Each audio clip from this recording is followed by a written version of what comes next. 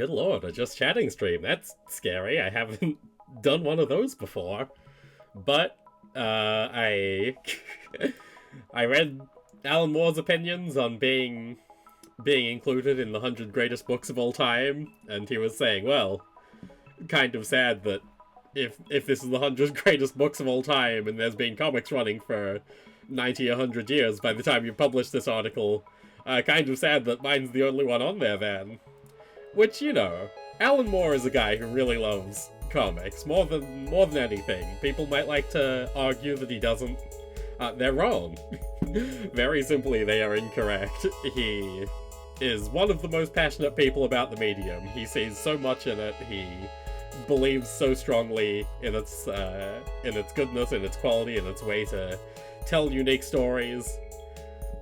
And I mean, he likes Watchmen. He wants the rights to Watchmen back. He should have the rights to Watchmen back, because his original agreement with DC was, okay, you publish this, and then once you finish publishing new editions of it, the rights revert back to me and Dave Gibbons. Which, you know, back in 1988, they weren't reprinting comics that often. That wasn't the trend. The trade paperbacks, the every single book going to trade paperback, not the case in 1988.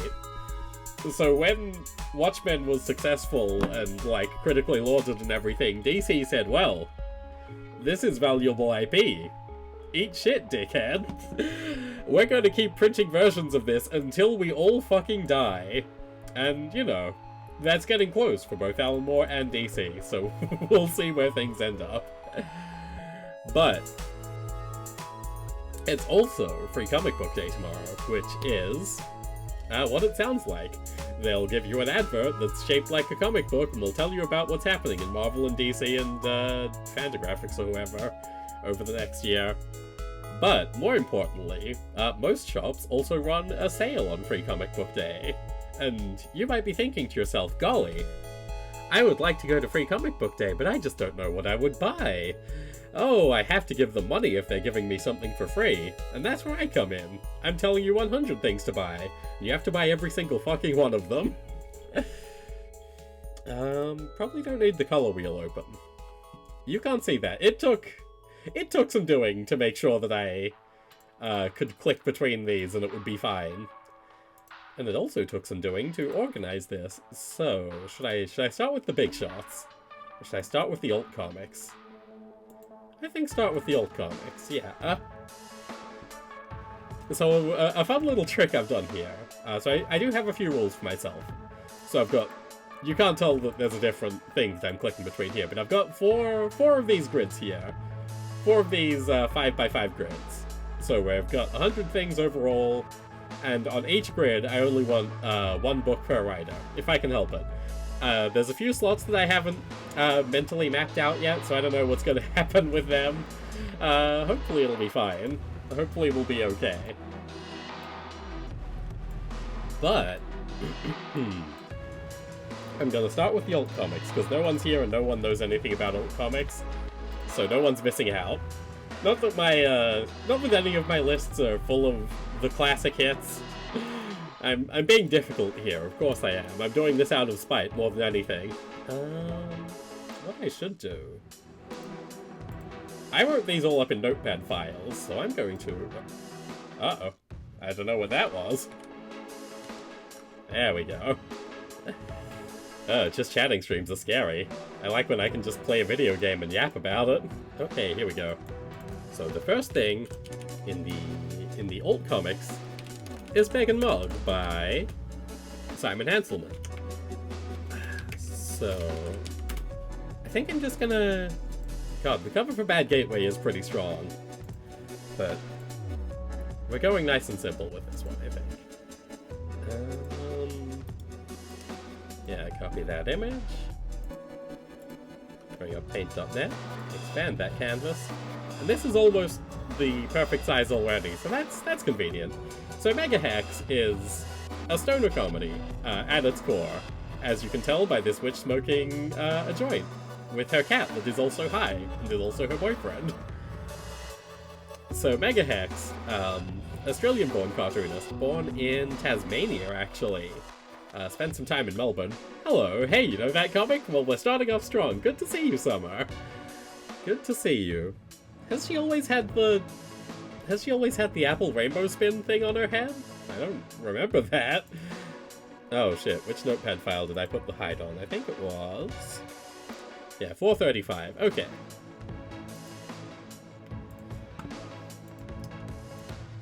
So this is the really dull part of the stream where I resize a comic cover. So Mega Hex, you know, there's lots of stoner comedy comics. It is a classic of the indie comic genre. But I think what makes Mega Hex special compared to the rest of them is how, like, really profoundly sad it gets a lot of the time. Which is questionable, but God, I do love books where characters are miserable, and they sure are miserable in Mega Hex. So that's the first thing in the old comics. Read Mega Hex, read all of Mega Hex, go and read the zines. Send Simon Hanselman $50 directly to his PayPal. I'm sure it's open somewhere. It's not like indie cartoonists make any money. Sad the only animated version of the comic we have is mid? Yeah, no, that is... I think that's going to come up a lot, especially with the alt comics. So, I think I'm going to fill these out the order that I wrote my lists down. Unless I specifically get something in mind. But when I was thinking Meg and Mog, there felt like there was only one obvious thing to follow it up with, which is Pinky and Pepper Forever. So Meg and Mog is spelt with 2 G's. Which, under most circumstances, wouldn't matter. You read it when the pandemic first started? That's a good time to read it. Did you read Crisis Zone? I started reading Crisis Zone. I didn't actually finish it, because it was like... oh, that's too familiar. I remember these things happening. I can't read this book. What are you talking about? Oop. Let's zoom in on this while I'm cutting it down to size. There we go. Pinky and Pepper Forever. So, Pinky and Pepper Forever is a deranged piece of work, and I love it dearly. What Pinky and Pepper Forever is about is, Pinky Cooper. A series of fashion dolls from the mid-2000s, I want to say. The fashion dolls aren't my area of expertise. If Seagal's in the chat, she'll be able to give you the specifics of Pinky Pepper lore, or Pinky Cooper. But that doll line is dead, but popular among weirdos and freaks. So Pinky and Pepper Forever is the love story between Pinky Cooper and another doll from her line, obviously named Pepper.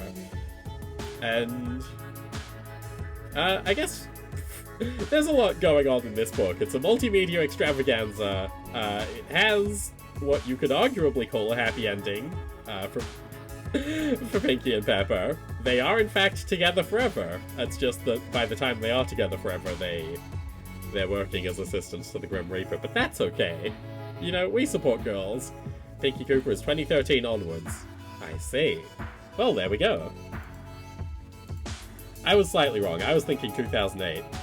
What if I just posted... Oh, hang on a second. Why is that still on that window capture? There we go.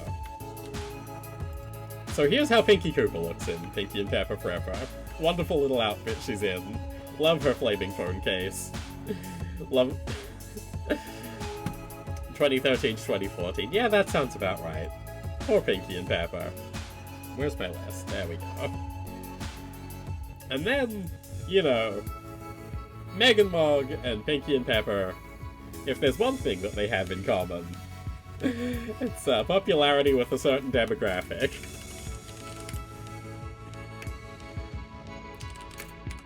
I was throwing up. I was thinking, because I've got the secret 5th list here. I've got the 4 obvious list, or the 4 not so obvious lists, I suppose. And then I've got my secret 5th list by the original Bratz designer. Interesting.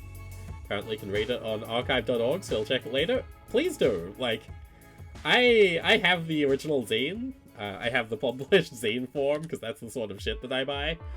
Oh god. Oh my goodness! Hello, Egg! Good to see you! You love Pinky and Pepper Forever? Hell yeah, I wouldn't have thought that was your sort of thing. But yeah, as I was saying, I listed out most of these before the stream started, because otherwise I'd just be kind of going in horrible circles for a lot of it. But with the pervert, I was tossing it up, because the pervert is fucking excellent. The pervert is... oh...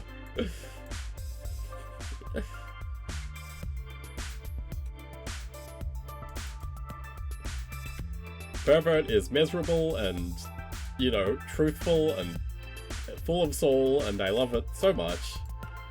When I moved to Aku Island, I quite literally went from the bottom of England to where the cities are in Scotland, trying to find a copy of the other work by Remy Boydell, because that's just how good the pervert is. I was convinced, hey, 920 London?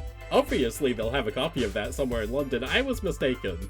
I had to go all the way up to 2 waves of dolls, some pets, some fashion packs, and that's it. It's insane that they had pets. They are already dog girls.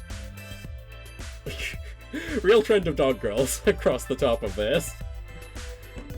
I guess, you know, there is always Werewolf Jones. Does he count as a dog girl? Argue in the comments. But yeah, so I've got another list of comics that are just obviously too good to be listed here, because rules I had. Only one thing per author per graphic, and also only one... Also, I didn't want to do anything too obvious, because, like, obviously Watchmen's good, obviously Mouse is fucking fantastic. That's covered ground, we don't need to go there. Oh hey, what are some cool plays, guys? Have you heard of this Shakespeare fella? Yeah, we've heard of this fucking Shakespeare fella. Is there anything here that would... You know what?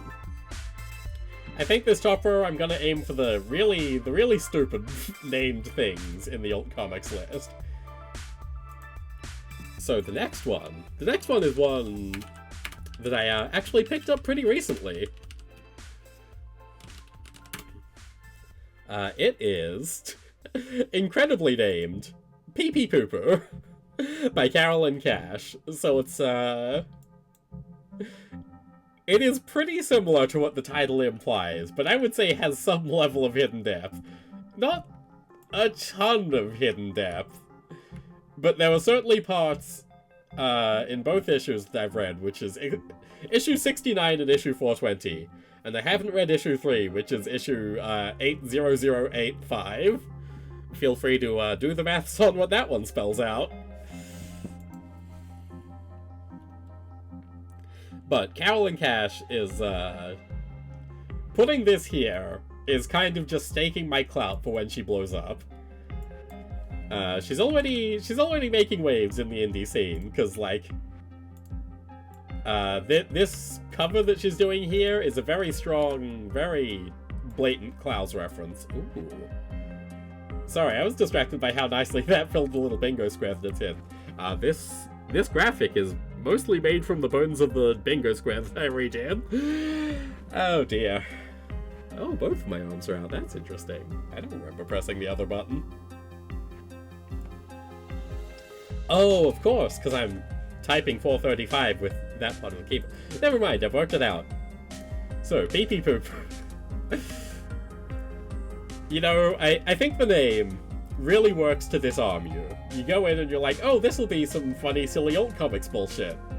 And then there's some just really, really touching scenes of existing in this horrible time that we're existing in. And you say, hey, good job, Carolyn Cash, you did it. What else is on our list? There we go. Oh, excellent. The Dole website. What else here? It has a name that can stand up with Pinky and Pepper forever and ever. The Pervert and Pee Pee Poo Poo.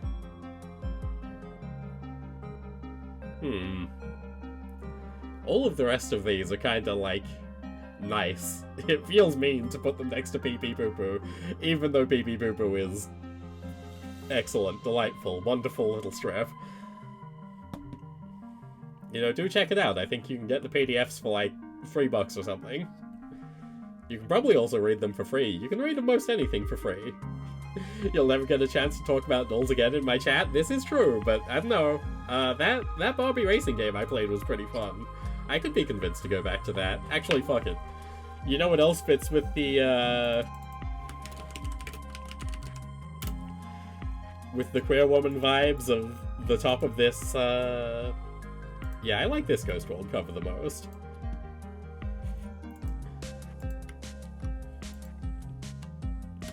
So, Ghost World. Proto-Daria. I don't know if they ever specifically said that Daria was just ripping off Ghost World, but my god does it show. It's hard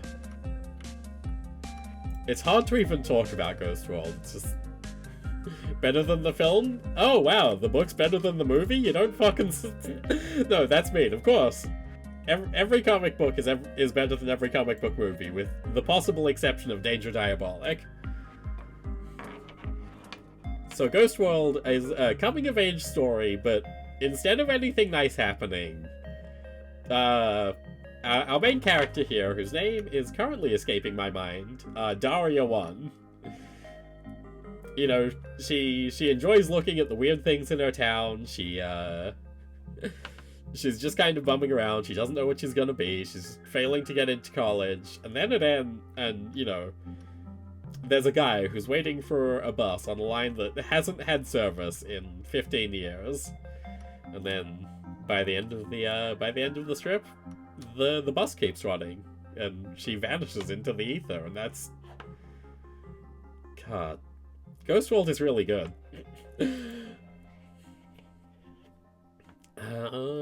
Let's see. What would the next row be? Alright, you know what? I think we're gonna fill in the middle square here. And this one is controversial, I will say. I really debated which of the four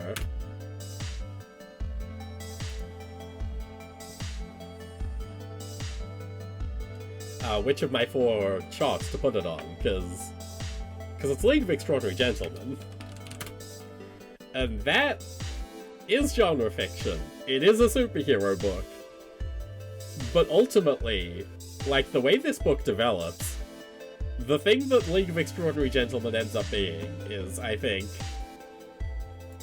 kind of unbelievable, really. I think it qualifies being on the Alt Comics list, because the first 6 issues, it's just the Avengers with you know, with characters from Victorian literature. That's nothing. That's whatever. I mean, it's a fun read. I enjoy reading it, but it's not special, you know. People have done the shared universe of other, you know, Victorian literature characters before. That's covered territory. Philip Jose Farmer did it with the Wold Newton family, tying Tarzan with fucking Doc Savage.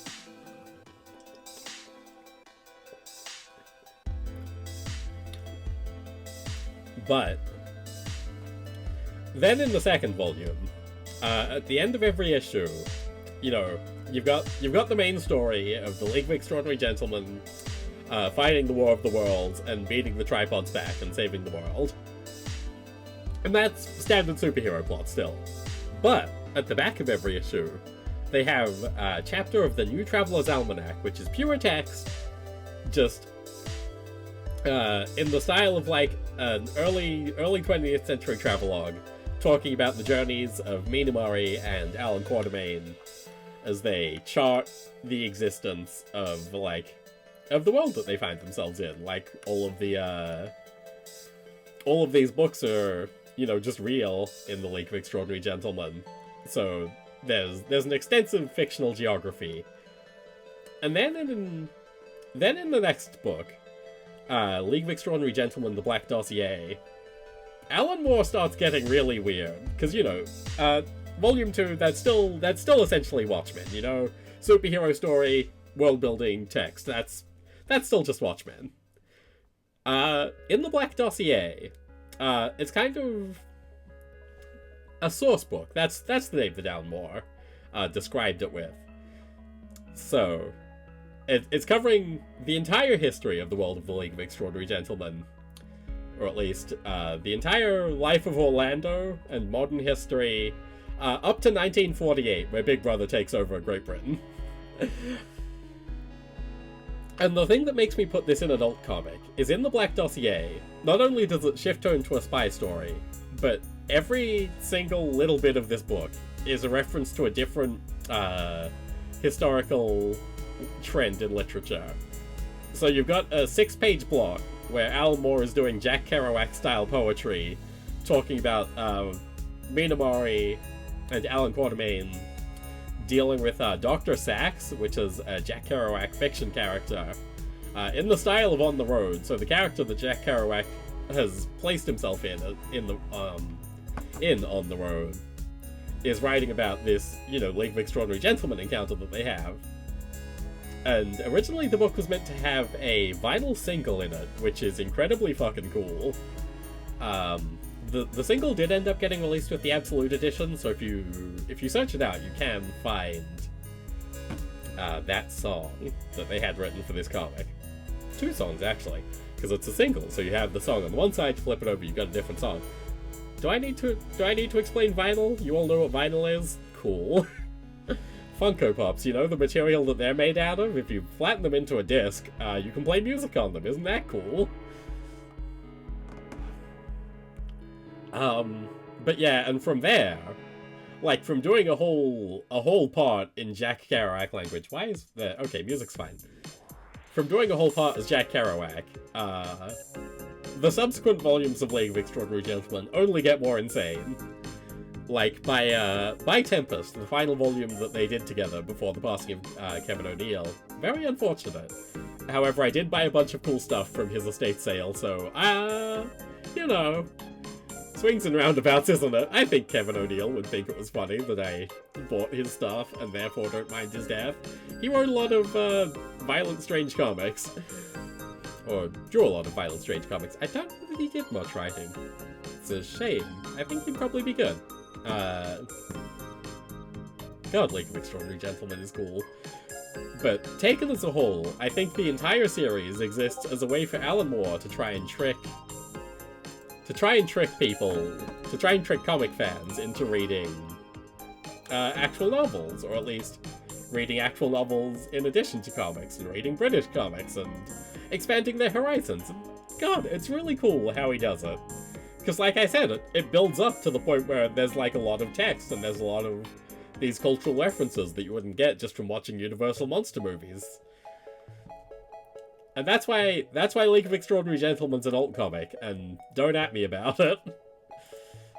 Speaking of stuff with a lot of extras, I think up next we'll put in J&K. Where is a nice cover image of J&K? Unfortunately, we are really into the old stuff now. Finding a cover image that's good might prove difficult, maybe. So J&K, as you can see, cute, colourful, incredibly charming book. In person, these black parts are shiny as well. That's a very important thing to note. And there's lots of indie comics that are cute little characters doing slice-of-life stuff. That's a very popular genre. Arguably Mega Hex is that, if you were feeling wrong in the head. Because you'd be calling Mega Hex cute. But the cool thing about J&K is sorry, I keep getting very satisfied by how nicely these things fit these squares.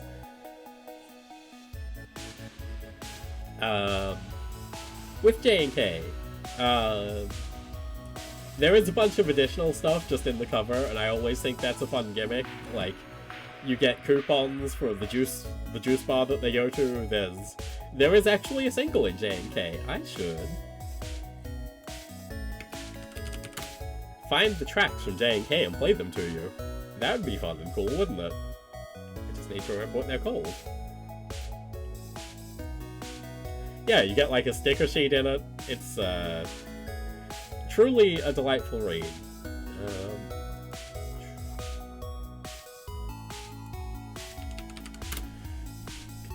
And God, does it have a hell of an ending on it. So you got a bunch of stuff that's just like, you know, cute indie comic, they're hanging out at the mall, they're being charming, they're being twee, whatever.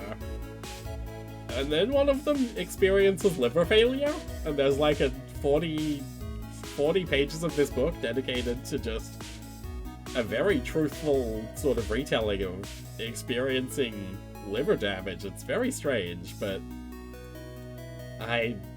God, I like when a book surprises me, and that's undeniably what J&K did. So, who is next on our list? Where are my lists? There we go. I should stop doing these out of order. But there we go. I'll do this on the ones that I've filled in. That will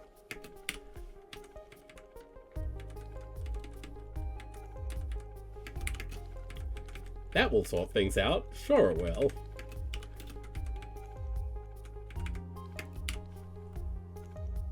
Eight-lane runaway. No, I should do these in order, top to bottom. Let's not confuse myself. If I can help it. If I can help it. So, up next is going to... Oh, you bastards. I forget that Fantagraphics does its covers wrong.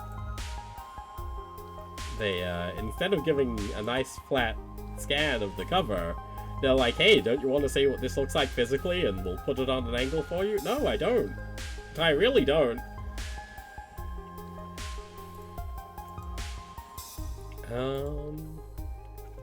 Which cover of Now do I like the most? That makes sense. I'll dig that one up. Oh, these aren't even in order. Fucking Fantagraphics. Yeah, Now number 8 seems the one most likely to trick people into reading this book, so let's go with that one.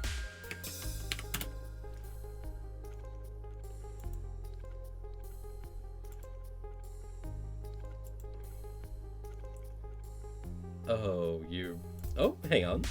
Thank you, Goodreads. Thank God someone has their head on straight and thinks, oh, hey, the covers of our books, maybe we should make those accessible and readable. So I love anthology magazines. I love anthologies in general, to be honest. It's just, presumably because I've got undiagnosed ADD or something, but having a bunch of stories is cooler than having just the one story, if you ask me. And, you know, you must be asking me, you're looking at my list of things that are good. So Fantagraphics. Sorry, I wanted to see the picture big. Look at this frog. Look at these little guys on this frog. Isn't this delightful? So Fantagraphics Now collects a bunch of, you know, independent comic artists, small people doing weird experimental stuff, and it just makes it all accessible. It puts it into this collection of nice standardized volumes that you can get sent out to you, and then you can, you know, it lists all of their social media and stuff on the inside. So it's a really good way to explore, you know, super independent, super alternative comics. Obviously, there's lots of ways to do that. There's lots of ways to put out super independent comics. But I think Fantagraphics Now is one of the better ways to find them, track them down, whatever you want to do.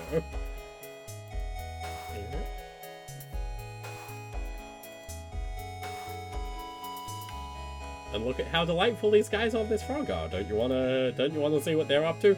All of the covers have nothing to do with what's inside the book, but you know, don't worry about that. Oh dear.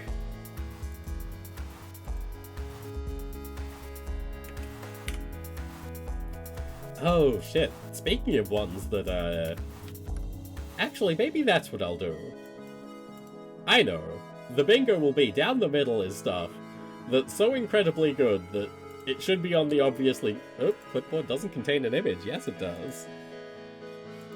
No, it doesn't.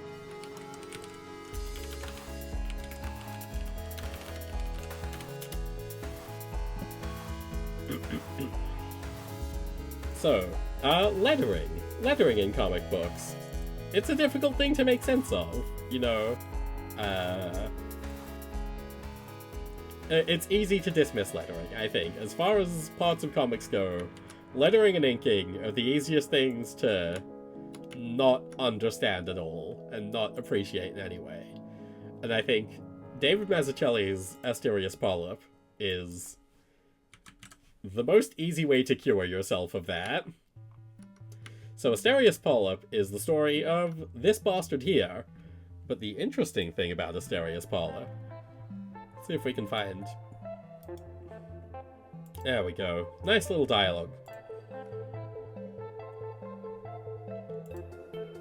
I'm just gonna put this straight over the cover. Who cares? I can fix this with, like, 2 presses of Ctrl-Z. So the cool thing about Asterius Polyp... so you can see here between Polyp and the love interest of the book, you know, he's got these square boxes, he's very rigid, he's an architecture professor, I think he is. I think he's also just an architect. But she's more free-flowing. You can see even in the shapes of her character design, the way that she's barely lined and he's covered in them. And her bubble is round and her text is, you know, more obviously handwritten. This is handwritten in the way that comics are hand-lettered. This is trying to be, you know, broad, simple mass appeal, whereas this is, you know, a more human touch. And every single character in Asterius Polyp is lettered in a unique fashion. And God, that's cool.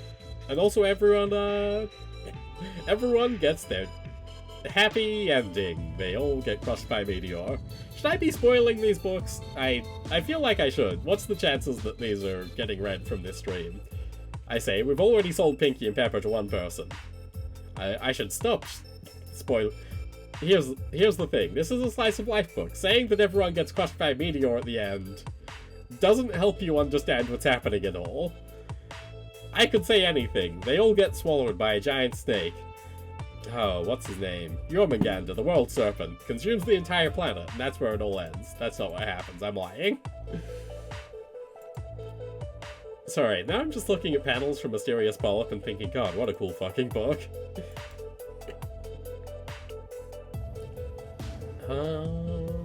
Let's see here.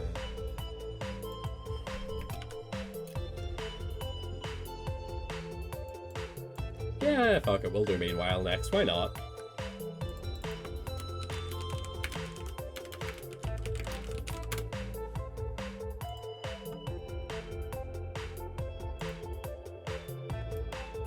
Yeah, this is the more engaging cover, I feel. Or at least the, don't worry about it. So, piss. I've got too many things open. Let's fix some of that. So, cancel.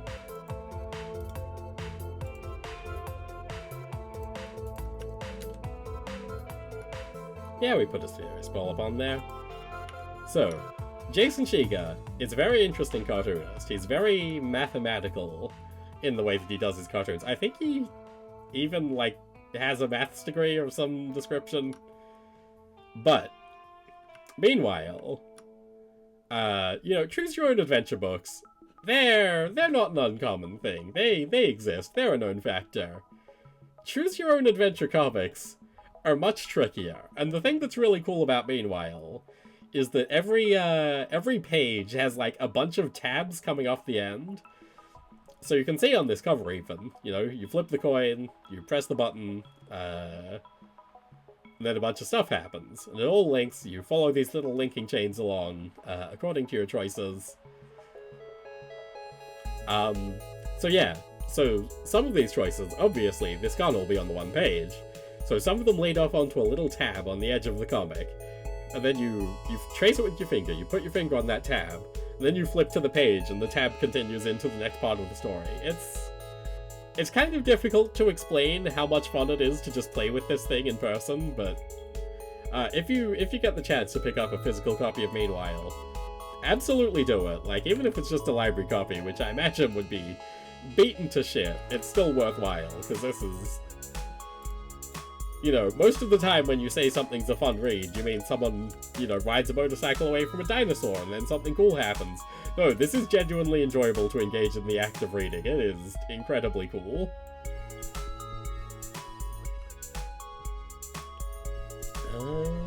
Let's see. Where is the list? Ooh, speaking of incredibly cool, and speaking of things that you have to read physically to make any use of them, Chris Ware's Building Stories. So, Chris Ware's Building Stories, is insane. Easiest way to describe it, nice, simple, to the point. God, there's so many things to click on. This just chatting business is hard. So, Building Stories. Now what Building Stories is a great big box of stuff. Like, an insane amount of stuff in all sorts of different formats, in all sorts of different styles. There's a diorama in Building Stories, like you straight up have to build a little cardboard diorama to read part of it. Oh wow, that's a very small picture compared to the sheer size of Building Stories. So yeah, as you can see, there's a poster. The box itself has comic strips on it. There's a nice traditional one. There's comic strips around. Kinda hard to point to them in this. One of them is done up like a little golden book. So it's all the stories of people that live in this building, obviously. And it's all just, you know, very experimental, very cool.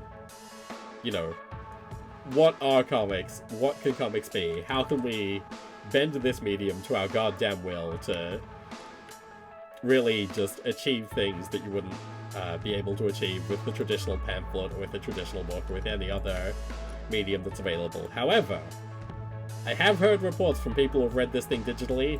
It doesn't hit digitally. That doesn't surprise me. Read this one physically or don't read it. It's a physical experience, and the experience is a comic book. Don't worry, it all tracks, it all fits, it all makes sense.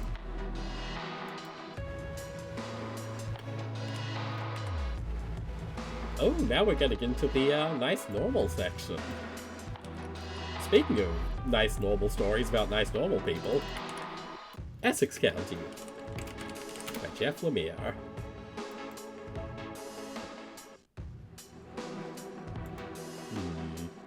That one looks like a crummy YA novel. This one also kinda does, but don't worry about it. So, Essex County is, like it says, it's stories about Essex County. I just like Jeff Lemire. Important thing to get out of the way here. I like Jeff Lemire. I think he does really good work a lot of the time. Essex County is one of those really good works. Oh, okay. I understand. That's why my arm was up. Cool.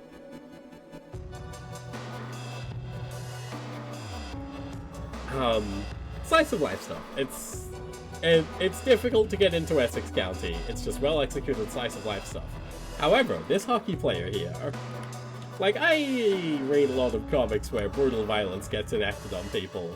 This hockey player's story has arguably one of the only comic book entries that's ever made me, like, genuinely physically wince.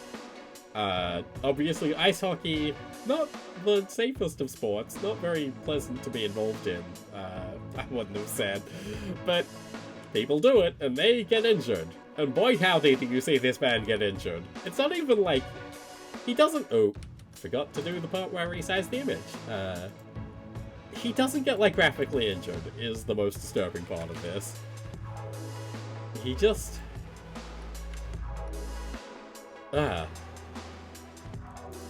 his knee snaps, and the way the...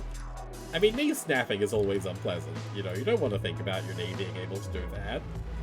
But the way it's executed in Essex County feels like you saw it happen just in front of your face, which is saying something. Because Jeff Lemire's art is like this. You know, it's not like there's a hyper-realistic picture of a knee being shattered. It's all tone and mood. And yet you feel that knee snapping. It's incredible. It's... unsettling as well. I think there's at least one other Jeff Lemire book present in this list somewhere. And another character who we're seeing a lot of is Matt Kindt.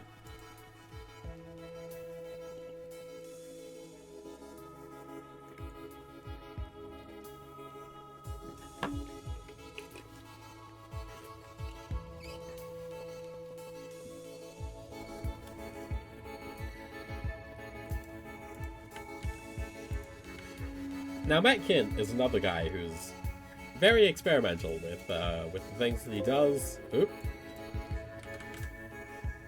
Oh.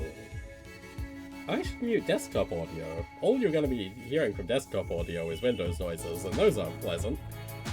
Yes.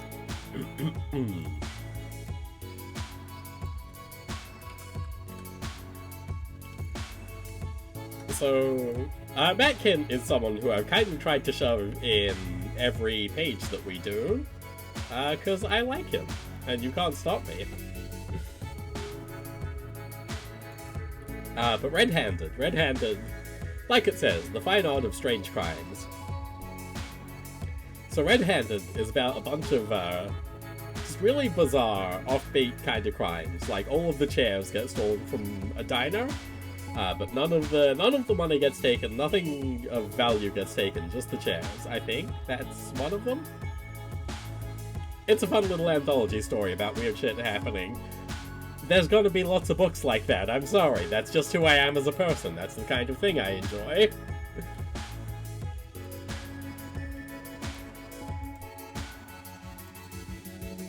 Ooh.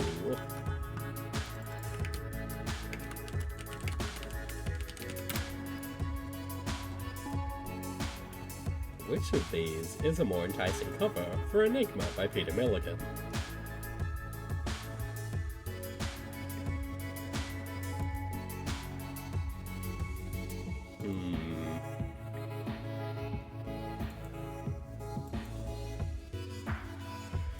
There's a lot of options. Enigma has been reprinted many times with many different driving forces. I think I'm gonna go with this one. This is the first copy of Enigma that I read. This is the one that sticks out in my mind as the one true cover of Enigma. So Enigma, when was Enigma written? Because I feel like that's very important. 1993, yeah. So Enigma is about a very dull guy whose life is, he's only 24 or something, but his life is already completely swallowed by routine. He doesn't really do anything out of desire. You almost forgot? What's up? Ah! Oh, well, you missed me. Ow.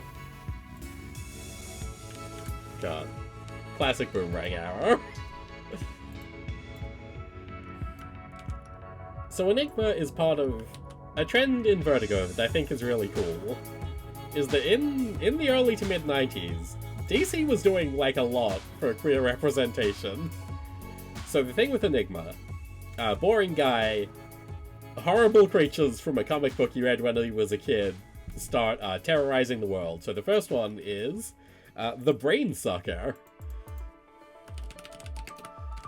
I'm gonna see if I can find a picture of the Brain Sucker, because he's not easily. But luckily, along with the villains of the comic that he read when he was a kid, the hero comes out as well. The hero Enigma, who's a freak, a real weirdo with a weird mask. But the thing that makes Enigma cool, along with the weird poetic nature, is that it's actually a coming out story. And there's a lot of coming out stories these days. It's in fashion, it's in vogue. Queer representation these days, a very popular thing to do, which is good. But it also means that a lot of it's kind of, teen focused, helping teens work out who they are. But this is a book from the early 1990s, understanding yourself as a gay teenager. Sure, there were some people doing it in the 90s, but absolutely not to the level it is today. So you know, coming to terms with your queerness in adulthood once you've established yourself, and I think that's neat. That's not a story that you see very often. You know, not now, and especially not in 1993. My god.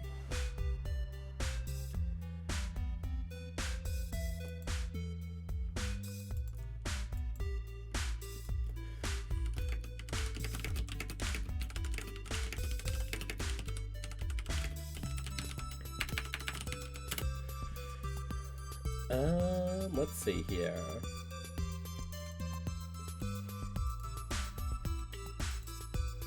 Man, Vertigo was cool. What if I just put more... No, I should focus. I shouldn't just do more Vertigo stuff. Unless I felt like it. No, we'll get Little Bird in there. We'll get Little Bird in there. Of course we will.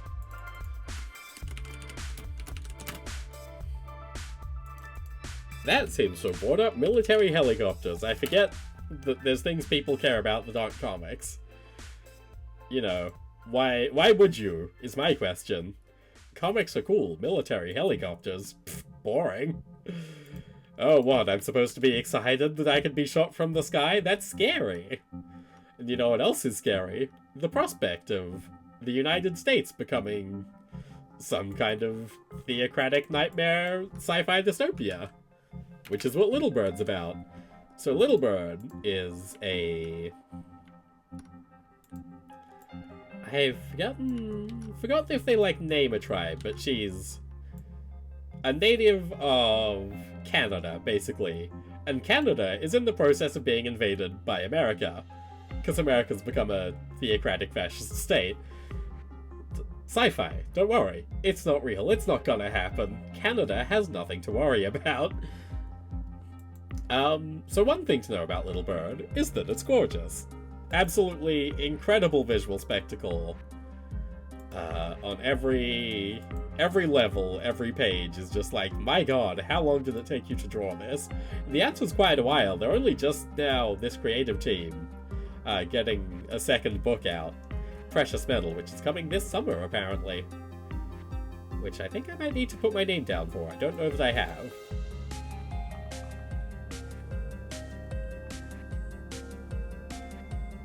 God. Sorry, the trouble with looking at a bunch of books that I like is that I like the books, and so I kind of get distracted just looking at them. So Little Bird, she has to go into the heart of the theocratic state in America and put a stop to it. And then I think it's revealed fairly early on that the secret boy mutant child that they have at the heart of America is her brother? Yeah, that seems like not that much of a reveal. They look the same, for one thing.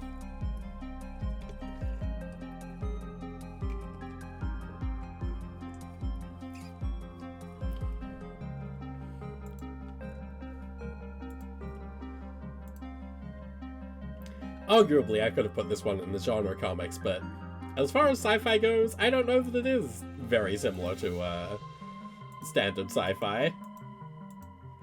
So, I think it's okay that it's there. I opened up the wrong thing. Okay, we've got J&K down. Oh boy, up next is Monsters.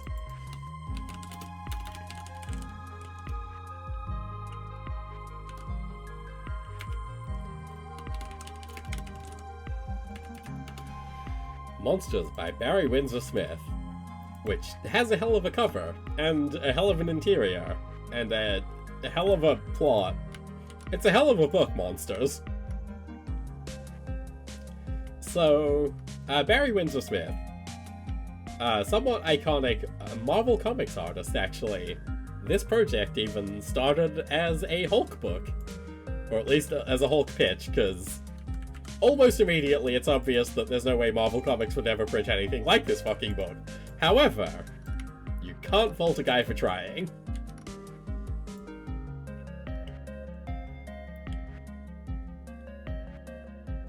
So, Monsters is, there's a poor, uneducated boy. He goes up to the US military And he's like, "Hello, sir. I'd like to be a soldier. I don't have anything else going on in my life." He fails every level of intellectual test that they have, and so the recruiters call up a shady government program. The shady government program gets hold of him. Do we have any images of what he turns into? Well, you know the Hulk, right? Imagine if the Hulk was an even more damning, look at the military-industrial complex. And then you're kind of starting to understand where Monsters is coming from.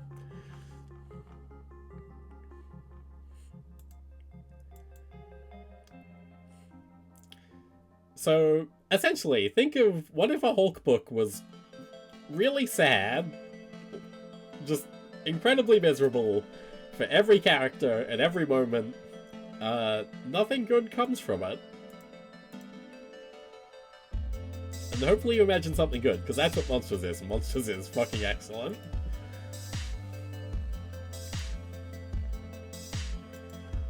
Oh boy.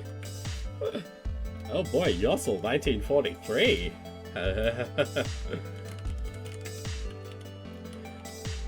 Maybe this one should have been up with the pervert.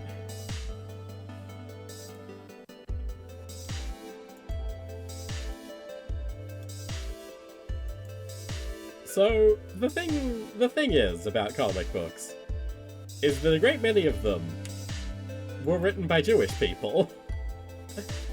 And a great many of those Jewish people were alive during the 1930s and 40s. Or at the very least, you know, had parents that were. Joe Kubert was very much alive. Joe Kubert was working in the 1940s. Let's get the specifics here. Yeah, he was born 1926, so he was aware when 1943 came around the state of the world. There's a lot of really good comics about the Holocaust, about Jewishness, about how these things intersect. Yossel is heartbreaking. Yossel is Joe Kubert looking at his own life, and, you know, he was in America at the time. He was working. He wasn't under direct threat. Yossel is Joe Kubert saying, what would this be like if I were, you know, in the ghettos, if I was under Nazi rule? What would happen to me? The answer is, unsurprisingly, that he dies horribly. But there's this absolutely gorgeous final page. Because Yossel is, I don't know if it's directly, you know, Yiddish or Hebrew for Joseph, but they are very similar names. I can't pretend to be a scholar of either of those languages, so can't say for certain. But, you know, where Mouse is exploring, you know, oh, this is my father's trauma, this is how this has affected my father. Yossel is someone, like, very late into their career, looking down and saying, wow, I could have been snuffed out at the start. It's chilling, it is upsetting, it is truly dire. But good. Really good if you like things that are miserable. If you like this beautiful scene of a child dying in the sewers and all of the things that they could have done, just like burning into ash. If that's your bag one, please stay away from me too. Read Yossel, I guess. Develop empathy.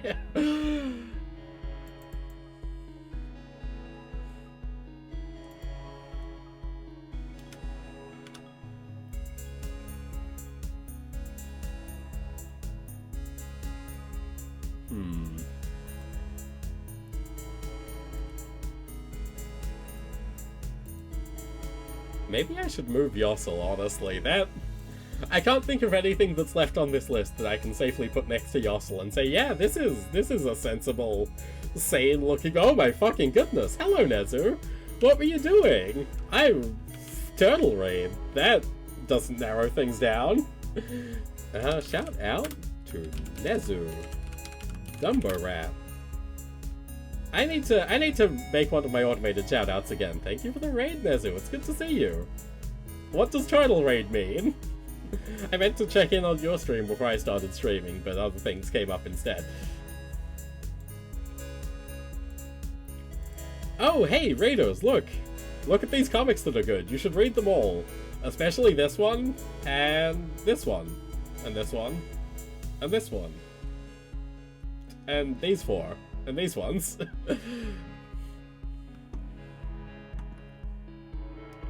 PSX Gamera shoot 'em up that was impressively good. God, that does sound like fun. Meanwhile, I'm here trying to talk about the Holocaust. Oh, fuck. I think we can put monsters next to Yossel. I think we can put monsters next to Yossel, and that's fine. Both are... These all look so good. They... Yeah, so the reason I'm doing this is recently I read Alan Moore's take on being included in the Time 100 Greatest Books of All Time.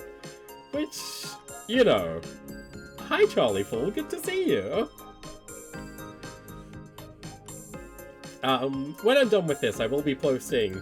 Because I've got 3 more of these things to fill out. I've got the lists of things to put in them. I just keep getting caught rambling about the comics I think are good.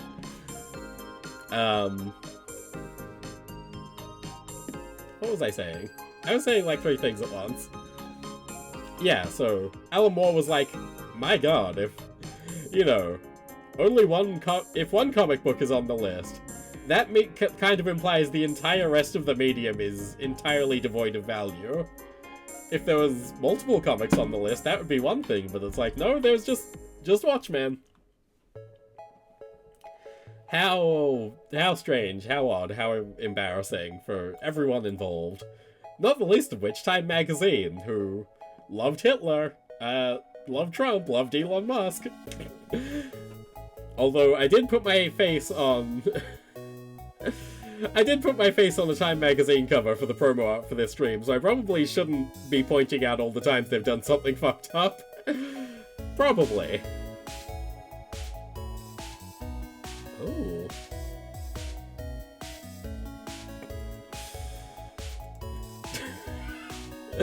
Don't imply that was... Yeah, Jolly Fool. For the sake of automod, consider the words you're putting next to each other, but... Speaking of comics, I thought I should report recent issue of The Phantom had a South African asshole millionaire named Ethan Miller who got crushed to death by an elephant. Delightful! Good for the Phantom!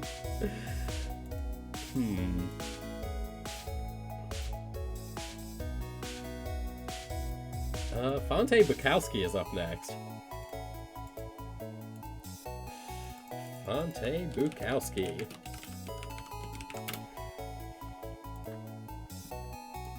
Oh, excellent. They have the good covers for Fonte Bukowski. So, Fonte Bukowski is a work by Noah Van Schijver. About a piece of shit. One of my favorite types of comic. The one about someone who sucks. Wait, no, that's not the size these need to be. So, Fonte Bukowski is about the work of a hack fraud who also thinks he's the greatest poet to ever live. This cover is very Disco Elysium. My god, do they ever share some influences. So, Fonte Bukowski is a Nepo baby piece of shit bastard. Lives in hotels, is convinced that drinking a bunch of beers will, you know, make him speak from the soul, make him the next great American writer. He sucks completely, all of his work is terrible.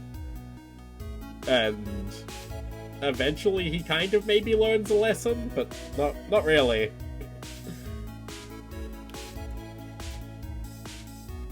At one point he does meet Noah Van Schijver though, which is fun. And Noah Van Schijver also thinks he's an asshole, which, hell yeah. Nothing like meeting your own characters and saying, wow, what a cunt. Am I allowed to say that on Twitch? I'm Australian. I'm Australian, they can't stop me.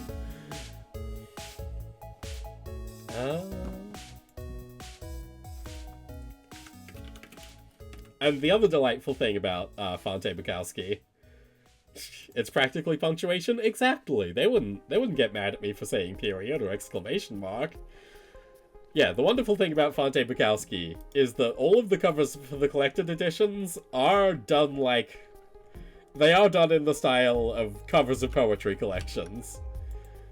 So this is the hardcover. The previous one was the soft cover. So it's all done up like a genuine poetry collection, but it's the stories of this guy just completely sucking. Who is up next?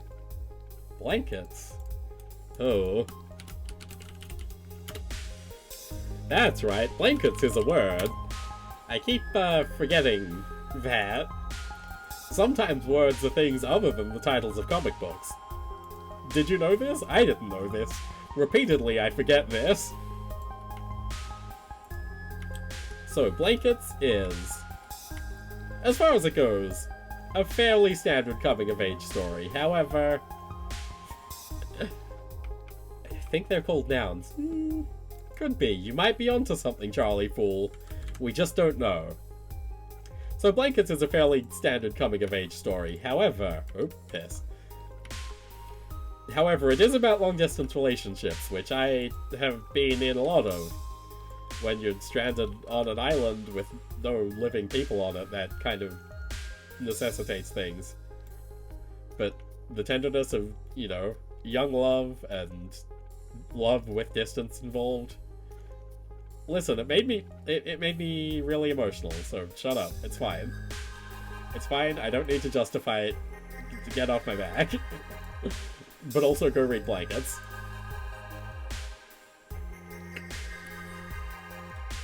Oh. Up next is the book that I have... Don't need to justify pretty good very hard. Anyway, this is true. I did set myself up for easy justifications.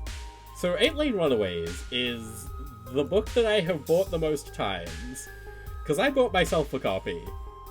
And it blew my mind.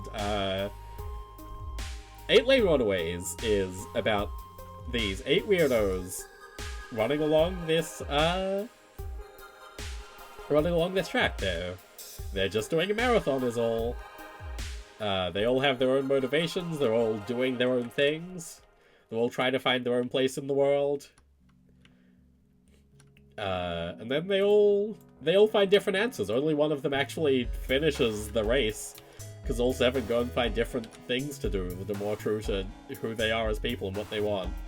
And that's, as far as the coming-of-age story goes, you know, most coming-of-age stories, you get 1 or 2 people tops that are finding their place in the world. 8 Lane Runaways, supremely efficient. There is so many ways to end up, and they're all valid, and it's all very nice, and I've bought this book as a gift for at least 2 people. If I need to buy you a gift, and I like you a lot, you're going to end up with a copy of 8 Lane Runaways. That is the simple fact of the matter. I fucking adore 8 Lane Runaways.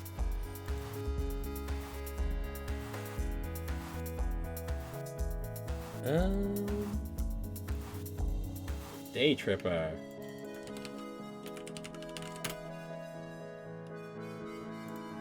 Is this? Yeah, this is a nice plain cover. There we go. I mean, plain. Guys, is this cover plain? Is this a dull cover to you? Boring and dull? So on the topic of different ways things can go, Day Tripper is about a guy who dies a lot. It's kind of movie poster. Yeah, you know what? You're right. Let's see if we can find a better Day Tripper cover. Oh, actually, that one's nice. And a higher resolution, I say, as I crush it down into 435 pixels tall. I mean, Day Tripper's one of those ones that's really swinging for the fences, trying to be, you know, graphic novel type shit. Which I think good things can come from. I'm not here to say, oh, you're not allowed to do that just because you wrote a comic that was good and drew a comic that was good, idiots. So Day Tripper is about this guy who died as a child, died as a young adult, died as an adult, died as an old man, and I think died a couple of other times as well. So much like 8 Lane Runaways, with the exploration of all the different ways your life can go, and, you know, the validity and, you know, all the different motivations available. Day Tripper is, I guess, in some ways the polar opposite. It's about all of the ways that you can, you know, not live a full life, all the ways that you can not see things through to the end, and what you're inevitably going to leave behind when you go, and that's... Phew. I'm gonna be really excited when we get out of the alt comics and into the superhero stuff, and I can say, and in this one, the X-Men punch a guy really good, and I think that's fucking cool.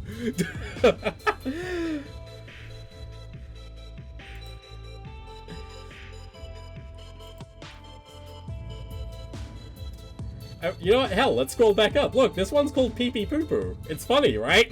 I mean, it is funny. Carolyn Cash is a very good cartoonist. I look forward to seeing what she's done. And her being on my list now will prove me cool in 10 years when she's the next Dan Clowes.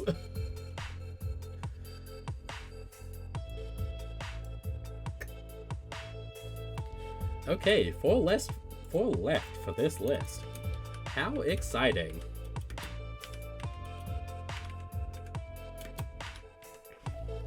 Oh.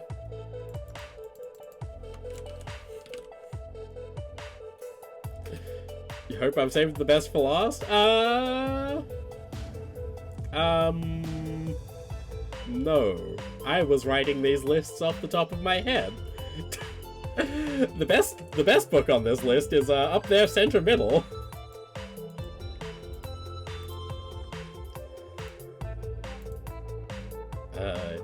Yeah, this one here's the best. Or possibly Ghost World. Or possibly Asterius Polyp. Or possibly Now. Or possibly Lingering... Or maybe this one. Don't worry, there's bangers throughout. That's the important thing.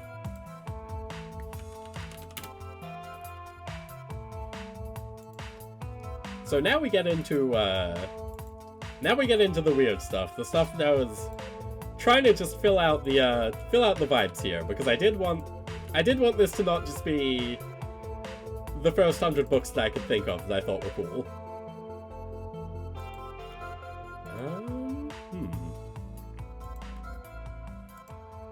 Yeah, okay, I guess that's fine then.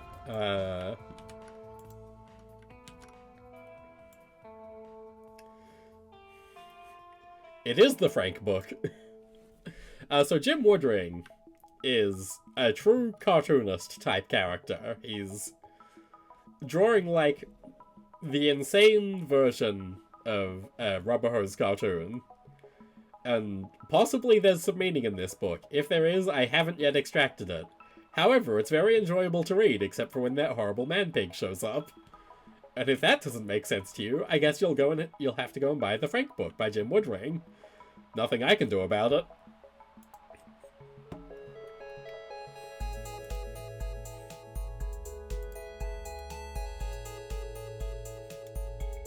Actually, let's quickly pull up a page here so you can understand the vibes of Frank. Because I feel like Frank is difficult to talk about. However, it's very easy to look at and understand. Are you picking up the vibes? Do you understand that this shit is weird? Cool, we're done. There we go.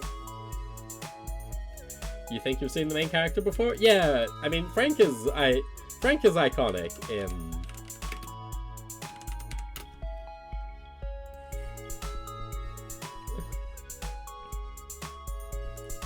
Do we have a bigger picture of the Altingo Club? The next one's you dislike his butt mouth? That is fair. There's much to dislike in the designs of Frank. However, there's also much to like, so... I don't know, fight me about it.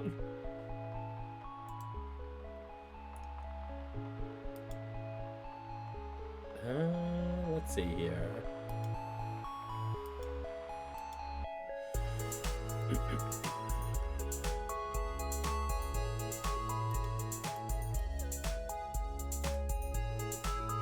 start drawing swords over a book you haven't read, that's fair. But also, what if you did and it was fun?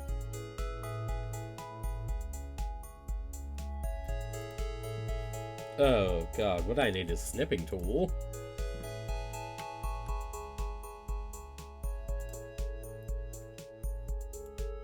Fuck.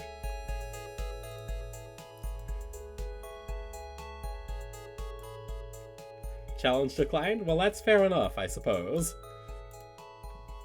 So, this one is pure nepotism, because obviously, friend of the show Evan Dorkin has appeared on Egg Channel with me more than once. So including his work here is, you know, it was a nice 2 episodes of Comic Book Club, in fact. But also, I do think there's genuinely something to his, like, evolving view of fandom, his true looking it in the eye and saying, hey, come the fuck on now. Let's be normal, let's be good. I think, as far as works about fandom go, I struggle to think of a better one. Like, you know, obviously there's the superfan in fucking Stephen King's Misery, but that's almost nothing. You know, that's not a real person. Whereas the guys in Eltingville basically are. You know, they're exaggerated, they're cartoonish, of course, but at the same time, it's like, they're cartoonish versions of guys that exist. You will meet those guys if you get involved in comics long enough. Unfortunate to say, but it's true.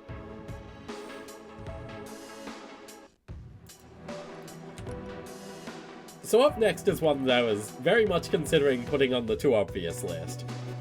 However, I also think that people don't, like, know about it. I feel like most comic book fans have never opened the cover of Understanding Comics. This isn't a slight. This isn't me saying, oh, these idiots don't even know. But, 1, these idiots don't even know, and 2... You've seen pages here and there? Yeah, no. I mean, here's the thing about Understanding Comics. 1, incredible thing to read to understand comics, but 2, God, just chatting streams make you thirsty. Who would have guessed?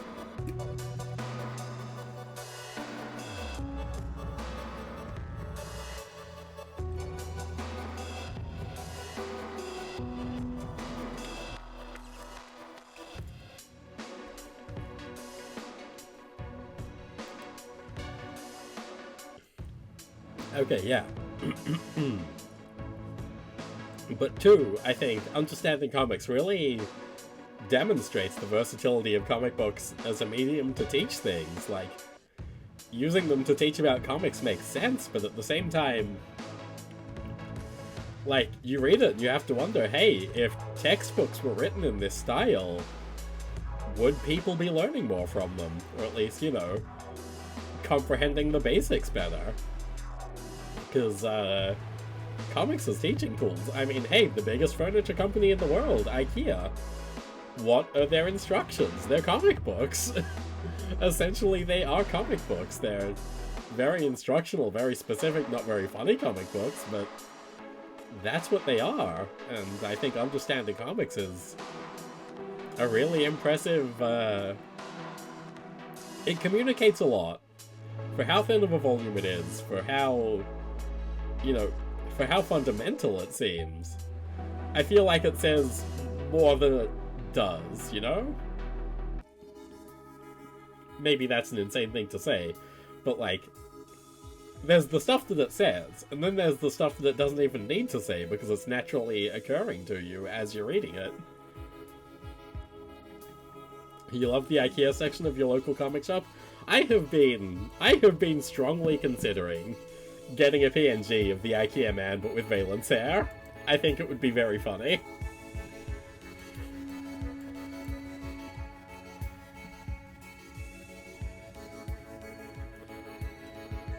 Oh my god, hang on a second. If I'm saying IKEA instructions are comics, Does that make IKEA the biggest comic distributor in the world? I mean, they're already the biggest furniture company, we may as well hand it to them. IKEA can take whatever they like.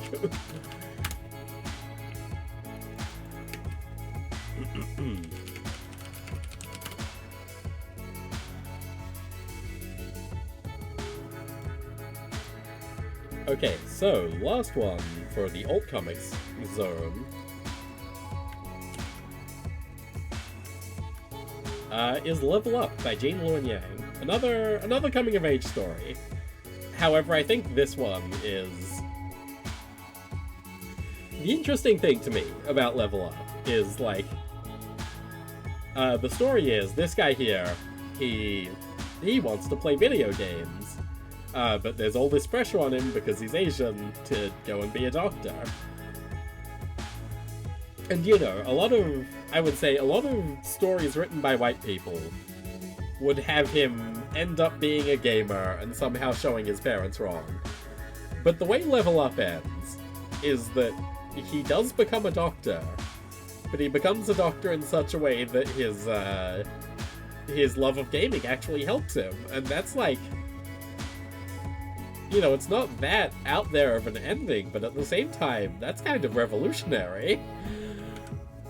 Like, how many books do you see that say, okay kids, genuinely, your hobbies don't matter that much, get your career and find ways that the things you like interact with having a good career. It's fascinating from that perspective, and it's not one that you see. Because so much of the time you get, like, you know, you're getting art from artists who have made a career in art, so their art says, oh, follow your dreams, follow the art career. And I think it's cool to see something that says, no, actually, we need doctors, my god.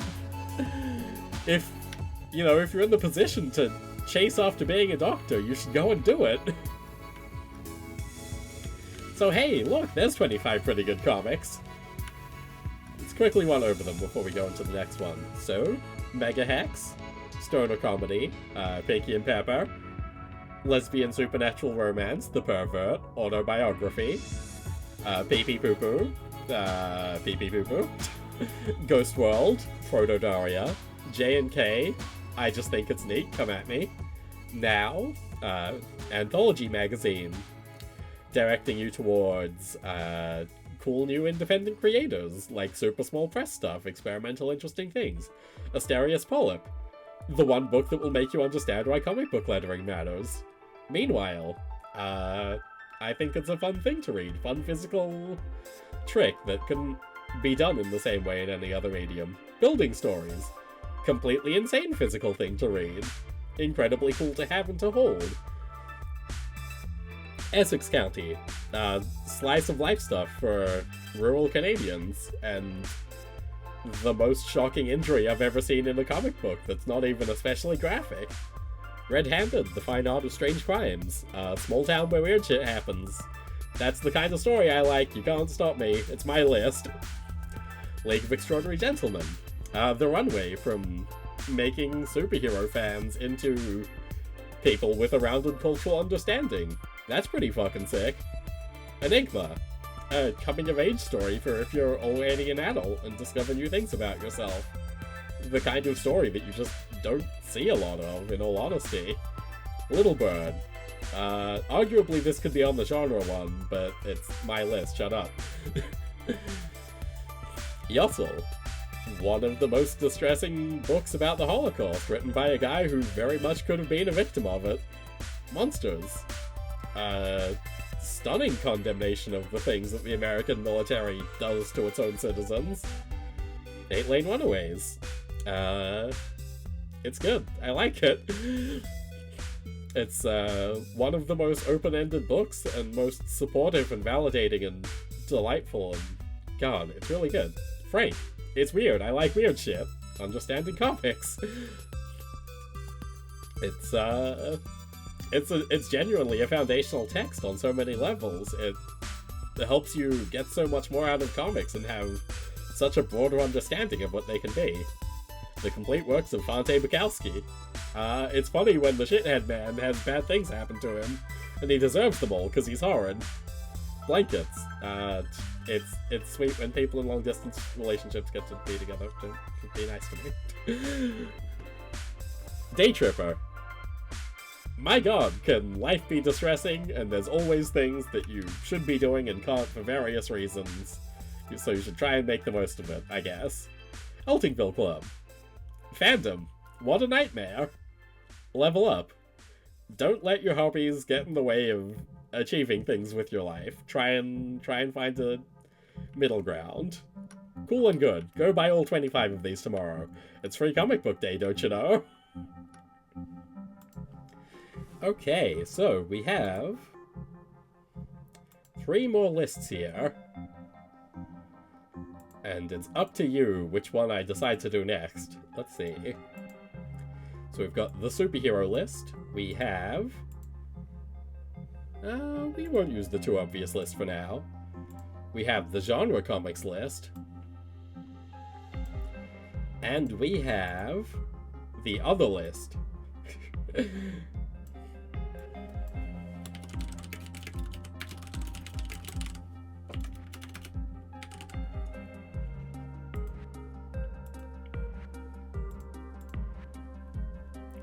So if you have any particular preference here, seeing as it took an hour and a half to do that first one, which I was not expecting, my god, this just chatting shit is easy if you've got a new thing to talk about every 2 minutes.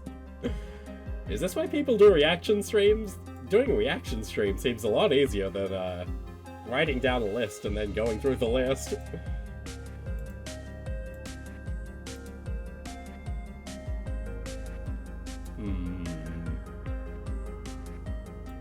Genre.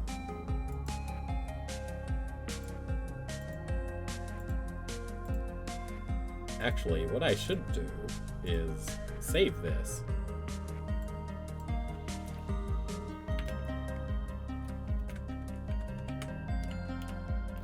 "100 pretty good alt comics." There we go.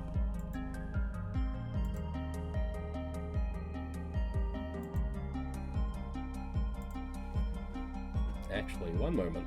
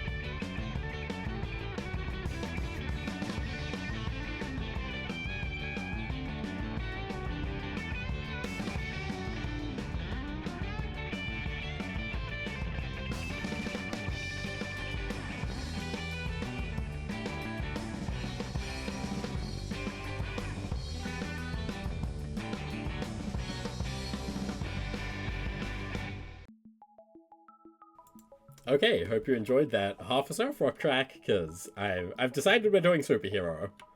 That's the shit people care about. Enough of this independent comic business. Let's get into what really butters the bread, shall we? So,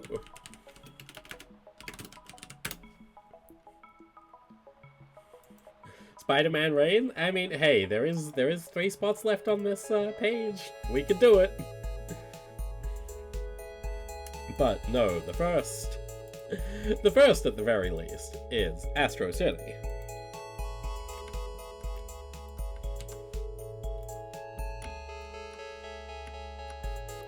So Astro City is Kurt Busiek's fairly long-running independent comic book universe. Wow, this is a large image. Oop. Don't worry, we'll zoom in. We'll get him back on the screen. Don't worry, we'll capture that Samaritan. Oh no, we don't want that on the background. We want that here. There we go. So, Kurt Busiek's Astro City is cool for a lot of reasons. One, it's a good comic book. That's nice. That's a nice change of pace for superhero books published by Image Comics. But 2, it focuses really heavily on the lives of people. Not just the superheroics, but, you know, how heroes feel about things, how civilians feel about things, how you exist in this world with superheroes in it. But more than that, it also shows how having a universe, like, even if it's just you doing it, even if it's mostly you riffing on tropes that have existed for decades, you know, there's still value in it. There's still unique storytelling potential in a superhero universe that you can make so much out of that, you know, gets ignored a lot of the time.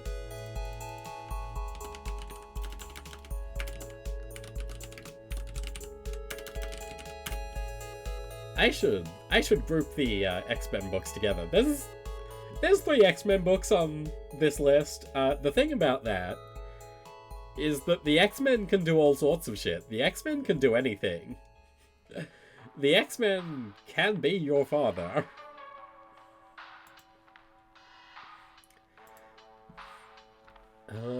Yeah, let's just go for the cover for X-Men 240.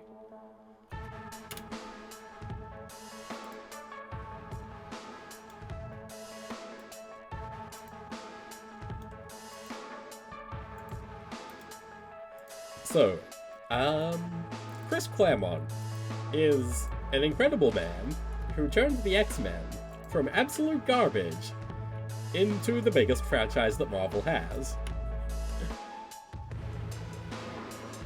And I would say, you know, obviously it's all pretty good based on what he achieved during his run, but especially impressive, I think, is the Inferno Saga, which I'm counting as starting at Mutant Massacre.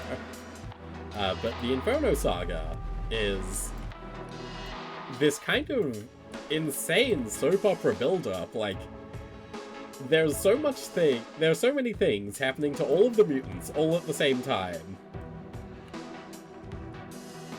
And, like, this is a saga that's, like, 6,000 pages long, at least. And yet, I think it's still incredibly readable, it's still incredibly enjoyable. And the payoff is, like, that's a lot of mutants? It's an insane amount of mutants. It is unreasonable. This one truly has got it all. But Inferno introduces Mr. Sinister, introduces the Goblin Queen, has all this shit going on, has this happening. It's the kind of thing, like, I think X-Men as a soap opera works. Like, that's why the X-Men works, where other Marvel team books haven't worked, is that they're a soap opera. They're really, you know, it's just building, because Chris Claremont was on these books for like 13 years, and Inferno is essentially the peak of his run. Like, this is when every gun that he has loaded for the past, like, 4 years all go off at once. And it's incredible to read through. It's genuinely like, oh, this is why event comics sold. This is why event comics happen. It's because people read this, they read Crisis on Infinite Earths, and they said, oh, okay, people like it when there's a bunch of random shit happening. But in the case of Inferno, the shit wasn't random at all. It was all very, like, set up and paid off. And I think that's, like, you know, the mega event is something that only happens in comics, only happens in big 2 ongoing superhero comics. And yet, you know, it gets written off a lot of the time. People are like, oh, I don't care about the event comics, but, you know, I think it's a legitimate artistic expression. I think there's things that can only be told through an event comic. Okay, so up next is John Ostrander's The Spectre. There's gonna be a lot of 90s books on this list, and there's nothing I can do about that, because they wrote comic books better in the 90s than they do today. Feel free to come at me about it, but I'll get you. I'll put you on the rack. You won't survive.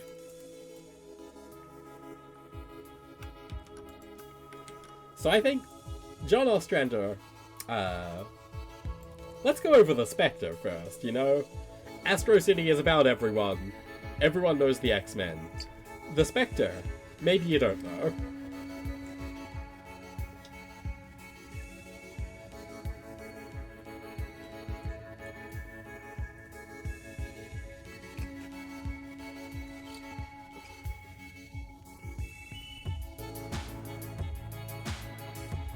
So the Spectre is the wrath of Judeo-Christian God. That sounds insane, and largely it is. However, John Ostrander was a man who at one point in his life was training to be a Catholic priest.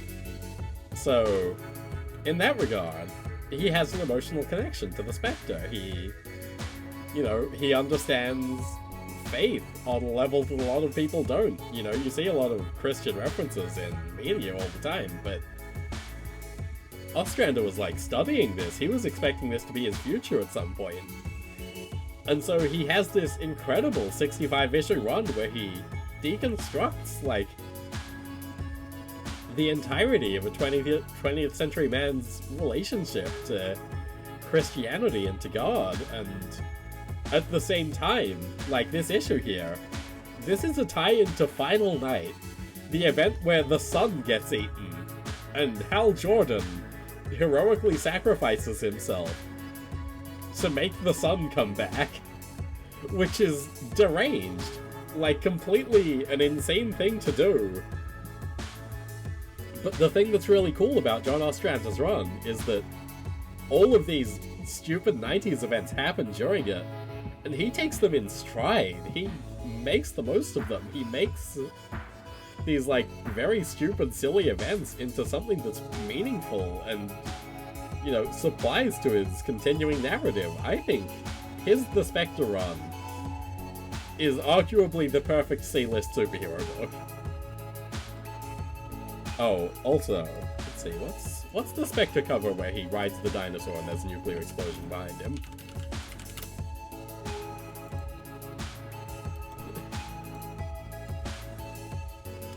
Yeah, here we go. So, and the other thing about his The Spectre run is that one of the covers is this. And if that's not the coolest shit you've ever seen, I don't know what to tell you. I mean, look at this. That's a T-Rex made of fire as a fireball engulfs New York City.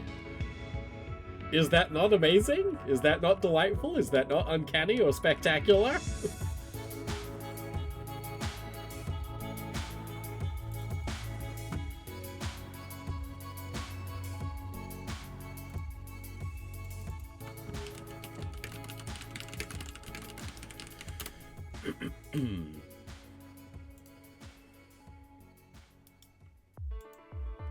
Fuck.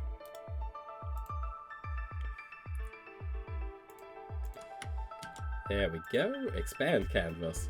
So up next is Grant Morrison's Doom Patrol. Grant Morrison's Doom Patrol is the first ongoing DC superhero book that I read. So there's some personal bias here, and you know, I did mention at the top of this, only one book per person per chart. And on that level, you might say, hey, if that's the case, why are you choosing Grant Morrison's, like, first book? That feels mean. That feels like saying that they never improved. And I don't know. I did hum and ha over it because, hey, the Doom Patrol's, you know, it's strange. However, I think what the Doom Patrol does is that it remains accessible throughout. It introduces a bunch of bizarre esoteric concepts that clearly Grant Morrison was just interested in. But the entire time, it's, you know, it's readable to the average person. Gotta head off. Nice seeing you. Have a good stream. Thank you, Charlie Fool. Have a good night. I'll post these when I'm done to x.com. But I think, you know, not only is it accessible, but I think through the character of Danny the Street, Grant Morrison, who is known to be queer now, and therefore was most likely queer in the late 80s and early 90s when they were writing Doom Patrol, through the character of Danny the Street, who is a living transvestite street. The street is alive, and is also a man, and also likes to dress in women's clothes. Don't worry, it makes perfect sense if you read it. The thing with Danny the Street is that he can show up in any city in the world, and with him comes, you know, this thriving queer community. And I think that's a really beautiful thing to have in just, you know, a DC superhero comic book, a spin-off of the Invasion event, where a bunch of aliens came and took over Melbourne. And, you know, you're saying to anyone out there who's reading your book and is like, oh, you know, well, I'm gay, I'm trans, I'm gender non-conforming, I don't fit in with the society around me, and you've got this character that's saying, hey, it's okay if you don't fit in, there's, you know, the community is out there, the community can be in any city in the world, the community will find you if you don't find it. And the book ends with the lyrics from Awake. Specifically the lyrics, "There must be a better world somewhere." Awake by the Smiths, that is. Over a new world, and the entire world is Danny. And that's just like a chillingly good ending to anything, really. I mean, Doom Patrol's all about gender, essentially. Every character of the main Doom Patrol lineup represents a gender. Rebus is non-binary. Crazy Jane is obviously, there's a lot going on with Crazy Jane. You can dig into her for hours. We're already nearly 2 hours into this stream, so I won't. There's obviously the disconnect between brain and body and masculine people embodied by Robot Man. Oh god, what's her name? Risha Farr, the giant woman who loses her Hollywood acting gigs because she's too large, and like, yeah, I can think of some women who people would look at and say, oh, she's too big, she's too tall, she's too strong, there's too much going on with her, we can't have her involved. So to end this book with a whole new world where it's okay for these people to just exist as they are is fucking, it's truly beautiful. It's one of the best endings in superhero comics, I think, in this thing that doesn't end ever. And even Doom Patrol didn't end. Like, after this, Rachel Pollack took over the book, and she also apparently did a great job, but I haven't read her book, so I can't confirm that. I'm getting to it. I gotta reread Grant Morrison's first, just to get my head in the game, as it were. But Danny the World is, I think, the most meaningful message in a bottle ever put into a Big 2 superhero comic. And that's why Doom Patrol's on this list. I hope you enjoy. What is up next? X-Men Legacy.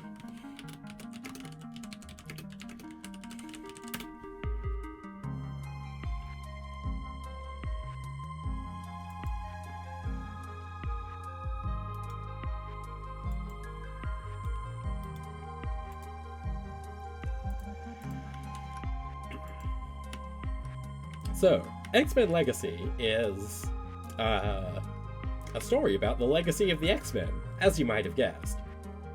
It's a funny reuse of the title.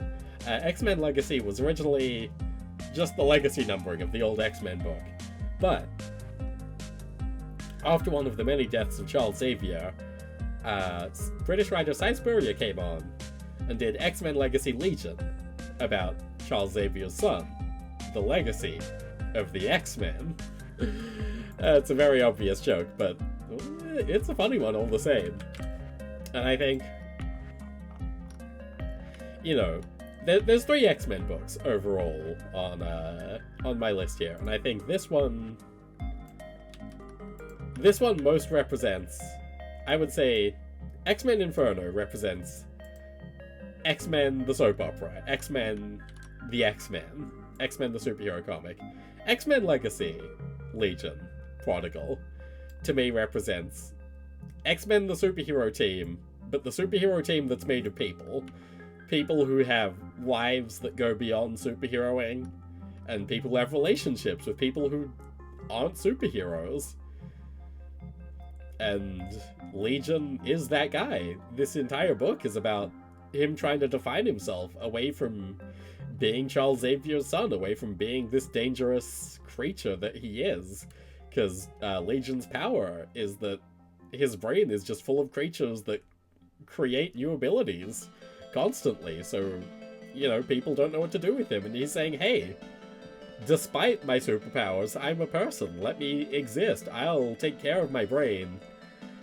You know, I'll try and see what my dad did and do my own version of it, if that's what you need from me. But ultimately, let me live, my god. And then the book ends with him writing himself out of reality, because he realizes that he can't escape, which... I think that's a neat ending. I think that's fun and cool.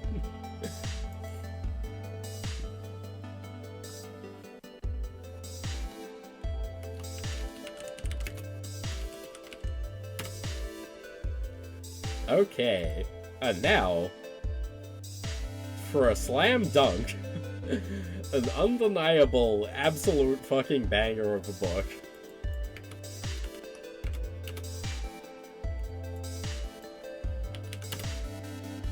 It's Immortal Hulk. Up next is Immortal Hulk, is the thing. That's what you have to understand, is that it's Immortal Hulk now.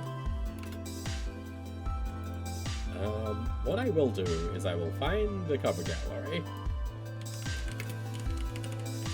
The trouble with the superhero books, the indie ones tend to have one cover that you can just point to and say, that's the cover of this book. The ongoing superhero stuff, you have to think of every cover that ever got released for it. Where is... Here's the one with the door. We love the one with the door, don't we, folks? There we go. Okay. So this is another one that I think really shows what you can do within the bounds of continuity. Because lots of people say, oh, I don't like superhero comics where there's all this stuff that you have to know.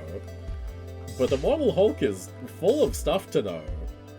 Absolutely packed to the brim with references to previous Hulk runs, to, you know, Kabbalah of all things.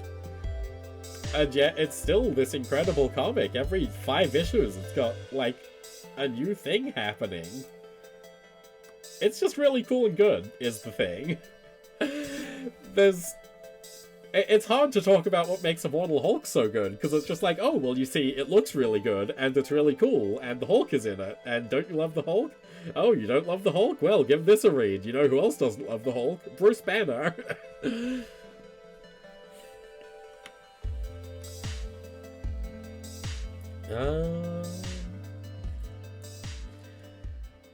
Starman. Oh, fuck. Actually, you know what?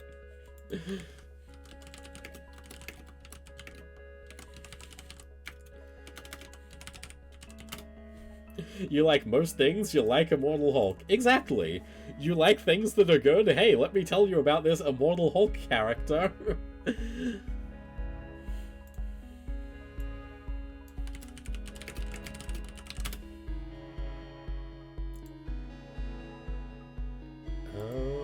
Is there a nice cover for Supreme Story of the Year?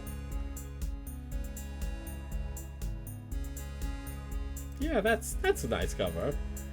That'll do. Except, what's that watermark in the top right? What if radiation was magic? Indeed, what if radiation was magic?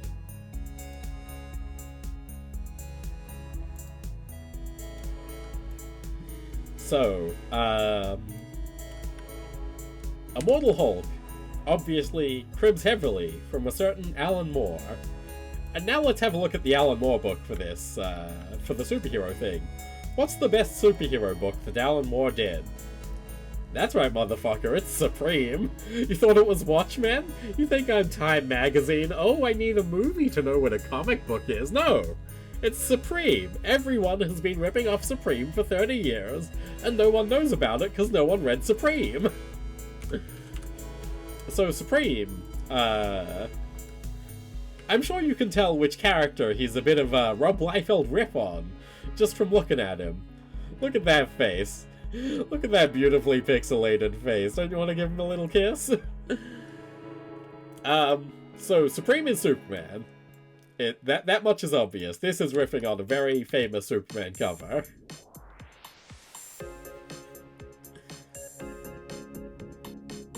But the thing with Supreme is that Alan Moore was coming off the back of Watchmen. Like, by the time Supreme started, Watchmen had already started developing into this demon that Alan Moore wanted to escape from. So what Supreme is a superhero reconstruction. The entire universe ends in Supreme number 40. I think Loki did it. I haven't read Supreme before issue 41. I'm not that much of a sicko. But starting with issue 41, Alan Moore comes onto the title. He is given a perfectly fresh slate with Rich to write Superman. And here's the thing about Alan Moore. He loves comic books. So what he does is he has Supreme discover his own history. So every issue has the main story, which is set in the present. Supreme, going about his daily life, establishing who he is as a person in the present. And then half of the issue is a throwback to a style of Silver Age or Bronze Age or other age of comic book, saying, okay, this is where our modern conception of Superman has come from. So he introduces a version of the Legion of Superheroes, which is spread throughout time instead of spread throughout planets, and they have this staircase that goes to eternity. They're cool as hell. I've forgotten what their name is. And in the very first issue, this golden city you see behind him is very similar to a lot of the imagery that Grant Morrison ended up using in Multiversity. And I would say the way that all the issues are throwbacks is very similar to Warren Ellis's Planetary. And, Multiversity and Planetary are books that get heaps of credit for the stuff that they do, and both of those things are in this very issue of Supreme right here. And then he goes on from there, like, he just builds out this entire new history for Superman. His whole new vision for what Superman is, and it's like, wow. And people say he hates superheroes, huh? God, they sure have read Watchmen, and that's it. Maybe seen Watchmen, and that's it.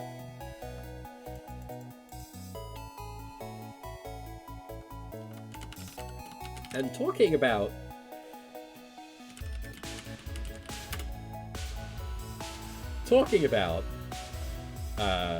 Image Comics and stuff trying to make sense of Image Comics and place Image Comics in the grander history of things. This is a very modern book. There's every chance that this won't stick the landing, and this is going to end up being embarrassing. But Tim Seeley's Local Man is fucking sick. So, here's our local man, wearing this mask, with his dog, in bumfuck somewhere. Behind him, we see all these 90s image archetypes. Big hulking dude, guy with a mysterious stripe on his face. Crossjack. This is Crossjack. So, where Local Man was once part of this image team, he now has to come back to his hometown. He's not even allowed to be Crossjack anymore, because the rights to his image have been bought out by Third Gen, the superhero team he was with.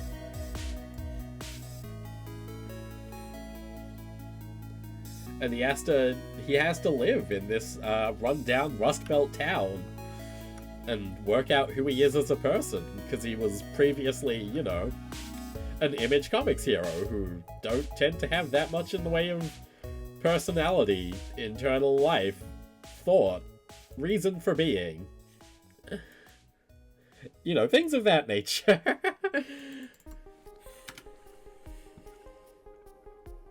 God. Yeah, I think it's probably one of the best attempts to make sense of all that image hype and the fact that it all kind of fell apart, because, you know, a lot of the big name Image guys even these days are... They're not the hot names anymore. Like, Rob Liefeld's got his podcast and likes to pretend that his books sell well, but... I mean, what's Mark Silvestri up to, you know? What's... Jim Lee succeeded by selling out entirely. But that's not really good for Jim Lee.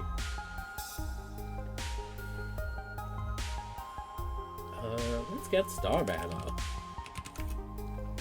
Oh, fuck, that raises an issue. What's a good cover of Starman? Oh, that's a good cover of Starman.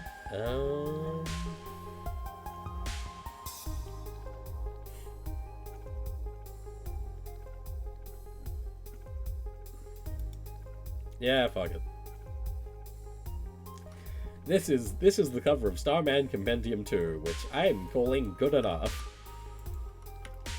So, Starman, interesting book in a lot of ways. 100 books that are at least, yeah, sure, why not?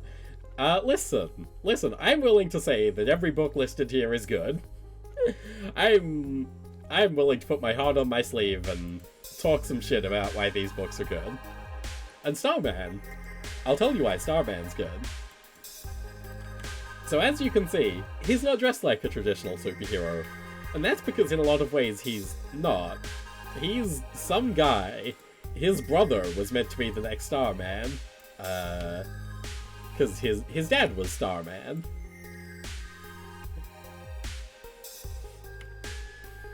And his brother was really passionate about being Starman. However, his brother stepped out, first night of being Starman, killed instantly by a shot to the head, but there's still villains about, so he has to be like, oh, I only care about my antiques and my garbage and my stupid fucking hobbies.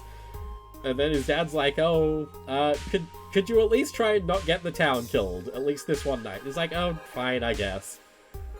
And then it expands out into this, like, wonderful 83 issue?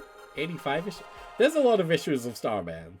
It has issues 1 to 80, then it also has issue 0, issue 1 million, the revival issue, number 81. Let's see, what else did it have?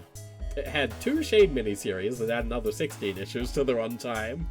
There's some appearances in Showcase Presents that were also focused on Shade. I think there was something else as well. Oh, there was the DC Girl special, there was Batman, Starman, Hellboy crossover. There was a bunch of shit, but the really important thing that Starman does is show that continuity can be, like, a cool thing. Because a lot of this book is... annuals are mandatory because the story makes no sense without them. You have to read every issue of Starman, and you have to read the backups where the Shade is just writing about how he thinks dogs are cool. You have to understand, Starman, you gotta read all of it. There's no other option. But it's also all good, so you don't need to worry about that.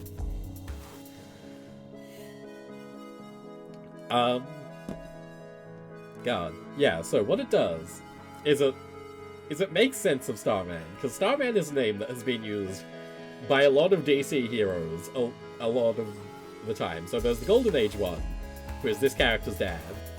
Then in the 1950s, there was a one-off Batman story where Batman dressed up as Starman, a different Starman. It was just like, oh, I'm Starman, because some villain said, oh, if Batman shows up, I'll kill the mayor, or some shit, I don't know. Silver Age Batman stories aren't very good. And then in the 70s, there was a guy who showed up for one issue who was called Starman, who was an alien from another planet who were kind of old Starman. Don't worry about it. Oh, and in the 60s, there was another alien Starman who was just out at the edge of space and no one ever met him. And then in the early 90s, there was a different Earth-based Starman who was just a guy with powers and a star on his chest. And that's where this guy's brother first showed up. This is where Jack's brother first showed up, is in that other Starman book. But the thing is, James Robinson takes all of those disparate pieces, all of this random garbage that's been thrown out into the world, and says, okay, we can make a compelling story. We can make a compelling story out of that, and he does it.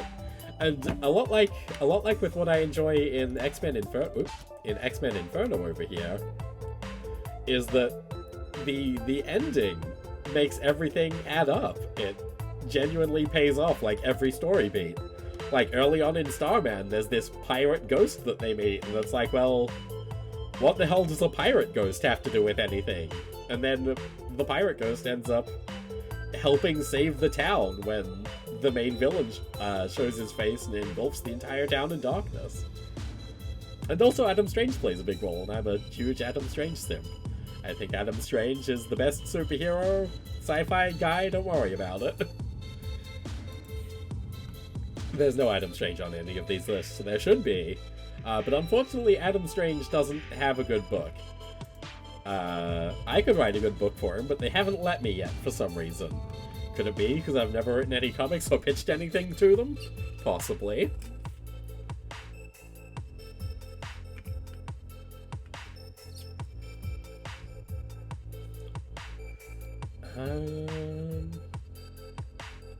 Oh.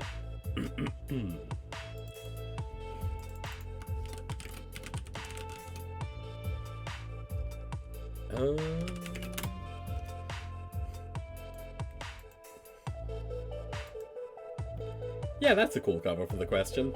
That'll communicate who the question is. People know who the question is. He was in the cartoon. That's the only place people learn comic book characters, so who cares?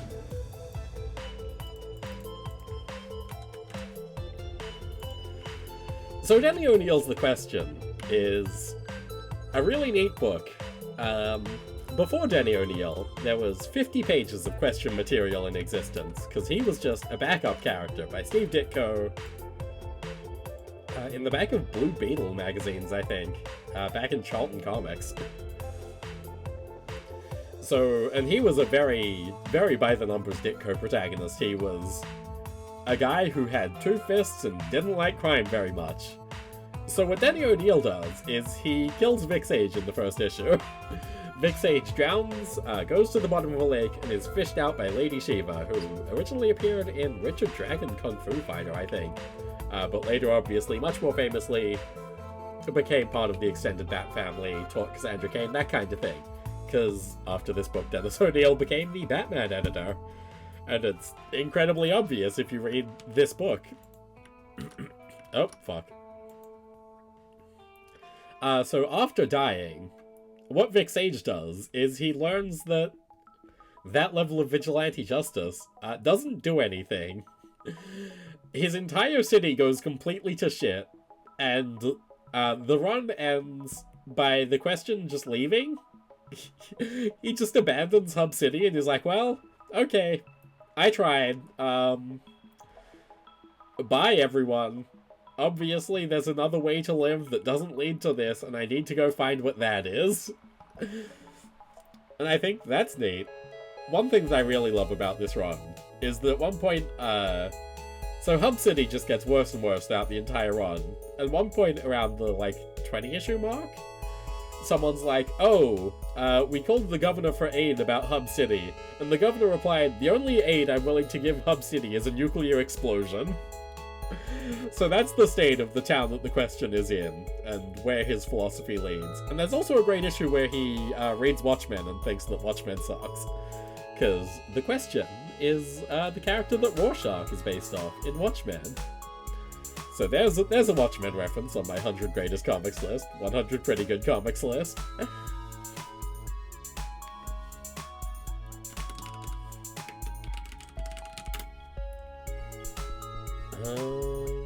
Oh, that's a hilarious costume.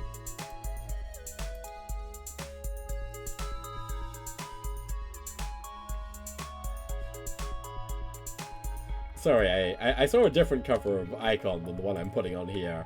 So, Icon. This one's just representing all of Milestone, really. I think all of Milestone is pretty fucking sick.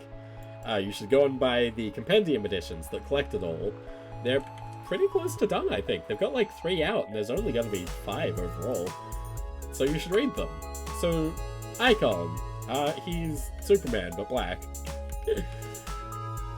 You know, again, one of those things is like, oh, well, that's not the most advanced idea. Interesting things about Icon.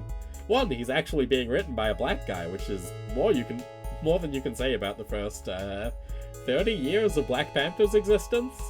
And also, Icon he's a conservative. He's like a conservative lawyer, and this girl here has to convince him, hey buddy, maybe you should, like, help out.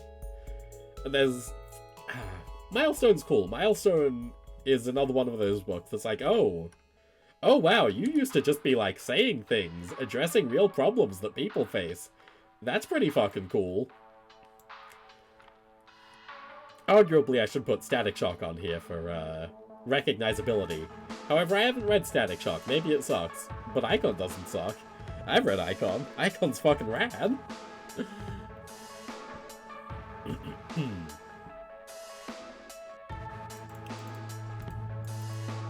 Alright, now to do something that'll upset Chris Priest.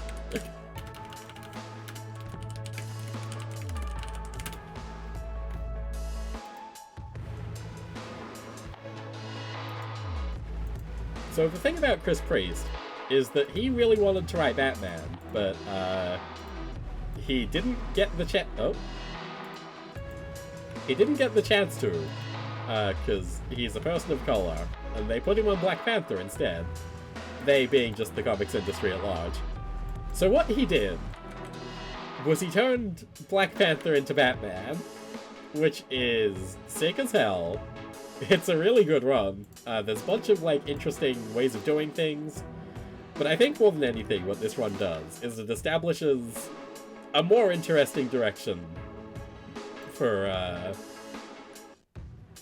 T'Challa than was available to him before. Because in early T'Challa appearances, he's pretty cool, but he is basically just a superhero. Like, he's doing superhero stuff, and that's cool, that's good. I'm glad that they had a black guy doing superhero stuff, especially in the 1960s when they introduced him.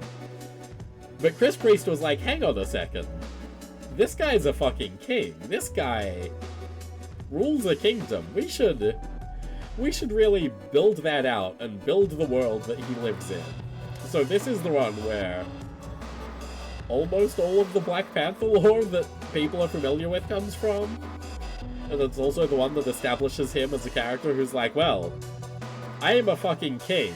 I have my own system of priorities that is different to you regular superheroes. And also it's just a really cool and fun book to read. And I would say this is the peak of Chris Priest's non-chronological storytelling style, because he tried it out in Quantum and Woody. I think it's a bit hit or miss in Quantum and Woody, which is unfortunate. I wish I liked Quantum and Woody more than I did, but...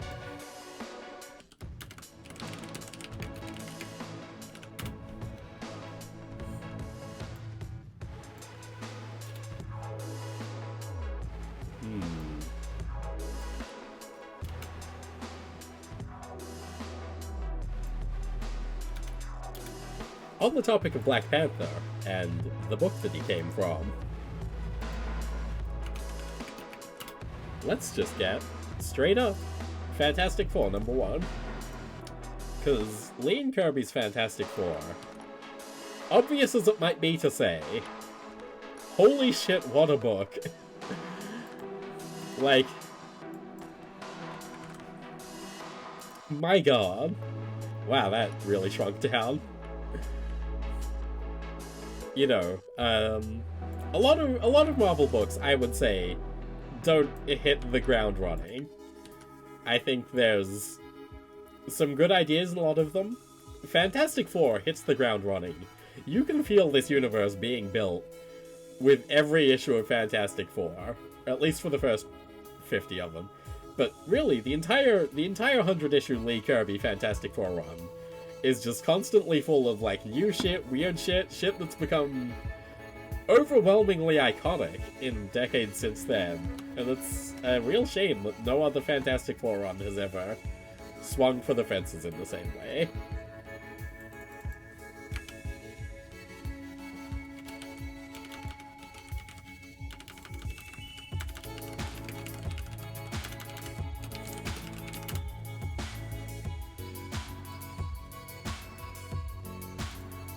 But so far this has been a lot of very very easy and obvious ones, I think.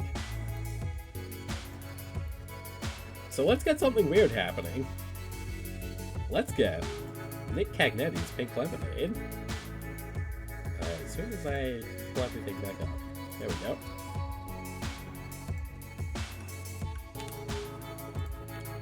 So Nick Cagnetti's Pink Lemonade is about the titular Pink Lemonade, an amnesiac on a motorcycle who's pretty sure she's a superhero of some sort.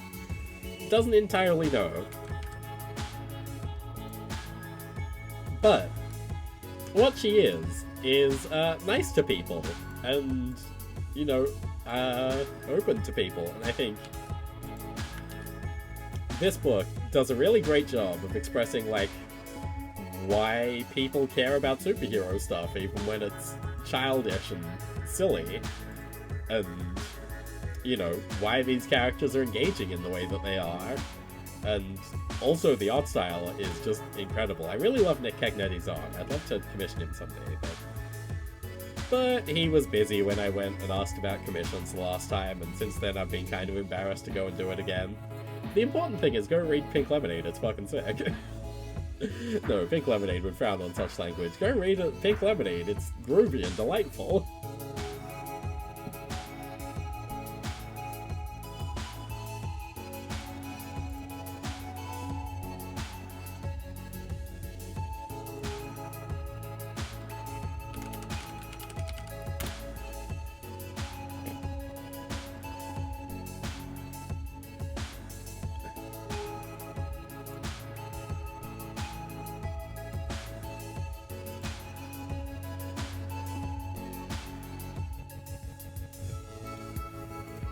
Okay, so, up next, something completely different.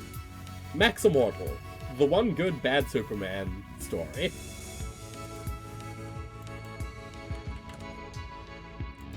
So Max Immortal is...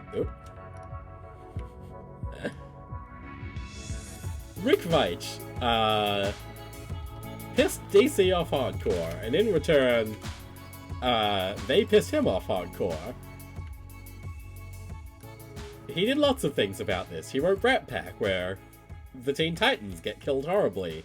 And he also did Max Immortal, which is arguably a retelling of the creation of Superman, and a retelling of the creation of the atomic bomb, and a damning indictment of DC for stealing Superman away from Siegel and Schuster. It's incredibly graphic. Putting this next to Pink Lemonade makes me a crazy person. This is a very silly place to put this book. But I think, you know, there's lots of edgy Superman books that are like, oh, look at us, aren't we cool? What if Superman was bad and evil? Whereas this says, this is graphic as hell. People's heads ripped off in issue 1. I couldn't put the cover of issue 1 on this screen right now. I'd get in trouble from Twitch.television.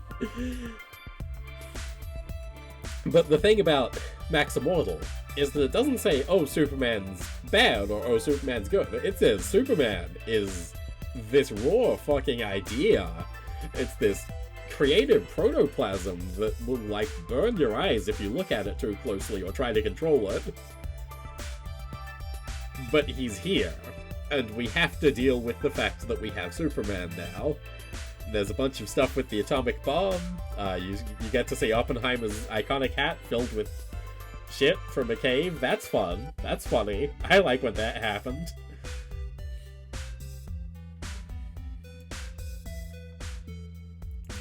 You know what? Just for a second, let's have a look at the cover for Max Immortal #1, shall we? Just for the briefest thing, cover your eyes if you're of sensitive disposition. Look at how much fun he's having. Don't pay much mind to that guy. Don't worry about him. Look, it's fine. Don't worry about him. Look, he's just having a fun little shoulder ride. Isn't that nice?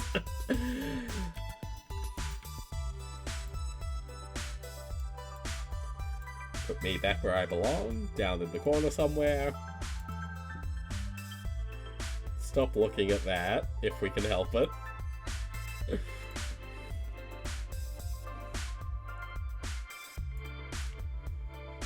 yeah, I think Max Immortal also contains one of the most engaging retellings of the creation of the Comics Code Authority.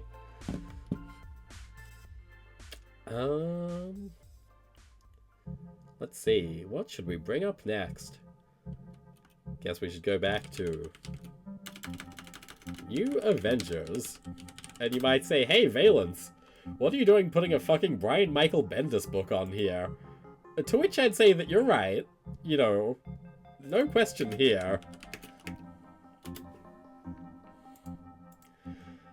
What's a good cover for New Avengers? Oh, of course, the iconic one.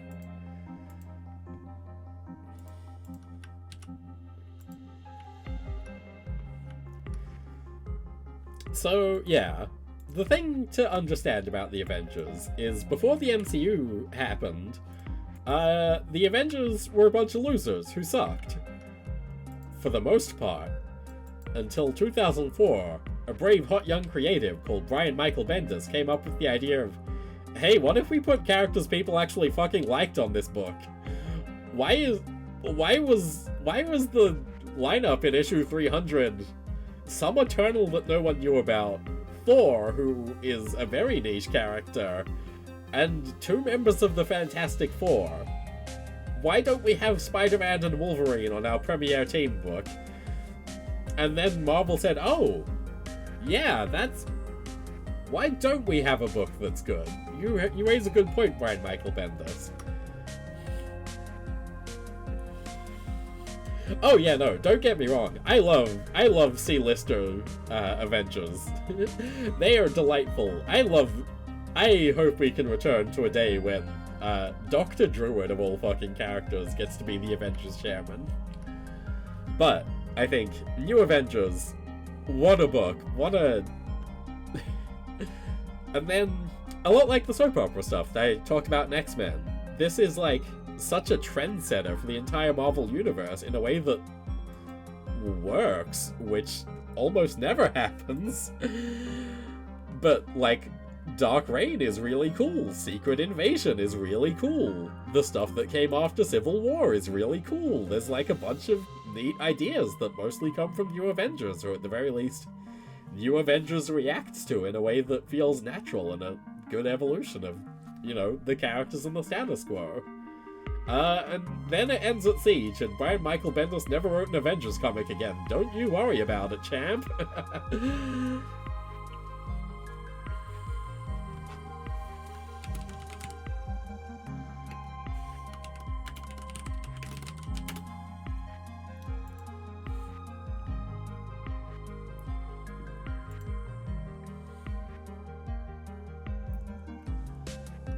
Okay, so up next is Nexus. I just need to find a good cover for Nexus. Ooh.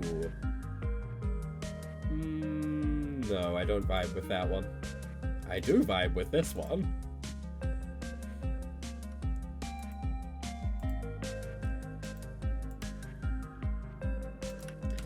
So, Nexus, independent comic, published here by First. So Nexus is a superhero book, by and large. However, he's also a space guy. And he's also, a communist, kind of. He was raised by a communist, his own communist beliefs, so kind of. You see, the thing that's cool about Nexus is that it's a very realized sci-fi world that he exists in. But he still exists in it as this force of God style of superhero. He's a lot like the Spectre in that regard, in that he has dreams of evil happening somewhere in the universe, and those dreams will just persist and persist and persist until he goes and deals with them. And he's an unstoppable force, essentially. But in his space base, he also takes in a bunch of refugees. Like, he's got refugees from all over the universe. Anyone that he's saved, he's like, hey, do you not have a planet to go to anymore? Come hang out in my base until we work something out for you. So there's a bunch of, like, political stuff as the people on his base, the civilians on his base, try and establish order, try and make sense of living in this grouped up community that they have to live in. And then also, he's just really cool looking. Like, Steve Rude did an absolutely killer job designing this guy. He's very Silver Age, but I think sufficiently modern. You know, there's obviously some Cyclops going on in him, there's some Legion of Superheroes in his design, but he also stands out, you know? He's also this distinct creature. Nexus is cool, I need to read the rest of it. Because the funny thing is, I bought most of the Nexus omnibuses on just a casual trip here to Otherworld. And then I left most of them behind when I moved to Otherworld permanently. I really shot myself in the foot there. Those things would not have sold. I could have gone back to location and purchased them, and then I'd have them here and I could read them, but no. They're in a garage in the old location of Aku Island.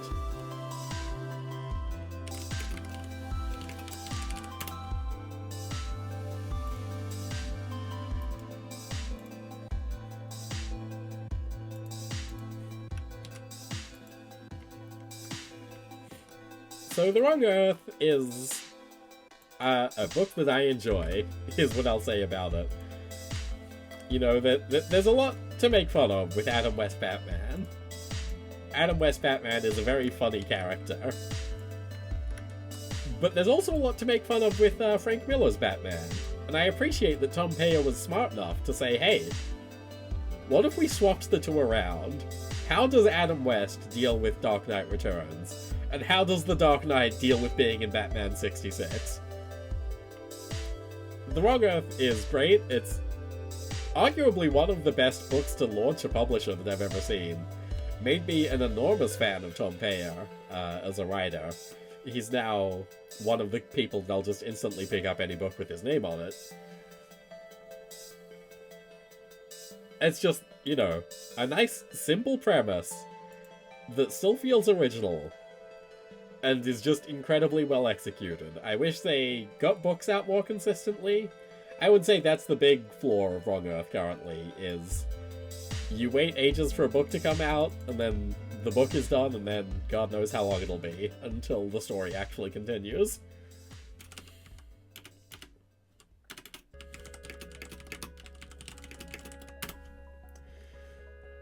Okay. Now.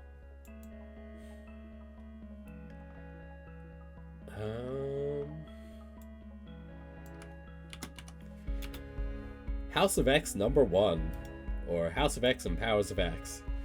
There's a lot to be debated about the Hickman era of X-Men. Do I think it was all good? No, I read most of it. Parts of it were really good.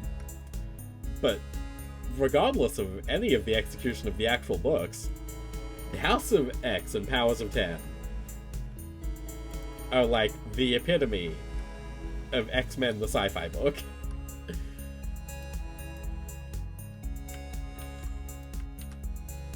They're the epitome of X-Men, the social force. I don't know that another X-Men book exists that so thoroughly thinks out, hey, if the X-Men are this persecuted minority, how do they go about fixing that in concrete terms? How do they establish a true life for themselves, free from everything, free from all the persecution that they are subject to? And certainly there's other books where the X-Men found countries. Genosha and Utopia, you know, iconically both existed before this. But both of those are just kind of, oh, and the X-Men are in a place now. Isn't that fun?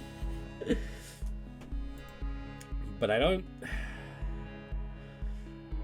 know that anyone has done it better than House of X and Powers of 10 for fully saying, okay, and here's how the X-Men are going to really make their place in the world. Okay, so we're underneath Max Immortal, so up next is technically Frontiersman. But I think what we want instead is Martial fucking Law. I was about to type fucking in the, Yeah. God, martial law is so gratuitous, so delightfully stupid. Big Money Marshall, that's the guy. Oh, it sure is.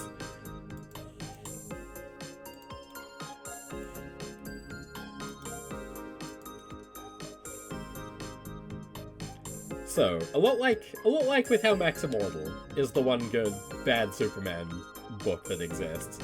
I think Martial Law is the one good, bad superheroes book that exists. Martial Law is completely deranged. Written by Pat Mills, who hates superheroes to the degree that people accuse Alan Moore and Garth Ennis of hating superheroes. Pat Mills would be happy if everyone who ever wrote a superhero comic was drawn into the streets and beaten with a stick. And Kevin O'Neill has a lot of experience doing highly detailed, very comic environments. You might recognize here Nuke Me Slowly is a ridiculous thing to have on your shirt. Martial Law is dressed like a complete fascist. But I think with that simmering, pointed hatred that Pat Mills has, this book is the only one to ever be like, oh, I think all superheroes are bad, actually. That's saying it with its chest. That's saying, I think superheroes suck. Maybe there was something good in the 1940s, but fuck you. You're old... Ah!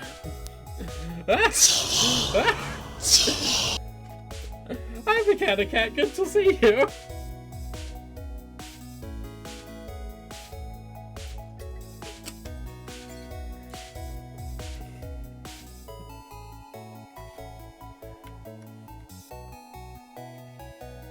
Oh, I know what to put under martial law. Okay. But before we get to Frontiersman, before we get to the other thing, comics, all those things are for nerd? They are, but it's free comic book day tomorrow, so you gotta learn which things to buy from me, the only person who's ever read a comic book. So, Frontiersman, Image Comics book. About this guy. Look at him. Isn't that a charming man? When have you last seen a superhero like that? And the answer is, Mike Grell's Green Arrow. This is a book that is very much in love with the late 80s DC mature superheroes lines. So stuff like O'Neill's The Question, which is on our list already, stuff like Mike Grell's Green Arrow. But this is another book that's creating its own entire superhero universe from scratch. Sorry, this is... oh my god. There we go.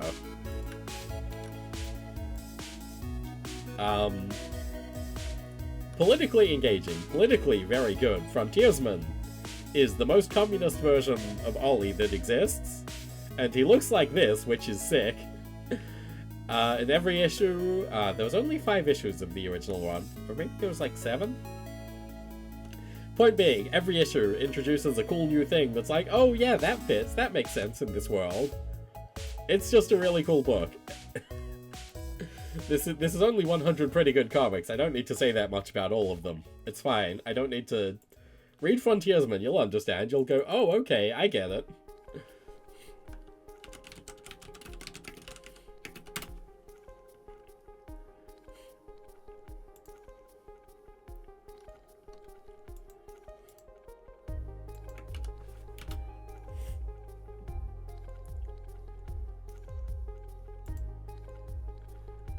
Okay. So up next is Jack Cole's Plastic Man run, which I don't have a cover in mind for, so bear with me for a second while I find one that's good.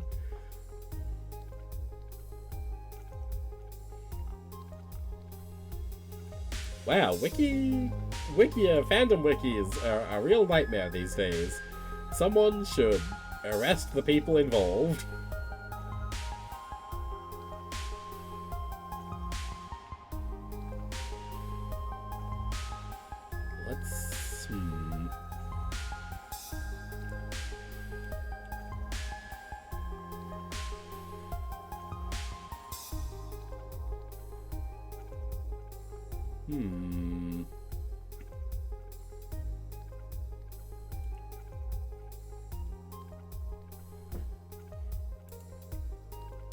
You know what? Yeah, that's pretty sick. Let's do this one.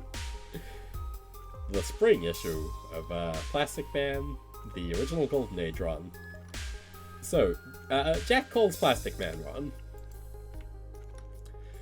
There's a bunch of Golden Age superheroes. There's a bunch of Golden Age books. The trouble is, a lot of them, they're finding their feet. They don't quite know what they're doing.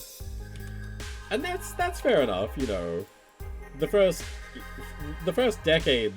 3 decades of, like, motion pictures are all essentially unwatchable outside of historical curiosity. So it makes sense that the same thing is true for comic books. However, Jack Cole's Plastic Man swings right out of the gate. Jack Cole's Plastic Man is incredible. I would say, if you're gonna read one Golden Age comic, Jack Cole's Plastic Man has got to be it. Nothing else is as, like, genuinely funny. The cartooning is incredible. Like, he is making the most out of this character who can be anything. Truly. And he did it for a good long time, and then, unfortunately, he ended his life, and that's a real shame. I think the world would be a better place if we got another, like, 10 to 20 years of Jack Cole comics.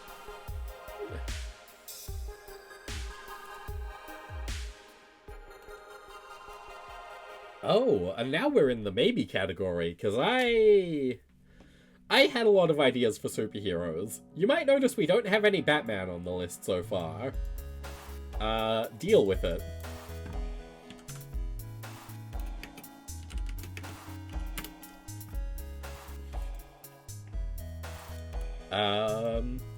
We have Batman's cowl here, that's something. Because up next is 52. The most impressive feat in comic books, I think. Because, for those of you unfamiliar, 52 is called that because it ran for 52 weeks straight. They published this book weekly for a year, and they didn't have one delay, they didn't miss one deadline. So after Infinite Crisis, the DC Universe was like, okay, Batman, Superman, and Wonder Woman are all at their lowest point. They all take a year-long vacation, and then all of the books start up 1 year later. And then they said, hang on a second. Things don't stop happening just because Batman, Superman, and Wonder Woman go away. So what happens in that 1 year between when they leave and when they come back? And 52 is the answer to that question. And it is insane. It truly shows the depth of the DC Universe, how much stuff is going on. I think it's an incredible vision into a world where DC is like, okay, let's publish some books that aren't about Batman. Let's have a look into the universe as a whole and say, hey, what's everyone up to at all times? It's really neat. I like it. And again, no delays. 52 weeks. That's, like, incredible. That is unheard of. Especially because Jeff Johns was involved. Heyo! Jeff Johns. Fuck him.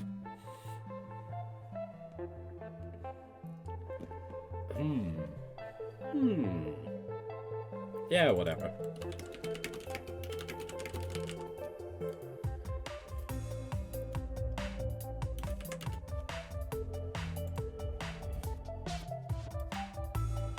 Funny that we have a bunch of DC stuff here at the bottom of the list. I don't know what that says about DC, I don't know what that says about me. But I can tell you something. And that something is that Dial H for Hero is pretty cool. So Dial H for Hero is an ancient DC property. Started in the Silver Age. I think it took over Strange Adventures for a good long while. And people used to, much like Robot Masters actually, people used to write in just like silly little hero concepts. DC would put them in a silly little story, everyone's happy, fun little Silver Age book. There's been lots of revivals over the years. A lot of them focused on making the series dark and edgy for reasons that are beyond me. But Sam Humphries and Joe Creones, they did one for Wonder Comics, which was one of DC's attempts to target a younger demographic and say, hey, you know, what do kids like? How can we appeal to these children? And what they did is Dial H for Hero. And what this book is this incredible love letter to, like, every era of comics. And Joe Quinones, I haven't been talking a lot about the art in these, because I'm a hack fraud, and I can't do that kind of thing. But what Joe Quinones really brings to this is a dedication to every style of hero that he calls up. Joe Quinones nails the style of the original book that they're from. So this book is like a great way to expose someone who doesn't know much about comics to just dozens and dozens and dozens of artistic styles. And then they can say, oh, I liked, you know, these things that were Kevin and Laird Turtles. I liked the truck guy who was 90s Image Comics. And you can say, oh, well, that was a reference to this. You can go see more things like that here.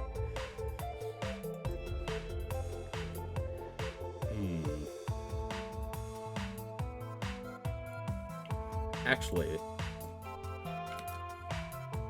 let's put you under here.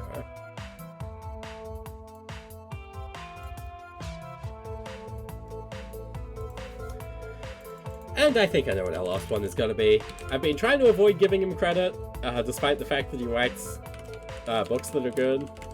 But Warren Ellis's Stormwatch is such a brilliant turning point for the entire Wildstorm universe, and arguably turns the Wildstorm universe into one of the most interesting franchises in the 2000s. So what Wildstorm was a bunch of stupid shit Jim Lee came up with, well, very clearly on some kind of stimulant. I won't accuse him any further than that. So with Stormwatch, Warren Ellis comes on and says, hey, this is a team that's funded by the United Nations. We should probably, you know, think about the political and social ramifications of having such a team. And so he did just that.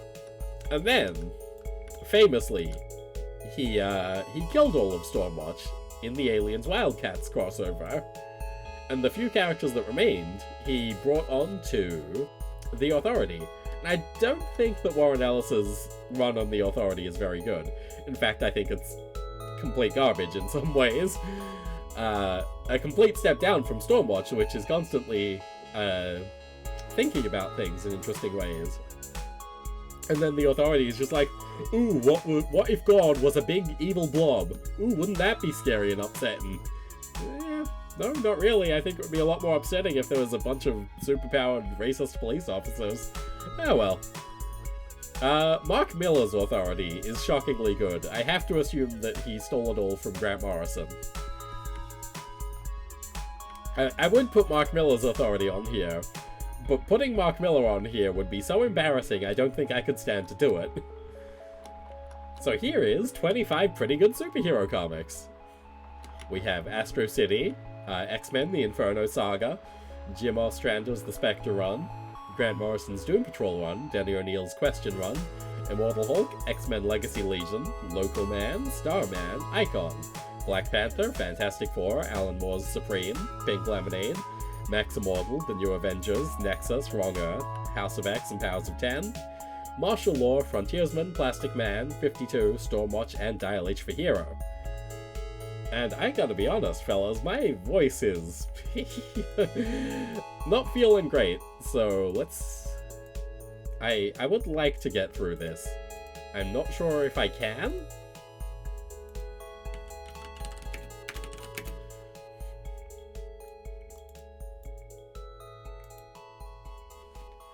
There we go.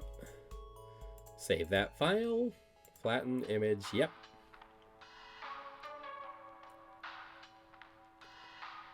Okay. I mean, I guess I could just not say anything. That's what makes a good just chatting stream, right? Not saying things?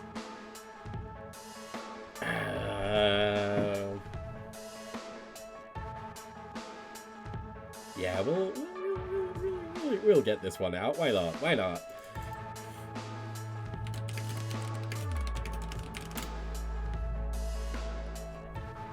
Although, maybe I toss myself on BRB for just a second. That seems like a fair trade.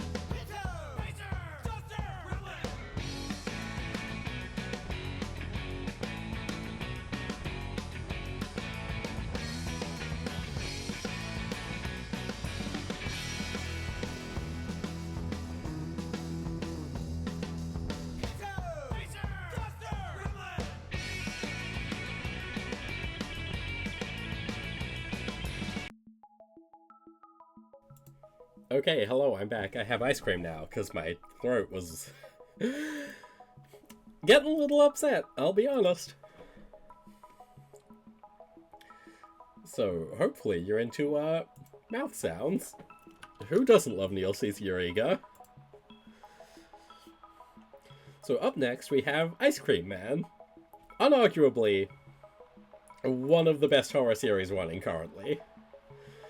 W. Maxwell Prince is a fucking genius. Martin Morazzo, also a fucking genius. Every single issue has something new and inventive and deeply upsetting in it. Originally, this book was going to end like ages ago, but, well, not that long ago. I think originally they had intended for, 20-something issues? You know that? You think Egg shared it on Twitter? Yeah, who do you think shared it with Egg? Oh god. We need to find an ice cream themed VTuber to talk about Ice Cream Man.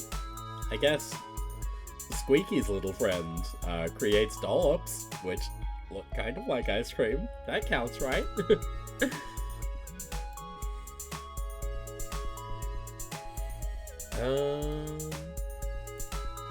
There we go. Oh, no, we're not doing that list yet, we're doing this one. So...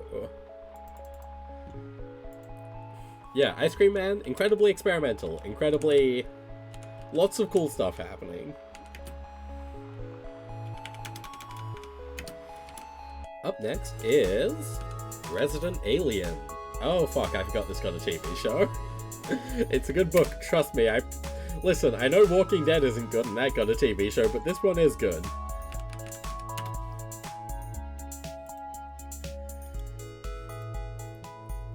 So Resident Alien is about an alien, as you maybe guessed from the title. So he crash lands on Earth and establishes himself as a small-town doctor while he tries to maybe work out his way back home, but also he just enjoys his life on Earth. He's just chilling. He's not like Invader Zim. He is just a guy who happens to be an alien. So there's lots of fun stuff like small town mysteries develop. He tries to solve those. The government's after him because he's an alien, but that only shows up in the later books. Very charming thing. Another one that we need to talk about on the stream because I want to buy the Omnis for it. I don't have an excuse otherwise.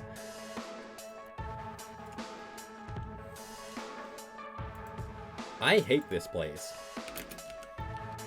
That's not a reference to streaming. I quite enjoy streaming. I enjoy Aku Island. I enjoy all of your company. However, I Hate This Place by Kyle Starks.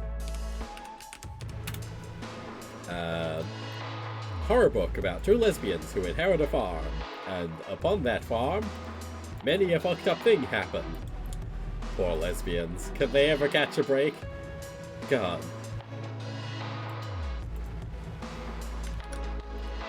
A thing that becomes increasingly obvious is a real envy for lesbians. Oh dear. So, they inherit the farm. The first 5 issues, they're dealing with the ghosts everywhere, this weird horde guy, aliens sometimes. And then the second issue, the butcher of the two lesbians, her dad shows up, and as you might expect, isn't such a fan of lesbians. And he runs a Christian cult, so that's fun.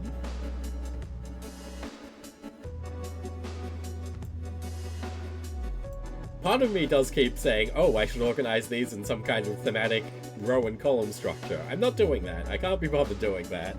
You can't make me do that. God.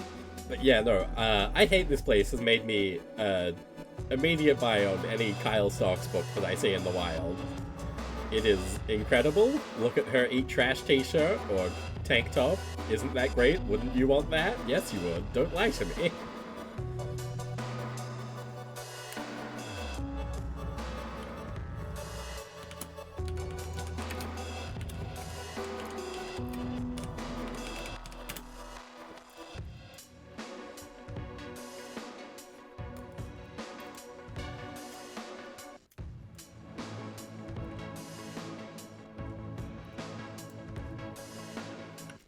Sorry, it's ice cream sounds time. So up next is Above Snakes. Above Snakes is... I think acid western is the correct genre term for it. I'll be honest, western subgenres are difficult for me to wrap my head around, despite the fact I think westerns are really cool. So Above Snakes is the story of this man here, laid out on the ground, called Dirt. And he is trying to destroy the Above Snakes gang. On that level, it's a fairly simple western. On every other level, this book is insane. Incredibly delightful stuff. Incredibly well lettered. If you remember the concept of lettering from our dear friend Asterius Paula. Wow, this ice cream is really, really helping out.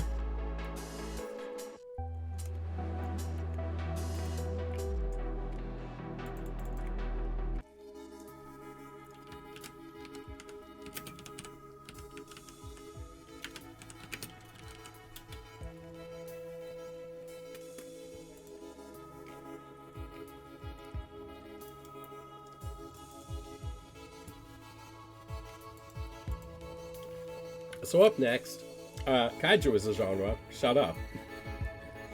We have Godzilla, Half-Century War. This is mostly here because I feel like it's the most accessible James Stokoe comic. James Stokoe. Hang on. Let's zoom in on this, shall we? Incredibly detailed art. Incredible stuff.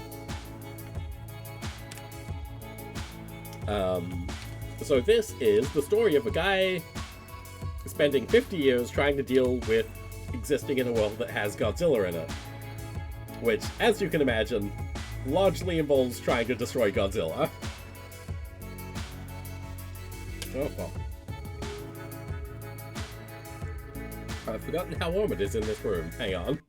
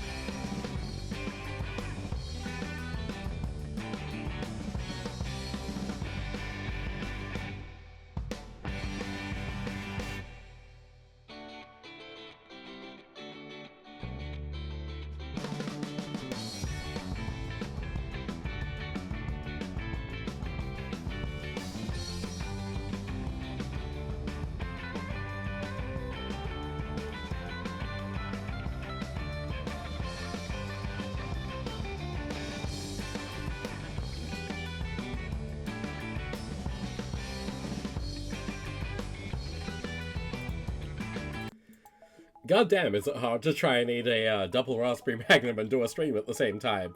But now we're not doing that. I worked out the puzzle. The puzzle was shove the ice cream in my gob and then start rambling about comics again. Godzilla Half-Century War. It's fucking sick. I love a human-focused Godzilla story. I think kaiju are kind of one of the most terrifying things to exist if you focus on their human impact. And actually, on that topic, I do have another kaiju book on this list. And, in many ways, it is the opposite of the thing I was just saying. Instead of the kaiju impact on humans, the human impact on kaiju. Of course, I'm talking about Xander Cannon's Kaiju Max. So what Xander Cannon's Kaiju Max is... Oh!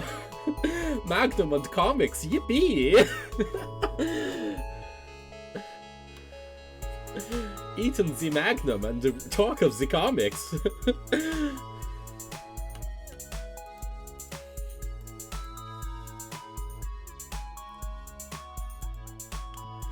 Don't make me stream, I'm full of chocolate. So, Xander Cannon's Kaiju Max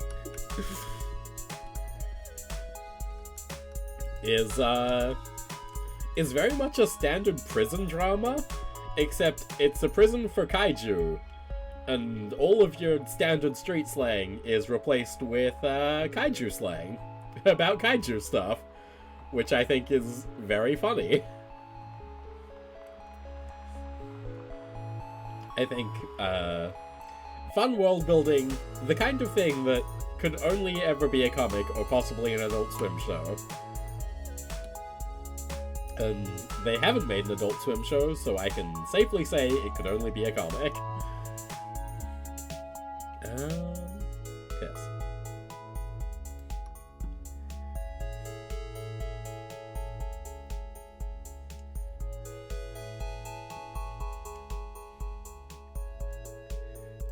So there's a lot of horror on this. Part of me is like, oh, I should try and list the horror things in, down that vertical column.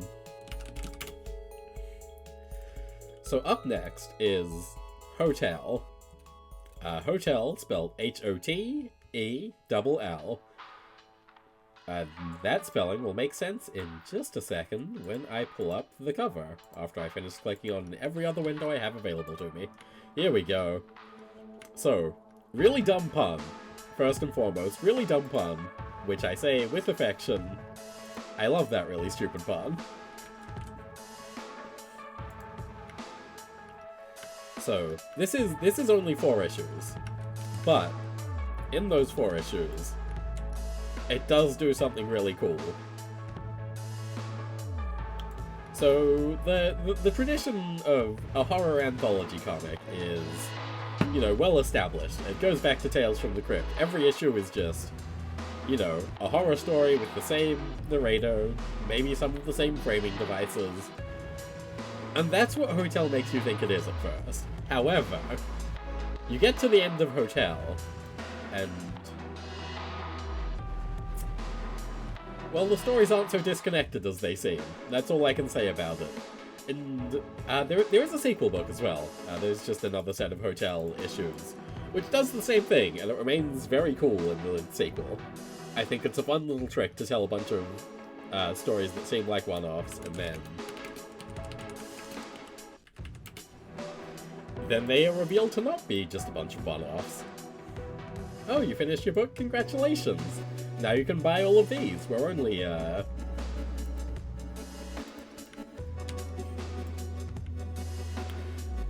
So when I arrived at the castle, might be pure recency bias. I did read this one very recently. I read it.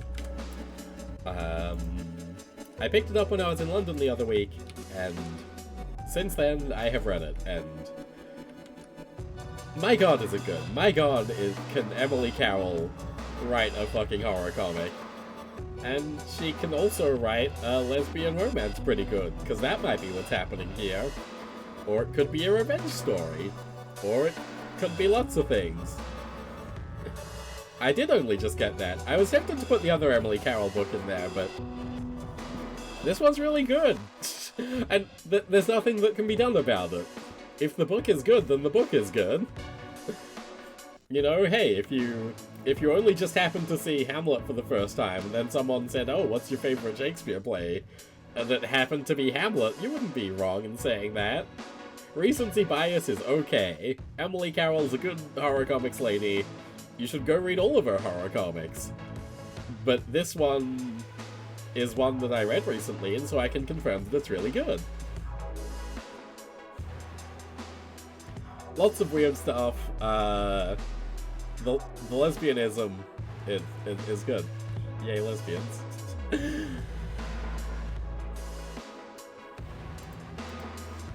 Anyway, you should go read all of her horror comics. You've got at least 2 of them on your shelf, because I've given them to you. You should go and read this one, and then you can see what I'm talking about with the lesbians and say, oh, okay, I understand.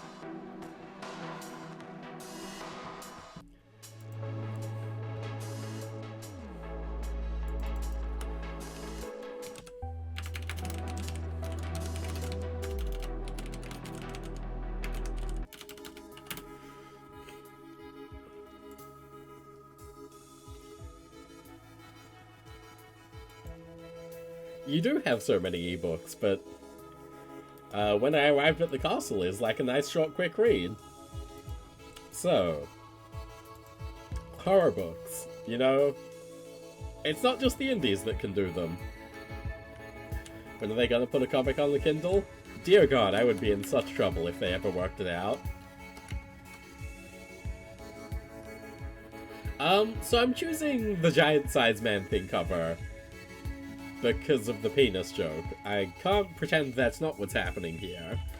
But I can say that regardless of the penis joke, Steve Gerber is, without a doubt, one of the most ahead of his time comic book writers, possibly ever? It's difficult to think of anyone who has written things as timelessly pointed as Steve Gerber. And his Man-Thing run is an absolute testament to that. He is all over every single modern problem. And he was writing this stuff in the 70s. I know... Thingman indeed. Hello, Tosca. How are you doing today?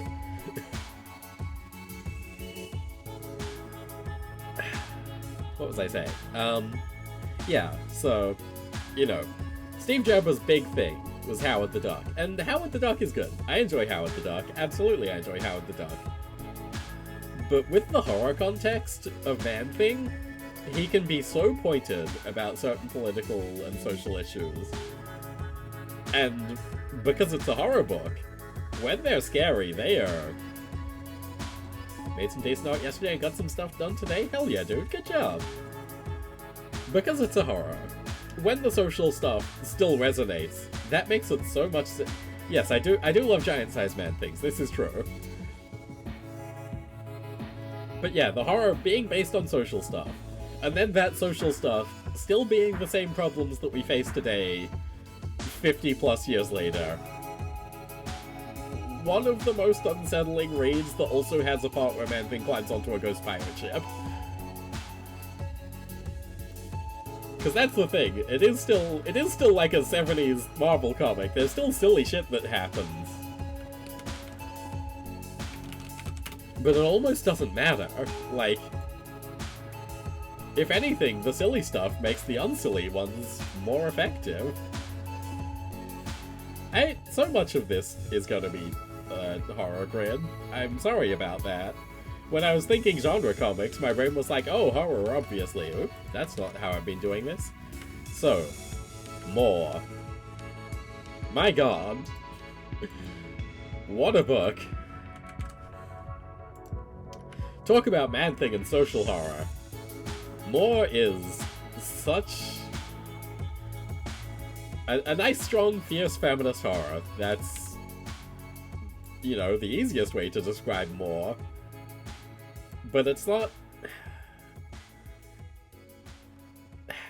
Oh, God. It's, like, intersectional, and it knows what it's saying, and... My God, does it say it with some punch. Incredible book More is.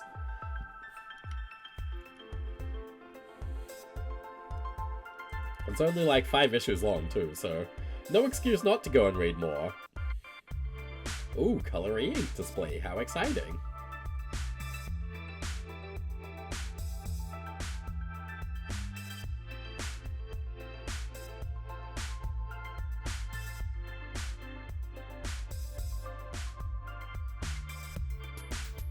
More rules? I'm glad you agree. I had to mute myself for a second there because I was close to sneezing, but it didn't happen.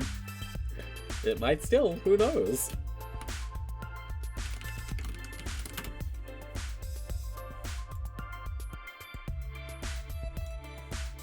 So, Matt Kint. I was shilling him before, and now I get to shill him again. Matt Kint's Mind MGMT, or Mind Management, if you will, is, the coolest spy comic that exists. It's about a psychic group of secret spies, absolutely full of world building, full of interesting ways to use the comic book medium to tell stories, to demonstrate different perspectives. Don't make fun of me for being sneezy. You should commend me for being so brave as to do a 3+ hour stream while I'm so ill with cold. Because I'm doing this for the people. They all need to know what comics to buy tomorrow on Free Comic Book Day. You all going to Free Comic Book Day, right? You're gonna go and buy everything that I mentioned? All 100 of them? In my book's no opinion, because actually it seems people think colors are too muted for comics. I could imagine that being the case with my understanding of e-ink technology, but I'll have to look into this later. So yeah, mind management. Super cool stuff. Constantly playing with form. Constantly playing with, like, your very understanding of the book that you're holding. Because it's about psychics, so it's fucking with your head. That's really cool. It's really good.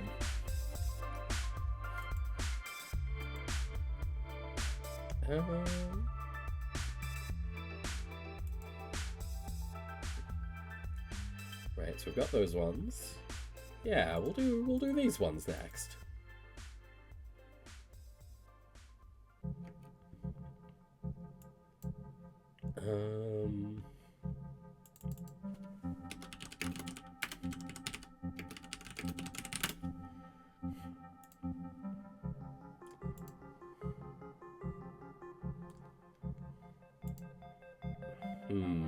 Where can I find that cover? That cover's pretty good. That cover's pretty good. So what I'm looking for covers for currently is covers for Mark Russell's The Lone Ranger, which is a Lone Ranger book, as one might have guessed. Yeah, let's do the Michael Red one. I like Michael Red. He can be here. So the thing that's really neat about Mark Russell's Lone Ranger is a lot of Westerns won't pay much mind to the social and political factors that go into creating the West as we know it today, and that's a bit of a shame, I feel. But The Lone Ranger is very specifically about the introduction of barbed wire to the American West and the effect that has on conceptions of private property, on conceptions of land ownership, and conceptions of, you know, free movement throughout the land. It's shockingly engaging for a comic that's about barbed wire.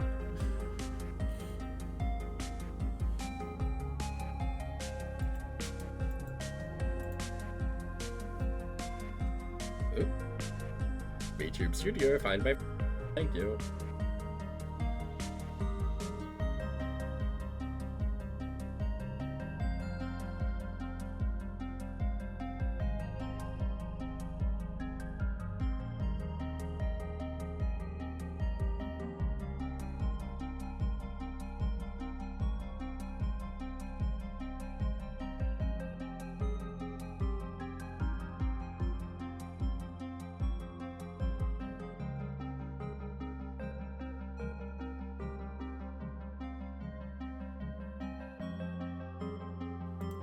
Funny you should mention Shu, my dude. That is on this list. It is getting there. It is showing up on this very page.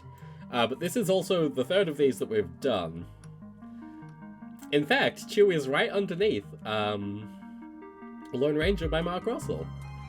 But I'm trying to narrow down to the Westerns at the minute.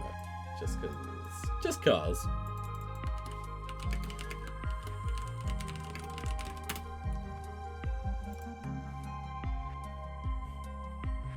Terrible cover. Can we find a good cover for Road to Perdition?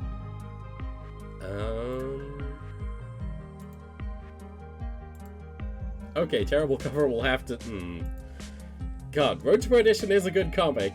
However, all of the covers available are so bad it's convincing me not to put it on the, not to put it on the list.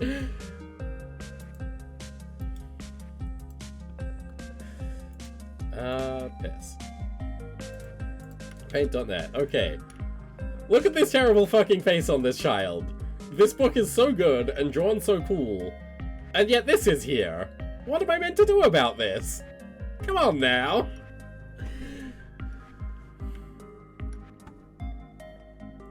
So in the meantime...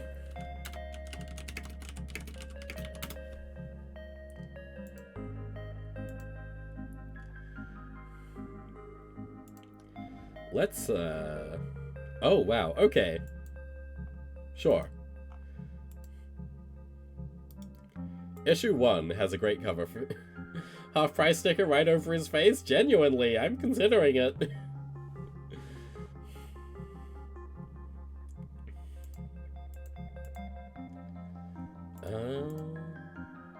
So, Jonah Hex is famous or infamous DC character, depending on your opinions on Confederate uniforms. However, I would argue that that's kind of the point. This man is fucked up in many ways, in every way that a man could be fucked up. So the thing that's excellent about Graham Palmiotti's Jonah Hex run is that it's almost all single-issue stories. And almost all of them have at least one thing that's horribly fucked up about them. Actually, if this is the Western row, he should go here. Across from that guy. Perfect. I don't know if he would have had a Batman the Animated Series episode. I'm pretty sure he shows up in Brave and the Bold at the very least. But yeah, no, Jonah Hex is super popular. This run went for 70 issues, which is kind of insane, and it only stopped because Flashpoint happened. After that, he was the star of All-Star Western with the same creative team, and that went for another 36 issues, I believe? But Jonah Hex is really cool. He's a fucked up guy who goes through the West and deals with fucked up situations in a way that is almost fair, and hey, that's fun. That's a fun little twist on the cowboy. And Graham Palmiotti wrote the best run, because they weren't constrained by the comics code like all the rest of them were. Do we have any other westerns in here?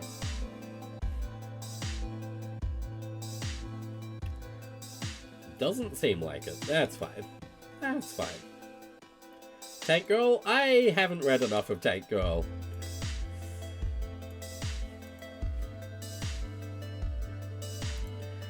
We still have a Jamie Hewlett book in here.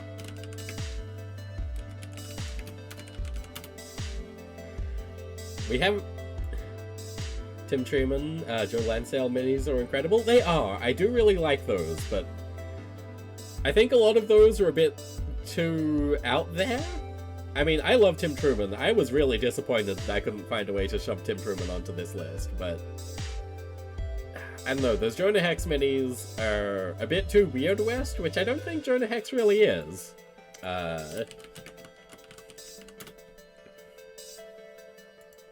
we go. Nothing but misery.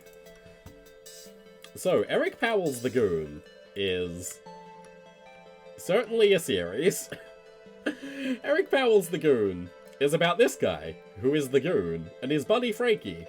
And they do this a lot. But also, like, 6 issues in, they decide, Eric Powell decides, okay, well, I've had my fun beating up zombies and saying things that were acceptable in the late 90s and early 2000s and might not be anymore. What if I got really heavy and emotional in this? What if we really cut to the deep parts of the Goon's character?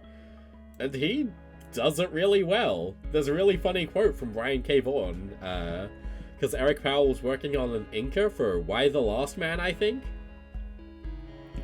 And Brian K. Vaughan was like, so yeah, I checked out Eric Powell's stuff, and I was like, what the fuck? Even my inker is a better comic book writer than I am. I'm a hack who does all these cliffhanger endings and things, and he's out here doing this, deeply meaningful, character-driven stuff. Which I think is a really funny thing for Brian K. Vaughan to say, because hey, you feel bad about ending things on a cliffhanger, huh? How's Saga going, dickhead? Oh dear.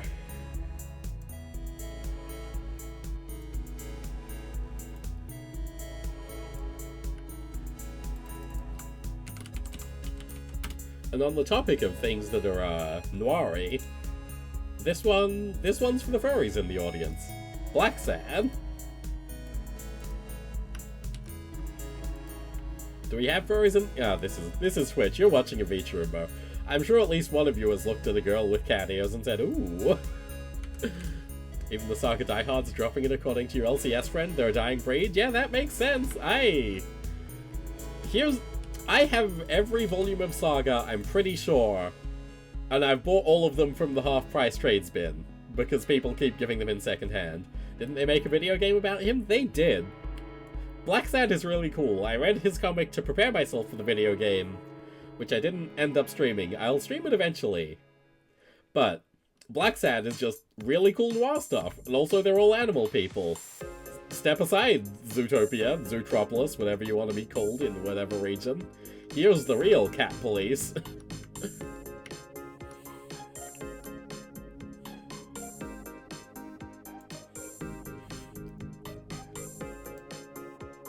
God. The thing about Black Sad is that it does have incredibly gorgeous art. Let's just pull a page of this up. I feel like some of these I can talk about and explain why they're good. Others, you just look at this and you say, okay, yeah, that's insane. That's so good. There we go, shrink that canvas down. I've been doing this one out of order, which I am coming to regret. Let's get you on there. Let's get you on there. I think we've got everything up to chew at this point. Do I like it especially because I'm a furry? No, I like it because I like noir stuff, unfortunately. It's so cringe to admit, ooh, I'm a noir fan. Get over yourself. I bet you think Roman Polanski should be forgiven because he made Chinatown. But at the same time, it's fun when a man is in a trench coat and solve a crime.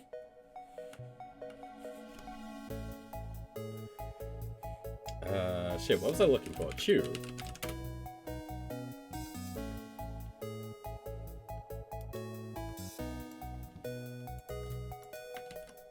Oop.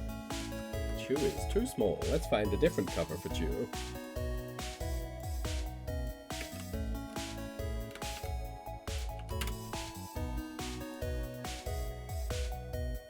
Weird cover for Chew. Textless cover for... Oh wait. Okay, fine.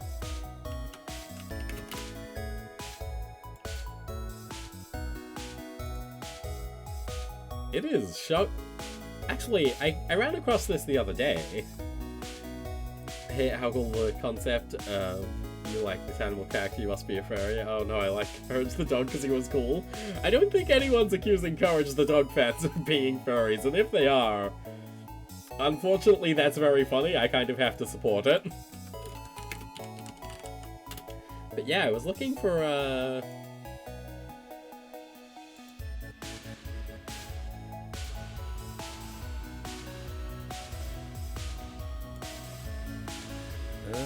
imaging tab. There we go. Yeah, I was looking for... I feel like any animal character isn't safe. That's true. That's fair. No, the cat ears aren't a factor for me. Because I like John Constantine and he doesn't have cat ears, so it's fine. Don't worry about it. You like Isabelle from Animal Crossing? Boom, you're labeled. Now listen, I've seen the way some people like Isabelle from Animal Crossing. I don't think it's wrong to label them as such. Where do I want to put you? We'll put you below Black Sad. I think that fits in this hierarchy. Let's not talk about that? Okay, fair enough.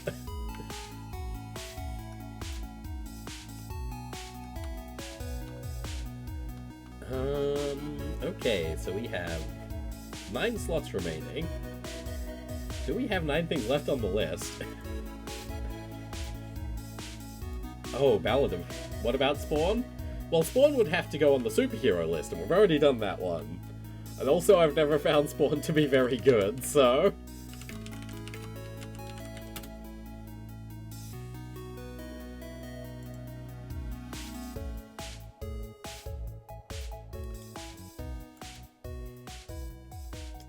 Oh, it's okay, Tosca. I feel like I haven't established the rules since the first 10 minutes of this stream.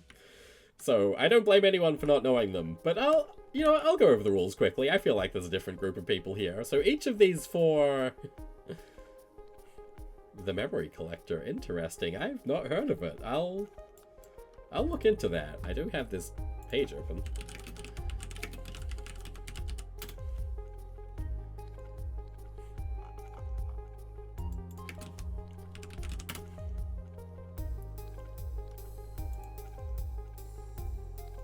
Interesting. So, did I even say anything about you? I feel like... looks like it's from 2013, which is a pretty reasonable time to get your hands on something. So the Ballad of Halo Jones is...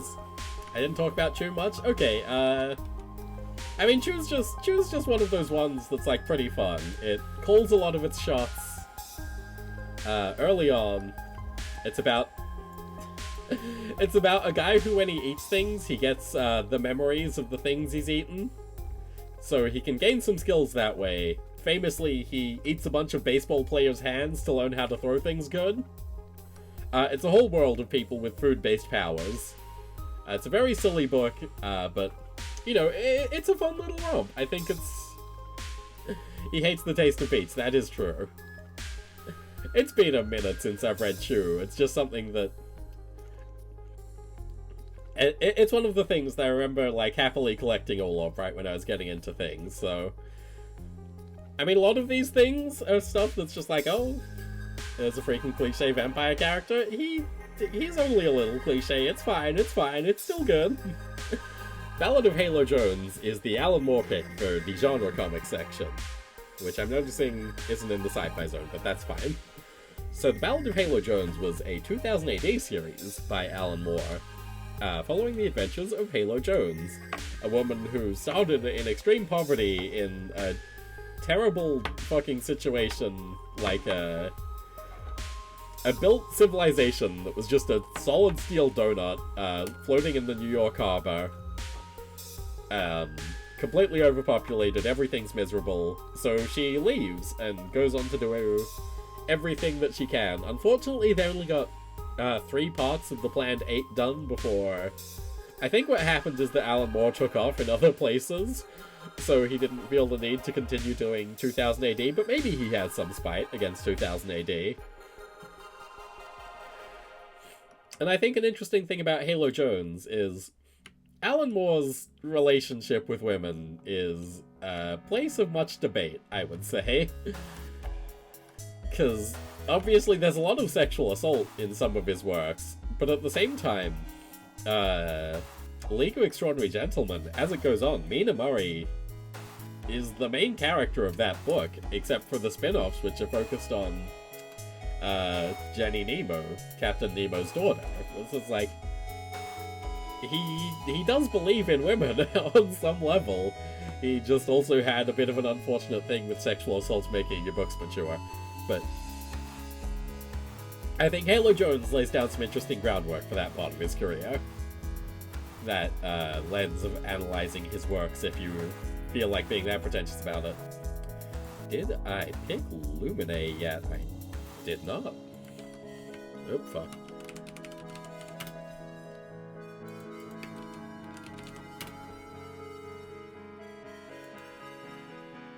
Interesting. I've not heard of Lumine. I will. And Scissorhands also had a comic run for a bit too? I see. Lumine looks interesting. I'll investigate that later. Cool. Kaiju Max, Black Sad, and U-Burn. Ah, I see. U-Burn is... Oh, hang on a second. Thank God. Newburn is also the name of a place in Newcastle, from the looks of things. But we don't need to worry about that right now, because we did find the proper Newburn.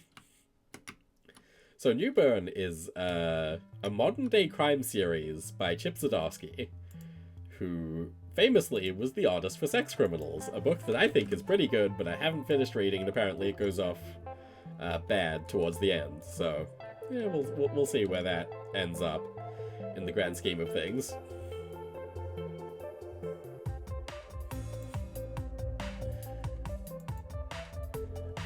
So Newburn is about Newburn, as you might have guessed. He is a detective for all of the crime families. His job is to walk into a mob crime, work out what's happened, so the families don't go insane and all kill each other over every little thing that happens. The thing is, he's an ex-police officer, and the police are also a gang. So there's lots of fun, dramatic gangland shenanigans, including the police union. U-Burn's just a really cool book. It's, you know, it's nice to see a detective book that is not constantly, and then they got arrested by the police and got sent to prison, which is a good, unquestionable good.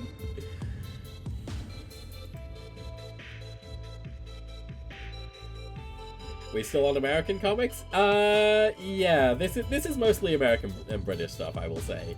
I've been trying to... I won't say trying to focus, but I will say that is where the focus was. I mean, Black Sad was on there, that's French or something, but... it's fine, don't worry about it.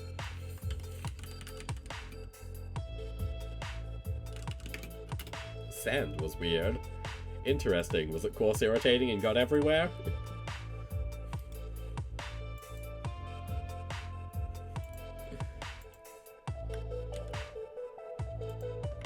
Sleeper by Ed Brubaker and Sean Phillips. I have to admit, this one's a cop-out on my part. This one is me saying, oh, I know Ed Brubaker has done a bunch of cool stuff, but I haven't read any of it. But I have read Sleeper. And Sleeper, I think, is still pretty interesting. So, our man Sleeper here is an undercover agent who has been forgotten by his, forgotten by the people who put him undercover in the first place. Which, unfortunate for him, because he's undercover for a supervillain. So there is like superpower stuff in here, but this is the espionage side of the superpowered world. So I wouldn't call this a superhero book, because no one has good powers. But Sleeper is really cool. It was the last book that I finished reading before moving Aku Island over to Otherworld. Like straight up on the tram back home to finish putting all of my stuff in boxes, I finished off Sleeper. And it was really good. It's really engaging. It's a real view into, hey, Wildstorm got really interesting and unique in the 2000s, and Sleeper is the easiest thing to point people towards to appreciate that.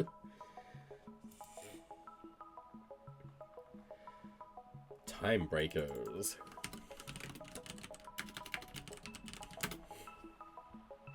Ah, I see. This is also the name of a team in Dragon Ball Z. Very cool.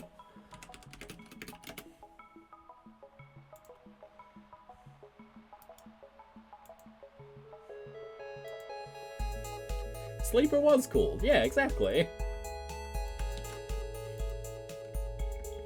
So, Time Breakers. Time Breakers is a Rachel Pollack book. Time Breakers is about the Time Breakers, who create paradoxes in order to keep time and space existing. It's an incredibly bizarre concept that Rachel Pollack, yeah, no, it was a mini-series for Helix, which was a completely forgotten DC imprint, so I can't blame you at all for missing out on this one. Goodness gracious. Yeah, so they go back in time and create paradoxes, because only through paradoxes can time flow properly. So the entire book, they're trying to be stopped from creating paradoxes by another group of people who are like, no, you can't create paradoxes, boo-hoo! And apparently it's based on some quantum physics thing. I don't remember Rachel Pollack's justification, but she has one. Rachel Pollack was an interesting woman.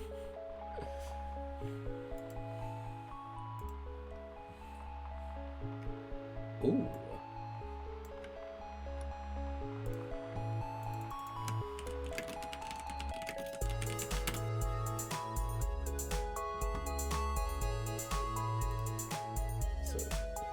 Does Red Sonja count? If I read a Red Sonja book and thought it was in the 100 best books I've ever read following the, you know, certain other constraints that I have going here, Red Sonja could count. I'm willing to believe that there's a Red Sonja book that's good. They must keep doing her books for some reason other than that her boobs are out, right?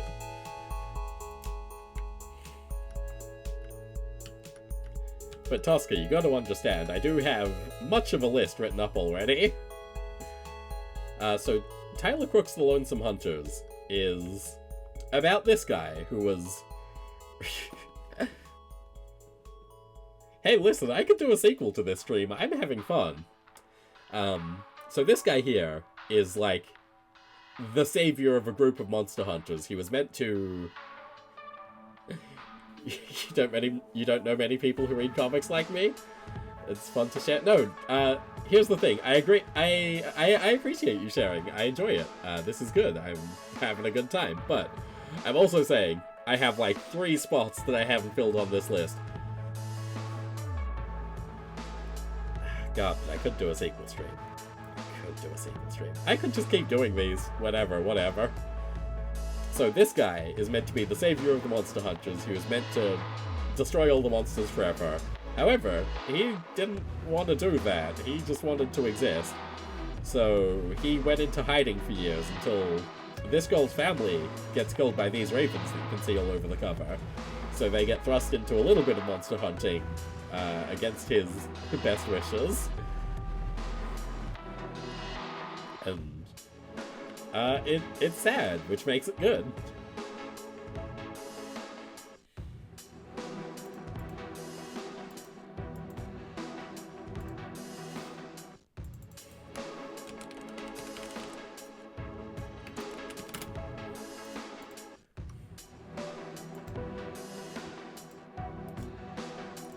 Is this image going to be big enough? Let's find out. No. That's fine. So up next is Joshua Williamson's Nailbiter, which was... How do I feel about Baby Mouse? How do I feel about Baby Mouse? I can't say that I've read Baby Mouse. Oh dear.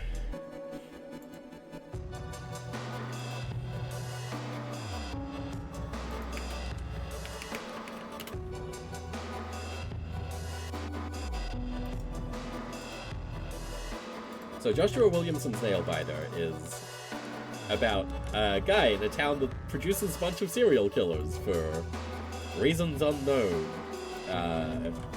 There's believed to be like a gene or something in the water. Lots of stuff going on. Girl moves to town and is like, hey, what's with all the serial killers? And he picks up like a Hannibal Lecter sort of role. He's like, oh yes, you'd love to know about the serial killers, wouldn't you?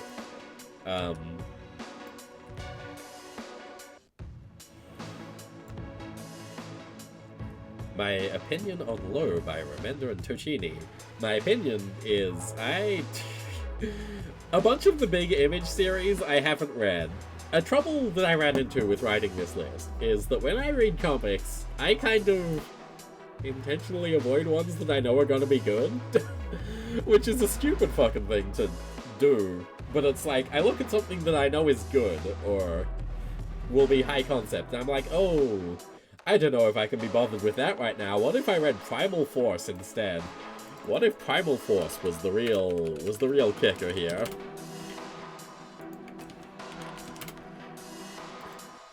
The 0 Hour Magic Team spin-off book that's kind of like an X-Men.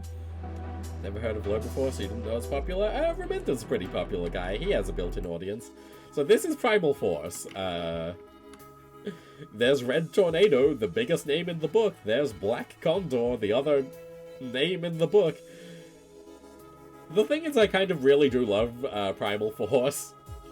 Completely ridiculous book. Doesn't know what it's doing in the slightest. But it's really enjoyable.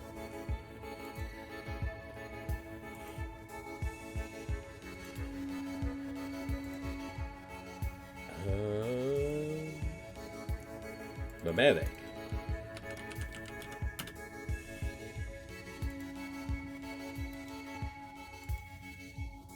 The story has no real track? Oh, absolutely. They were like, oh, we should do something new with magic with our cool new thing.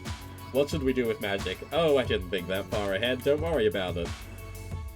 So James Tinian's Nomadic is another one like Nailbiter.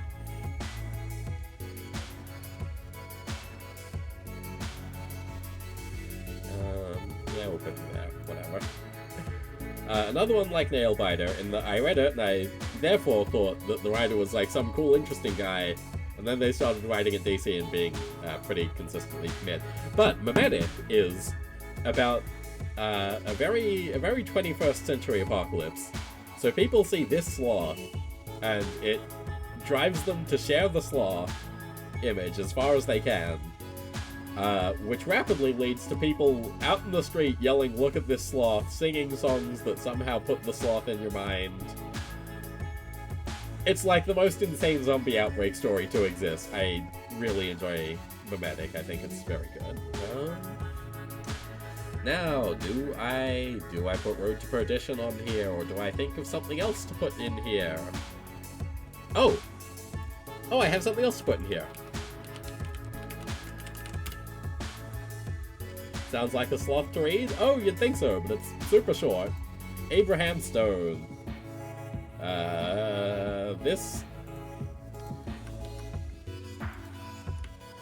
This book is just neat. So it is a western, like it looks like here. However, it's a western set in about 1910, so it's like very end of the West sort of stuff, and yet the western plots still happen. Iconically, he goes to Hollywood and starts learning how to fly a plane, and so they have a plane action sequence. I mean, Joe Kubert is a man who can draw some cool shit happening, undeniably, every time. And I think Abraham Stone fits into that mold. What if I put Sleeper to Newburn and tried to think of a different western I liked? What is another western I like? East of West was pretty cool. I could put East of West in here. I could put East of West in here. No one can stop me. I do have Goon in my list. The Goon is a good comic. There's nothing I can do about it. I'm sorry. Listen, if it means masturbation to you, that's really not my problem.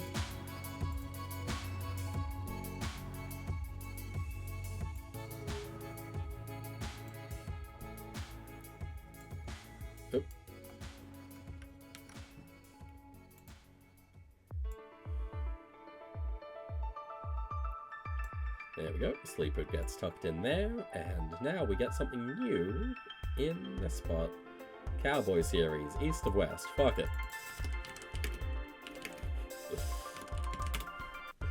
God, that reminds me, I was, God, East of West is pretty cool, I should finish reading it at some point. I was watching How To with John Wilson the other day, which is possibly the best documentary series of the 2010s, or of the 2020s even, I guess. It did start with COVID after all. And in the episode where he was like, okay, and here's me learning to exercise. Within 5 minutes, he had a guy who was like, I am a gooner. What I do is I jack off a lot, and John Wilson, the awkward freak that he is, was just in his house like, oh yeah, that's cool, I see, I understand, nice, yeah, okay. He showed off his fucking goon captions. Okay, hey look, the genre comics pod is done. Ice Cream Man, Resident Alien, I hate this place. Above Snakes, Godzilla, The Half-Century War. Hotel. Mind Management, Time Breakers, The Lone Ranger by Mark Russell.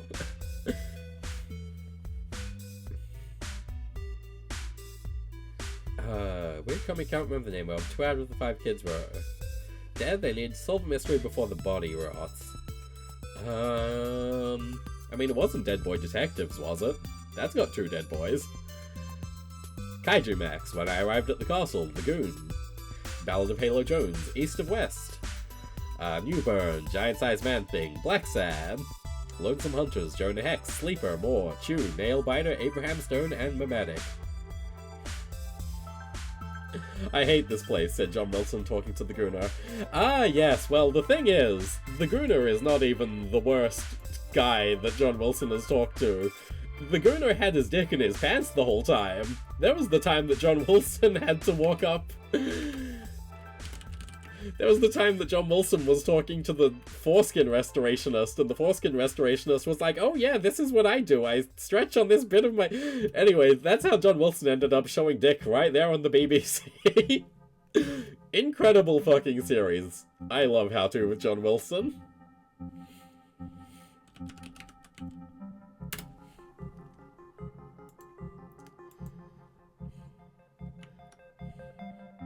There is full cock on screen. You'll hate scumbags. Comics too much sometimes. Oh, I don't know. I do enjoy gratuitous misery comics. Showing Peep on the Beeb. Well, originally he showed Peep on the Beeb on the HBO. That's who originally does it, because John Wilson's fucking around New York looking for freaks. Which, by God, does he find them?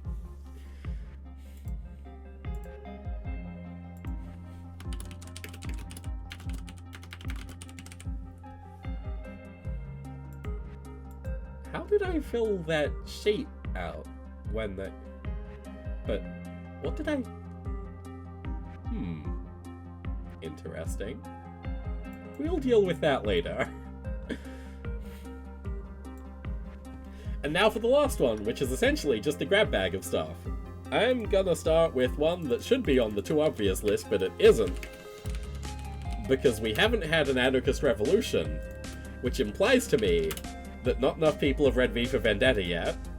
So get on it. Read V for Vendetta. Oh boy, that's a tiny picture. Come on, Wikipedia, get on it.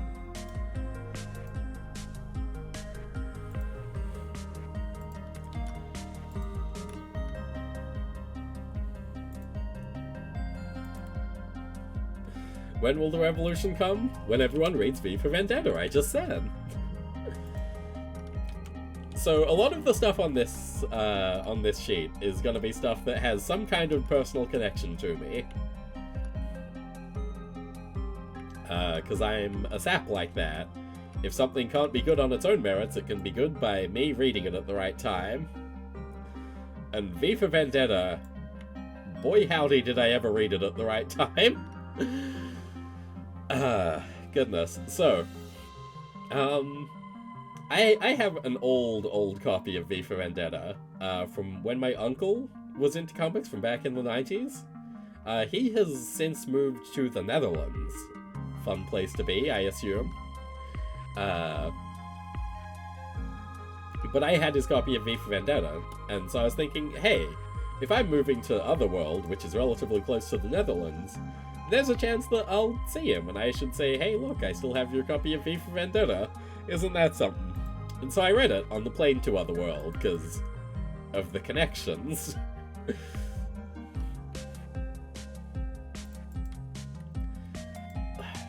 Why aren't I allowed to pull out Gem and the Holograms, huh? Come on, let me pull out Gem and the Holograms. Won't it be fun? Okay.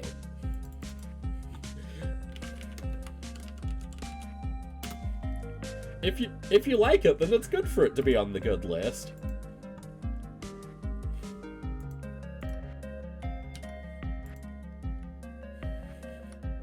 Might be cringy for some people. Listen, that's fine. Look, right here is the furry lesbian comic that I love very much. Remy Boydell is a fucking genius. We should all give him $5 million each. So, the personal story with 920 London.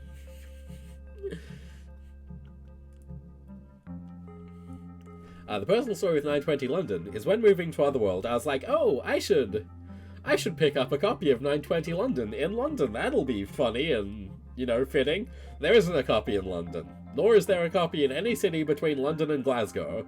So I ended up in Glasgow and bought a copy of 920 London, and then read it, and then was sad, and that's how you know the comic book is good.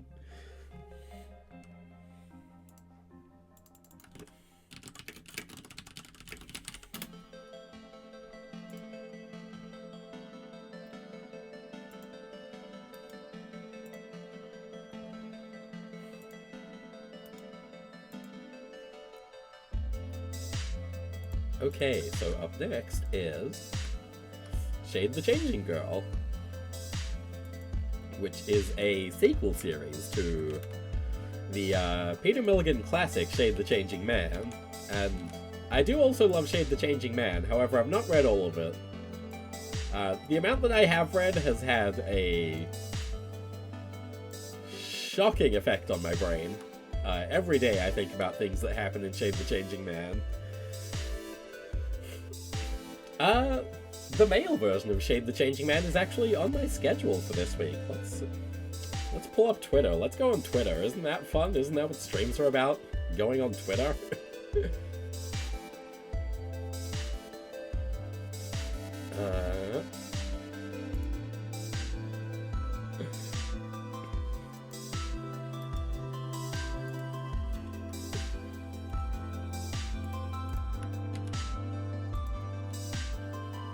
So here's Peter Milligan's version, and also my schedule for the rest of the week, which is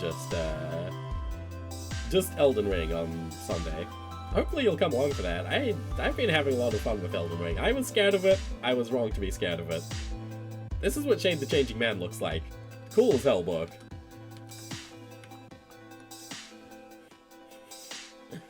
Shade the Changing Girl, also a pretty cool book. True reaction streamer reacting to their own Twitter account. Yeah, exactly. There's all this debate. Are reaction streamers stealing content to monetize for themselves? Well, there's your answer. React to your own content, you fucking coward.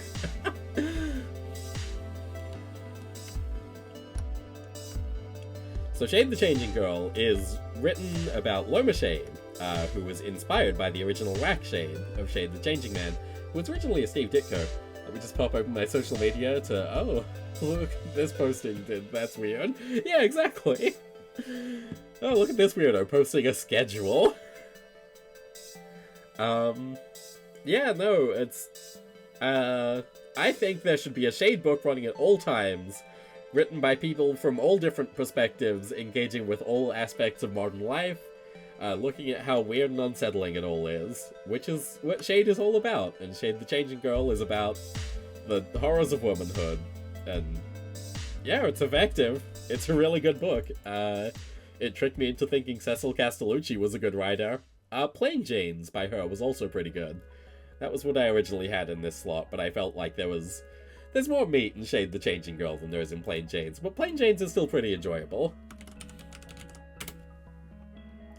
Actually, talking about books that trick you into thinking that people are good writers when actually they're kinda middling most of the time, Teenie Howard's Euthonauts. So Teenie Howard's Euthonauts, 1, looks like this, which is sick as hell, and 2, the other thing about Teenie Howard's Euthonauts is, it's about exploring what exists beyond death, so that's fun. Never heard of this one? Sorry, that's alright. The point of this list is to make people go and buy them all.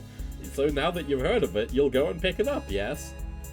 Anyway, lots of interesting perspectives on death on this one. Very, very nice, comforting sort of death. That's good. Unfortunately, after that, Teenie Howard wrote a bunch of really bad X-Men comics. Fell for X-Men's trick.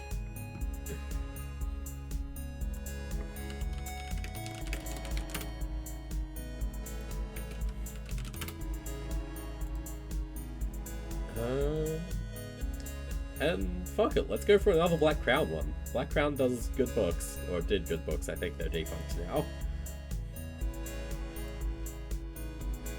Ah! I gotta stop making my redeems jump scare me. Jesus Christ.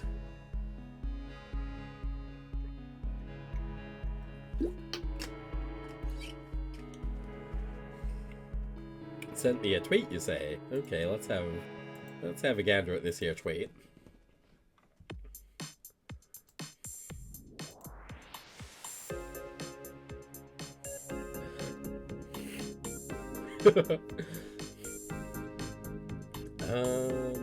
I know what to do.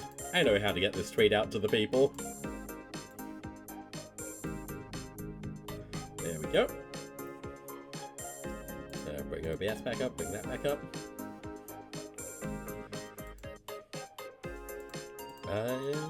Bring paint on that back up. There we go. Expand canvas. Doctor Who, the countdown is on. The 15th Doctor is coming on screens in Madame Tussauds and more. Is he allowed to do that?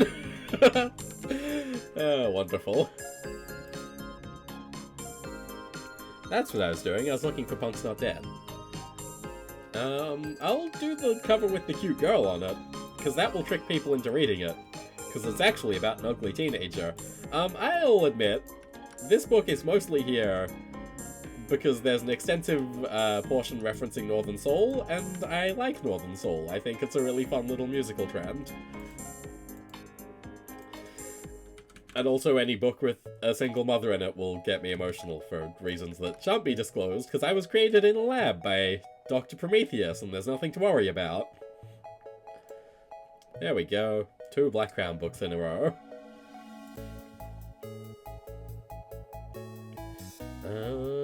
What do we want to do next?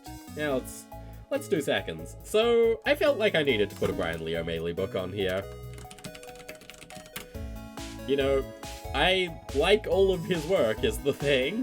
Embarrassing to say that I think Scott Pilgrim's pretty enjoyable, but it's good, is the thing. However, there's no need to say that Scott Pilgrim is good. The people who know, and the people who don't know won't believe you. But Seconds, I think people could be convinced to read. So Seconds is about this girl here, who founded the restaurant Seconds, but now finds herself kind of stuck in life. She can't move forwards and also can't really move backwards. So she gets time travel mushrooms and completely fucks her life up. And then kind of fixes it in the end. I don't know, it's a neat little book. There's lots of poignant emotional moments that are... Go read Seconds. I'd say go read Seconds right now, but the stream's pretty close to done, so stick around and then go read Seconds. After I raid, the raid message will be, I'm going to go and read Brian Lee O'Malley's Seconds now.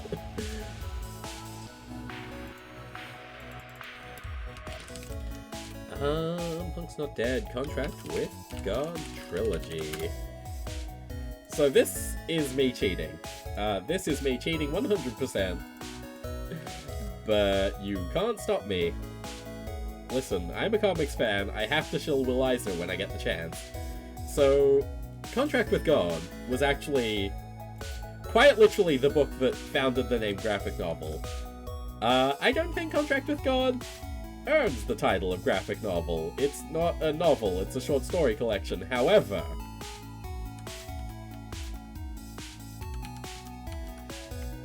what it does have is some incredibly sad stories when you find out the story about the rabbi losing his faith in God after an adopted daughter dies at 19. Will Eisner wrote himself after his real daughter died at 19. Real daughter is the wrong word to describe a non-adopted daughter. Biological daughter. That sounds like she transitioned. No. But yes. Will Eisner also lost a daughter in her late teens, and that really adds some fucking weight to Contract with God. A Life Force is another one of those shockingly good Holocaust things, because Will Eisner was alive for that, but the thing is, the book's not about the Holocaust. The Holocaust is just happening, and all the characters have to deal with the fact that, oh, I know all these people that are still over in the motherland that are having these terrible things happen to them, and what can we do, and what can be done, and oh, dear God, if that's not poignant today. And then Dropsy Avenue is, the entire history of the street that the other two are set on, and I think it, you know, it's a neat little history of New York. I think it missed a trick in not showing the Native Americans that were there before the Dutch people, but, you know, it's still pretty good, it's still pretty enjoyable, I think. It gets its point across, and that's what really counts.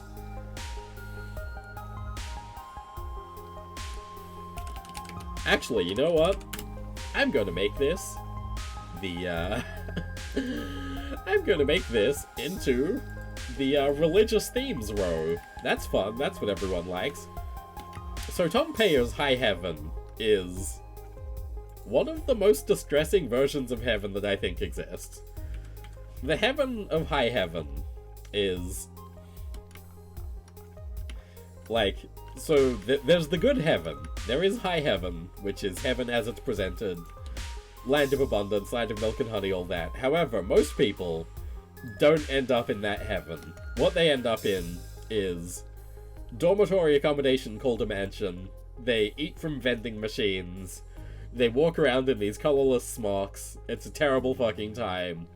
And it's a wonderful fucking book. It's like, God. Heaven itself being reduced to, like, Earth-based cost-cutting measures, that is... You know, that's incredible. What do you even say about that? That's such a bold take on Christian doctrine, which you would think is, you know, so completely played out at that point. And speaking of things that you expect to be played out, stories about angels.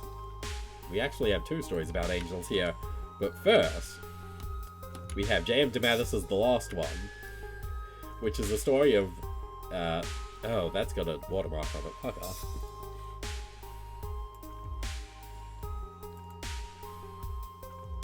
There we go. So it's a story about the lost angel. The Lost One. And they run like a boarding house for people who struggle with existing in the world. Because they're an angel after all. You know, they're trying to offer respite and kindness to those that need it, even in the modern world, even in the 90s. But even an angel dies eventually, so the book is, like, the loss of their power, and eventually the loss of their ability to even help the people that really don't ask for very much, and it's harrowing and poignant and delightful.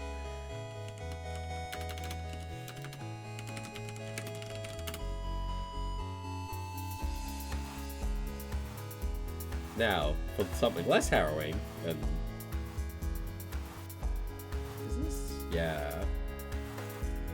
Yeah, this is good. So Mike Carey's Lucifer is a spin-off of Sandman, and Sandman is not on this list, because it's too obvious. You don't need to tell people to go and read Sandman, they fucking know they should go and read Sandman. But they don't know that it has 1 million spin-offs, and they probably don't know that Lucifer is unquestionably the best of those spin-offs. So obviously, in Sandman, Lucifer abandons hell, goes to live in Perth. Come Lucifer, Lucifer's still enjoying the mortal world, but he gets pulled back into it, you know, the machinations of God and angels and whatnot. So,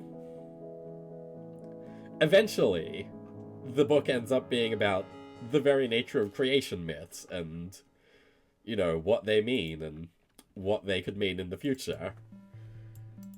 It's really cool is the thing. And it's hard to even get into why it's so cool without spoiling the last, like, 5 issues of the book. But safe to say, there is many a heaven, many a creation, and it's all sick as hell. Simple as, what do you want from me? Go read Lucifer. It's a nice, easy read. Oh, that's right. And the reason Lucifer's in this one, other than that this seems to be where the religious themes have ended up, is that... So, when I was on my visit to Otherworld, my cursory examination of Otherworld, I was talking to friend of the show, friend of the channel, friend of the me, I like her, Satsuma Bimo. Oop.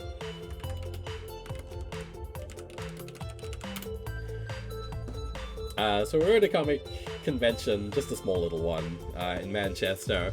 And I was telling her, oh, Lucifer's, you know, you like Sandman, you should check out Lucifer. Lucifer's pretty cool. And she was like, oh, yeah, I'd be interested in Lucifer. So what I did, when I went back to the original location of Aku Island, was track down all 5 volumes of Lucifer, and they made up a fair amount of my luggage, moving to Otherworld. And I have since lent all 5 volumes to her, and I think she hasn't read them because it's hard to read in the dark. She does most of her reading at bedtime on an e-reader, which giving her 5 physical books doesn't really help with. But it's okay. She'll read them eventually if she knows what's good for her.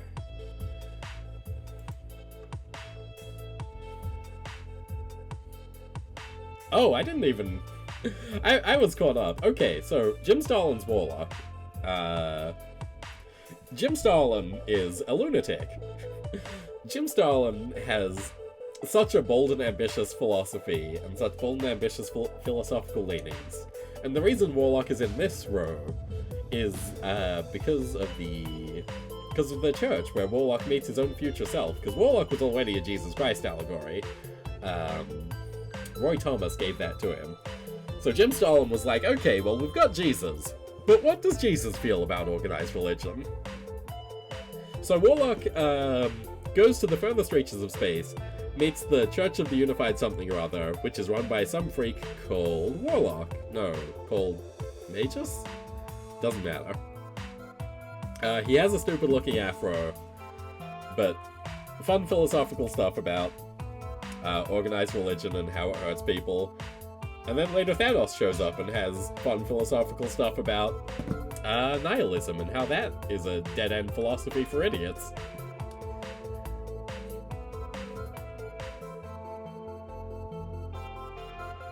Now.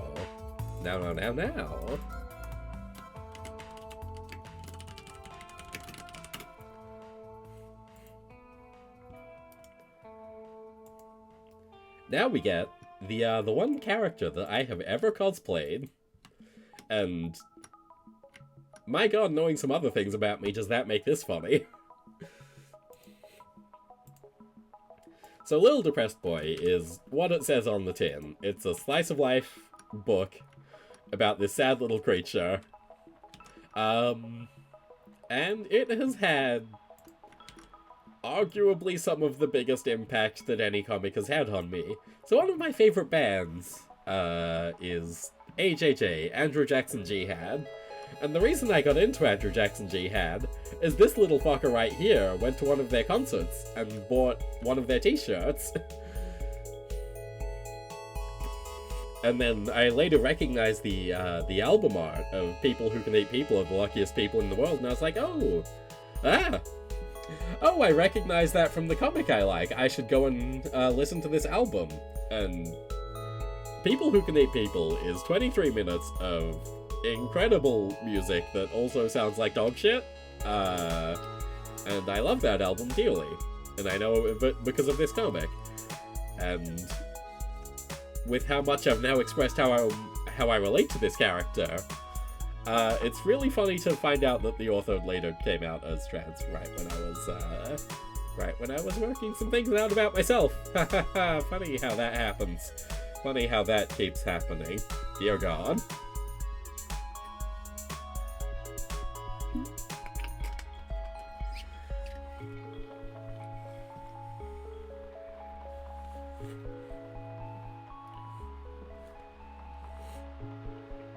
Swan songs.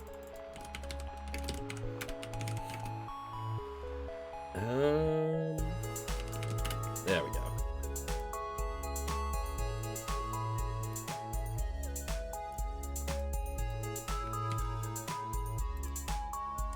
Also, thank you for the Hydrate Mechanicat. Okay, so Swan Songs. Swan Songs is a series by W. Maxwell Prince and a variety of artists, and every single issue is the end of something. W. Maxwell Prince, also the author of Ice Cream Man. I kind of expected him to put the ending of Ice Cream Man in Swan Songs just as a joke. Personally, I would have thought that was incredibly funny. He didn't end up doing that. However, still incredibly resonant book. Still lots of incredible stuff in Swan Songs. Like this issue here. Mother dying of cancer, another one of those things where, hey, let's not look into why that makes me upset. I was made in a lab, don't worry about it. But what she really wants is the very last issue that came out of the gardening magazine. Because not only is she dying of cancer, there's also nuclear war on the horizon. Everyone's, Mad Max scavenging around the place. Delightful time for all. So her son goes out from the hospital, finds finds, like, the last newsagent that's still intact. The newsagent's in there. He's like, sorry, son, if you're here for food or medicine, we're all out. We got picked days ago. He's like, oh, no, I'm here for magazines, actually. He's like, oh, yeah, magazines. We can do that. So he gets the last issue of the gardening magazine. He gets back home to his mother. They read it together. Right as an atomic explosion destroys everything and blooms like a giant bouquet. And it's beautiful. It's incredible. Swan Songs is a great book.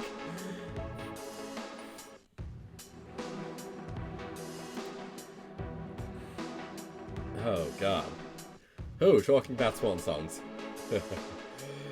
Oh. Okay, let's see here. What can we follow up Swan Songs with? Yeah, okay. That'll do. Complete tonal disconnect.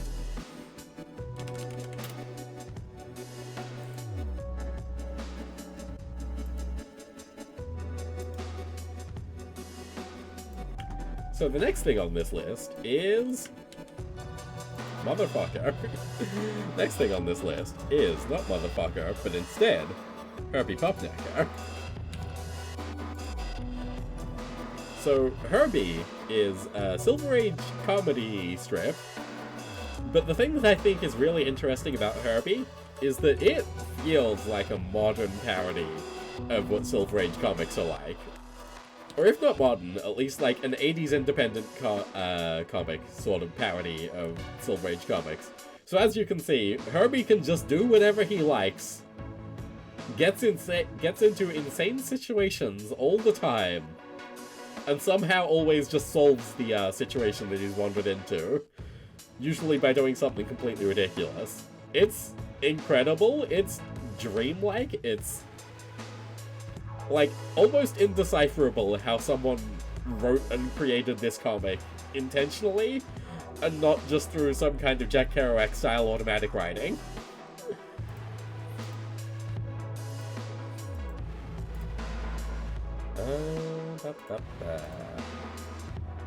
God, Herbie's so good. Herbie's so incredible.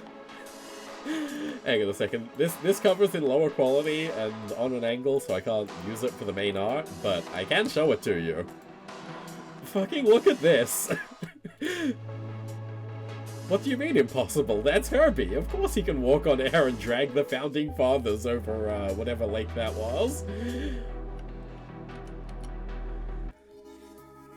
Incredible stuff. Incredible stuff.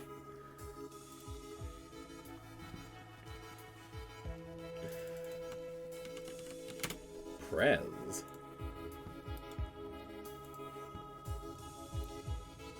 Okay, so here's the thing with Prez. I fully admit that this is not Mark Russell's best comic. This is not DC's. Yeah, no, Herbie is insane. Herbie is Alan Moore's favorite superhero, according to Alan Moore himself. Which I assume he's giving as a joke answer, but at the same time, it's like, yeah, no, Herbie is incredible. Herbie is the perfect superhero. So Prez is another one of those ones that's personal choice more than anything. Mark Russell has done better books. There's better Prez appearances. There's better DCU things. But tracking down a copy of Prez was what got me into my local comic book shop for the first time on the cycle that has led me to where I am today. So without this book, this here valence doesn't exist. It is that direct and that simple. Like, maybe some other version of valence exists, but not this one. It is possible some other thing happens. I don't know what alternate timeline would still lead to me being valence, but that is kind of key. So it's all this book's fault? Listen. Don't say that, you'll hurt my feelings. Speaking of books that there are better ones of, but I think still hit pretty good. So this is Harbinger Wars. This is this is cheap. This is me saying read the first 3 acts of the 2012 Valiant reboot. But this is the first crossover event in the reboot Valiant universe. This is where Bloodshot, the amnesiac biological robot super soldier, fights the X-Men if they were all losers. But buying a humble bundle of this era of Valiant is what made me realize, oh, event comics can actually be cool. Event comics can actually be like engaging good narrative things with setups and payoffs, and not just because, you know, whenever you hear people talking about event comics, even comic fans, they're like, oh, you know, oh, event comics, oh, I don't read those, they're all silly and everyone shows up and punches each other. But Harbinger Wars, you get to see everything that happens to Bloodshot to lead him to this point, everything that happens to the Harbinger gang to lead them to this point. And it makes sense for all the characters, and it puts them all in an interesting new status quo when it's done. I think, as far as understanding an event comic and appreciating an event comic, this is as simple as it gets, while still getting the idea across. I think it's very cool for that, specifically.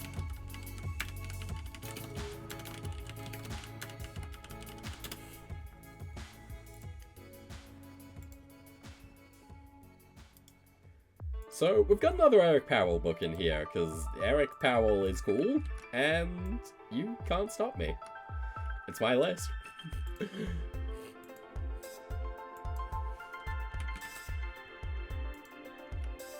So, Hillbilly is about the hillbilly. This is the hillbilly. This is the Devil's Cleaver. He went to the Devil's Kitchen and stole it. He fights, fucked up Appalachian folklore monsters.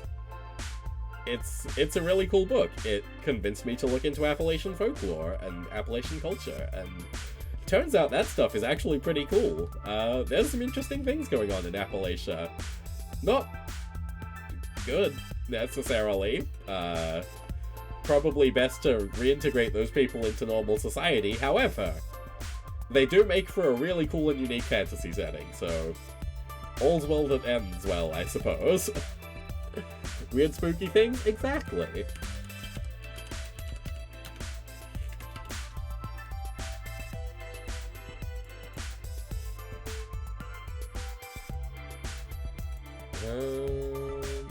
Where is... There's the cover of Transmetropolitan that we want. I'm upset that Warren Ellis has snuck onto this list twice. I did try to avoid him. I do think that the things that he did were bad. However, I can't deny that reading Transmetropolitan from the library was like a big moment for me, going, oh, okay, I should look into this comics bullshit. You might notice that I've given credit to a lot of things here, but I think, you know, as they say, the longest journey begins with the first step. What they don't tell you is that after the first step, there's actually a bunch of other steps. And many of them are the first in their own way. You know, you take your first step with your left foot, your first step with your right foot, your first step where you kind of put your foot down weird and almost rolled your ankle, that kind of thing. Point being, Transmetropolitan, for all of the faults of Warren Ellis, is a really cool sci-fi setting. Expertly crafted long narrative. And when you're an angry teenager who thinks all politicians should have a poop gun fired at them, it does that trick pretty good. It does make you feel like, oh, maybe there will be some renegade journalist who can put power in its place and make something good happen for a change.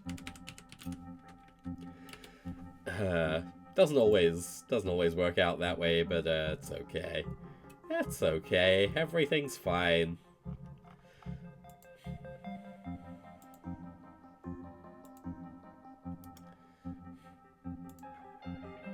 So, I mentioned, when Tank Girl was referenced, I mentioned that we did have a Jamie Hewlett book on here, and I mentioned it wasn't Tank Girl. It's Hooligan's Haircut. This is an old trade that my dad had lying around, a different version to this one. Not a fan of this cover, to be honest with you. However, big fan of the book Hooligan's Haircut. Excellent Jamie Hewlett art throughout. Incredible stuff there. Really cool story about existing in a way that's disconnected from the world around you.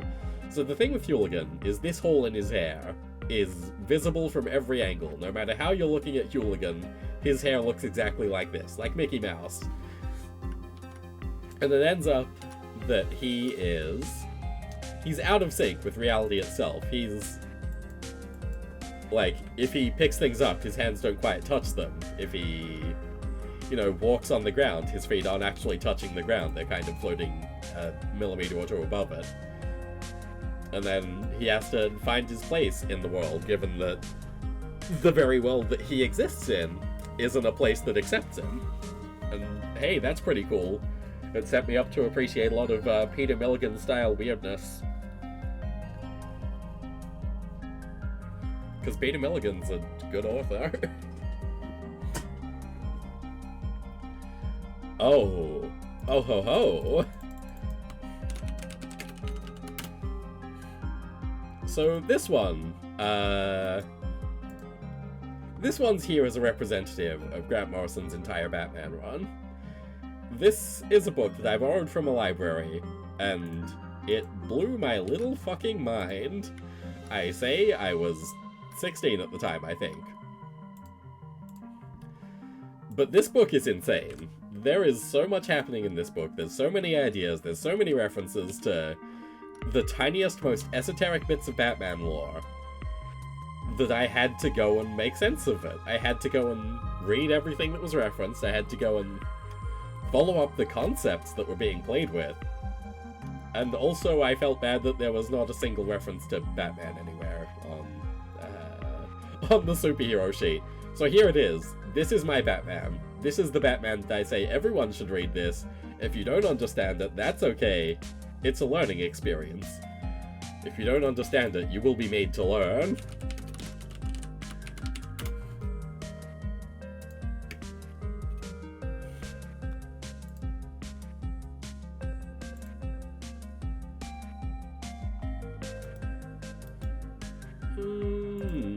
Yeah, I think this is the better cover. So, up next is another first. There will be many firsts. You can't, this is the way of things. Sometimes things have many firsts. What is a comic if not something with 15-issue ones? So, New Superman was the book that encouraged me to start up a pull list. For those of you unfamiliar, a pull list is when you say to your comic shop, give me every issue of this that comes out. And they do that for you. So I was reading a bunch of the DC Rebirth titles through Co-Story Times.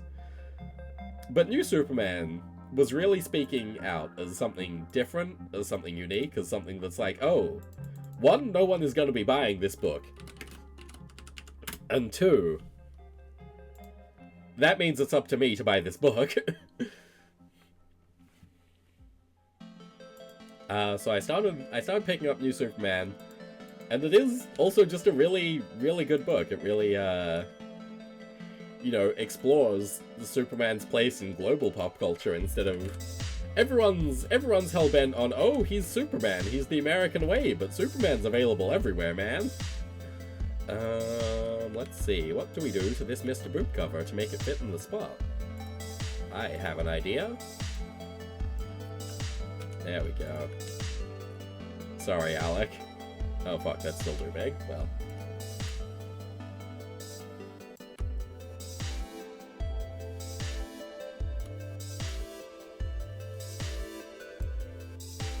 Now you might be saying, hey Valence, isn't that the comic where a guy fucks Bugs Bunny? To which I have to say, yeah, it is the comic where a guy fucks Bugs Bunny. Good recognition, you're right. The thing is, beyond being a comic where a guy fucks Bugs Bunny, it is also a fascinating look at, like, how we exist in this world where we're meant to form deep connections to all these IP characters, and, the parasocial relationships that we're encouraged to form with even fictional characters are intense. We're meant to care when something happens to Batman because he's our friend. We're meant to care when something happens to Betty Boop because she's our wife, and we love her. And I love to have sex with my wife, Betty Boop. Amazon should let Bugs Bunny pee. Sorry, I'm looking at Mr. Boop strips now.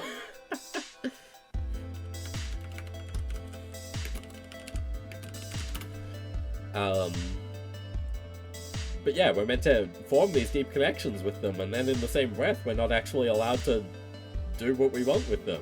Which in the case of Alec Robbins, is have sex with his wife Betty Boop, but also generally,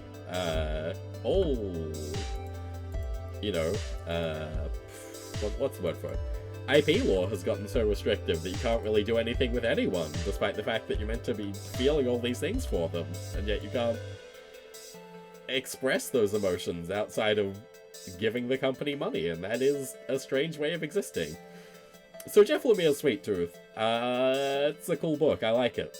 I think it has a, tight narrative arc. Listen, we've been going for 4.5 hours, oh my god! Oh...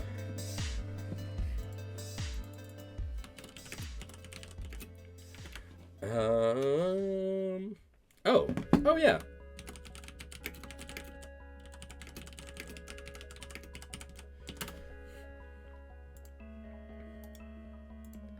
So, last real one here.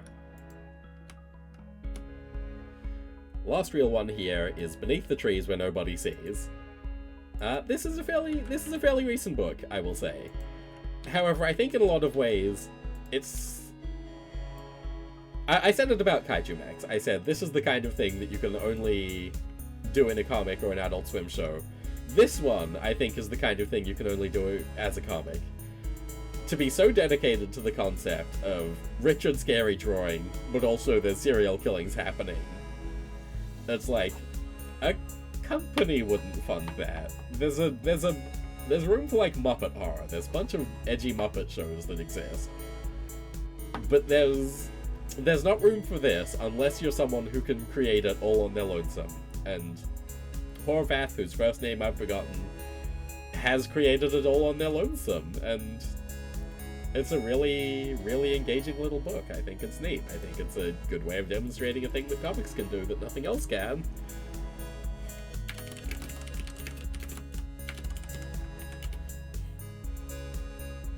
And for the last one, my spite for Time Magazine knows no bounds, and so the last comic listed here is The Star's My Destination by Alfred Bester. Fuck you, books. So Alfred Bester does in fact have comic connections. He was a writer of comics in the Golden Age. He wrote Golden Age Green Lantern. He was the creator of Solomon Grundy. And in his time writing comic books, he learned some things, which he brought back to his pathetic nascent medium of literature. You see, when Alfred Bester was... When Alfred Bester was doing comic books, he learned that you can use visuals to tell a story as well as just text on a page. And as such, he included these really cool depictions of synesthesia in the book. With even... Oh, cool. They even translated it. That's fun. Sorry, I'm looking for images of... There we go.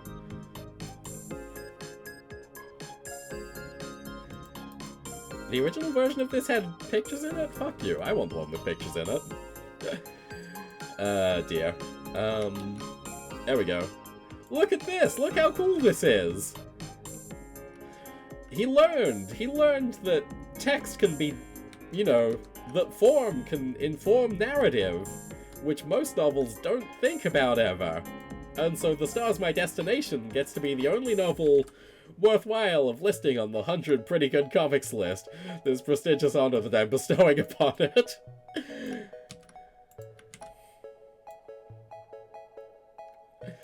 Oh, I should figure of something real for that spot, but...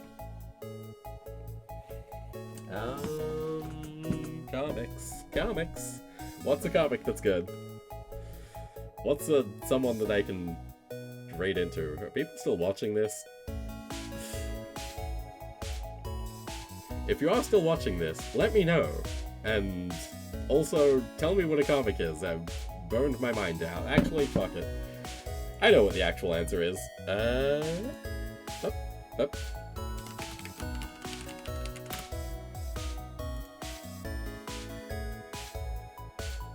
Nancy, can't go wrong with Nancy? God, you can't go wrong with Nancy. I should put Nancy in there.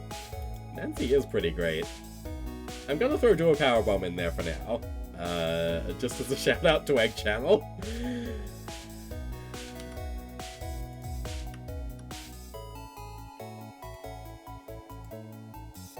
Oh, but Nancy is pretty good. There are a bunch of comic strips that are actually pretty good. The original Popeye comic strips are hilarious. I've been looking at those lately. Let's just put that over you. There we go.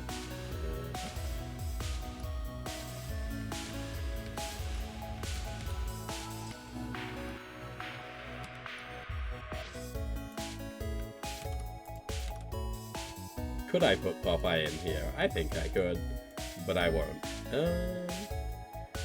You know what? I would say it's actually fine and good to be including some very recent reads in here. That shows that I'm still reading things that are good. That's something.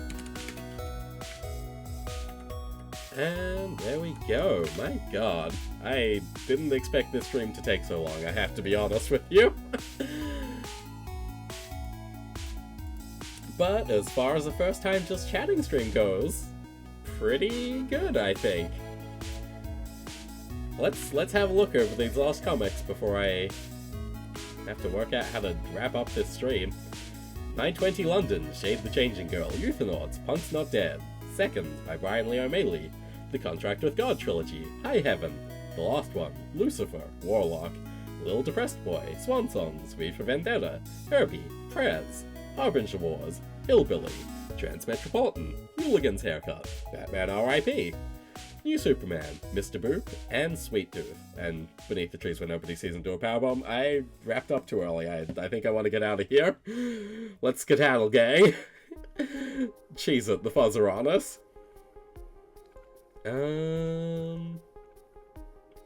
Yeah, we can raid someone. Of course we can. Who can we raid? Who's live at this hour? I don't usually go this late. I have things to do tomorrow. This may have been a mistake. Oh, fuck. We can raid Yayawawa. There we go. Problem solved. If I can spell his goddamn new name correctly. There we go. Yayawawa. Beloved friend of the channel. What's he up to? Art, apparently. Art's cool. We like art, don't we, folks? Look at this art we like. Cool. Cool. And...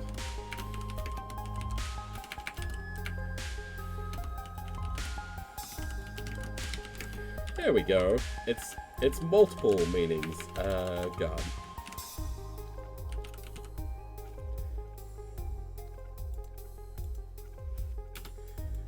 There we go, raid message for someone. For me, for you, let's see. It will be Time Sucks raid. I think we can all agree with that. And look, time runs out as across the raid message, isn't that fun?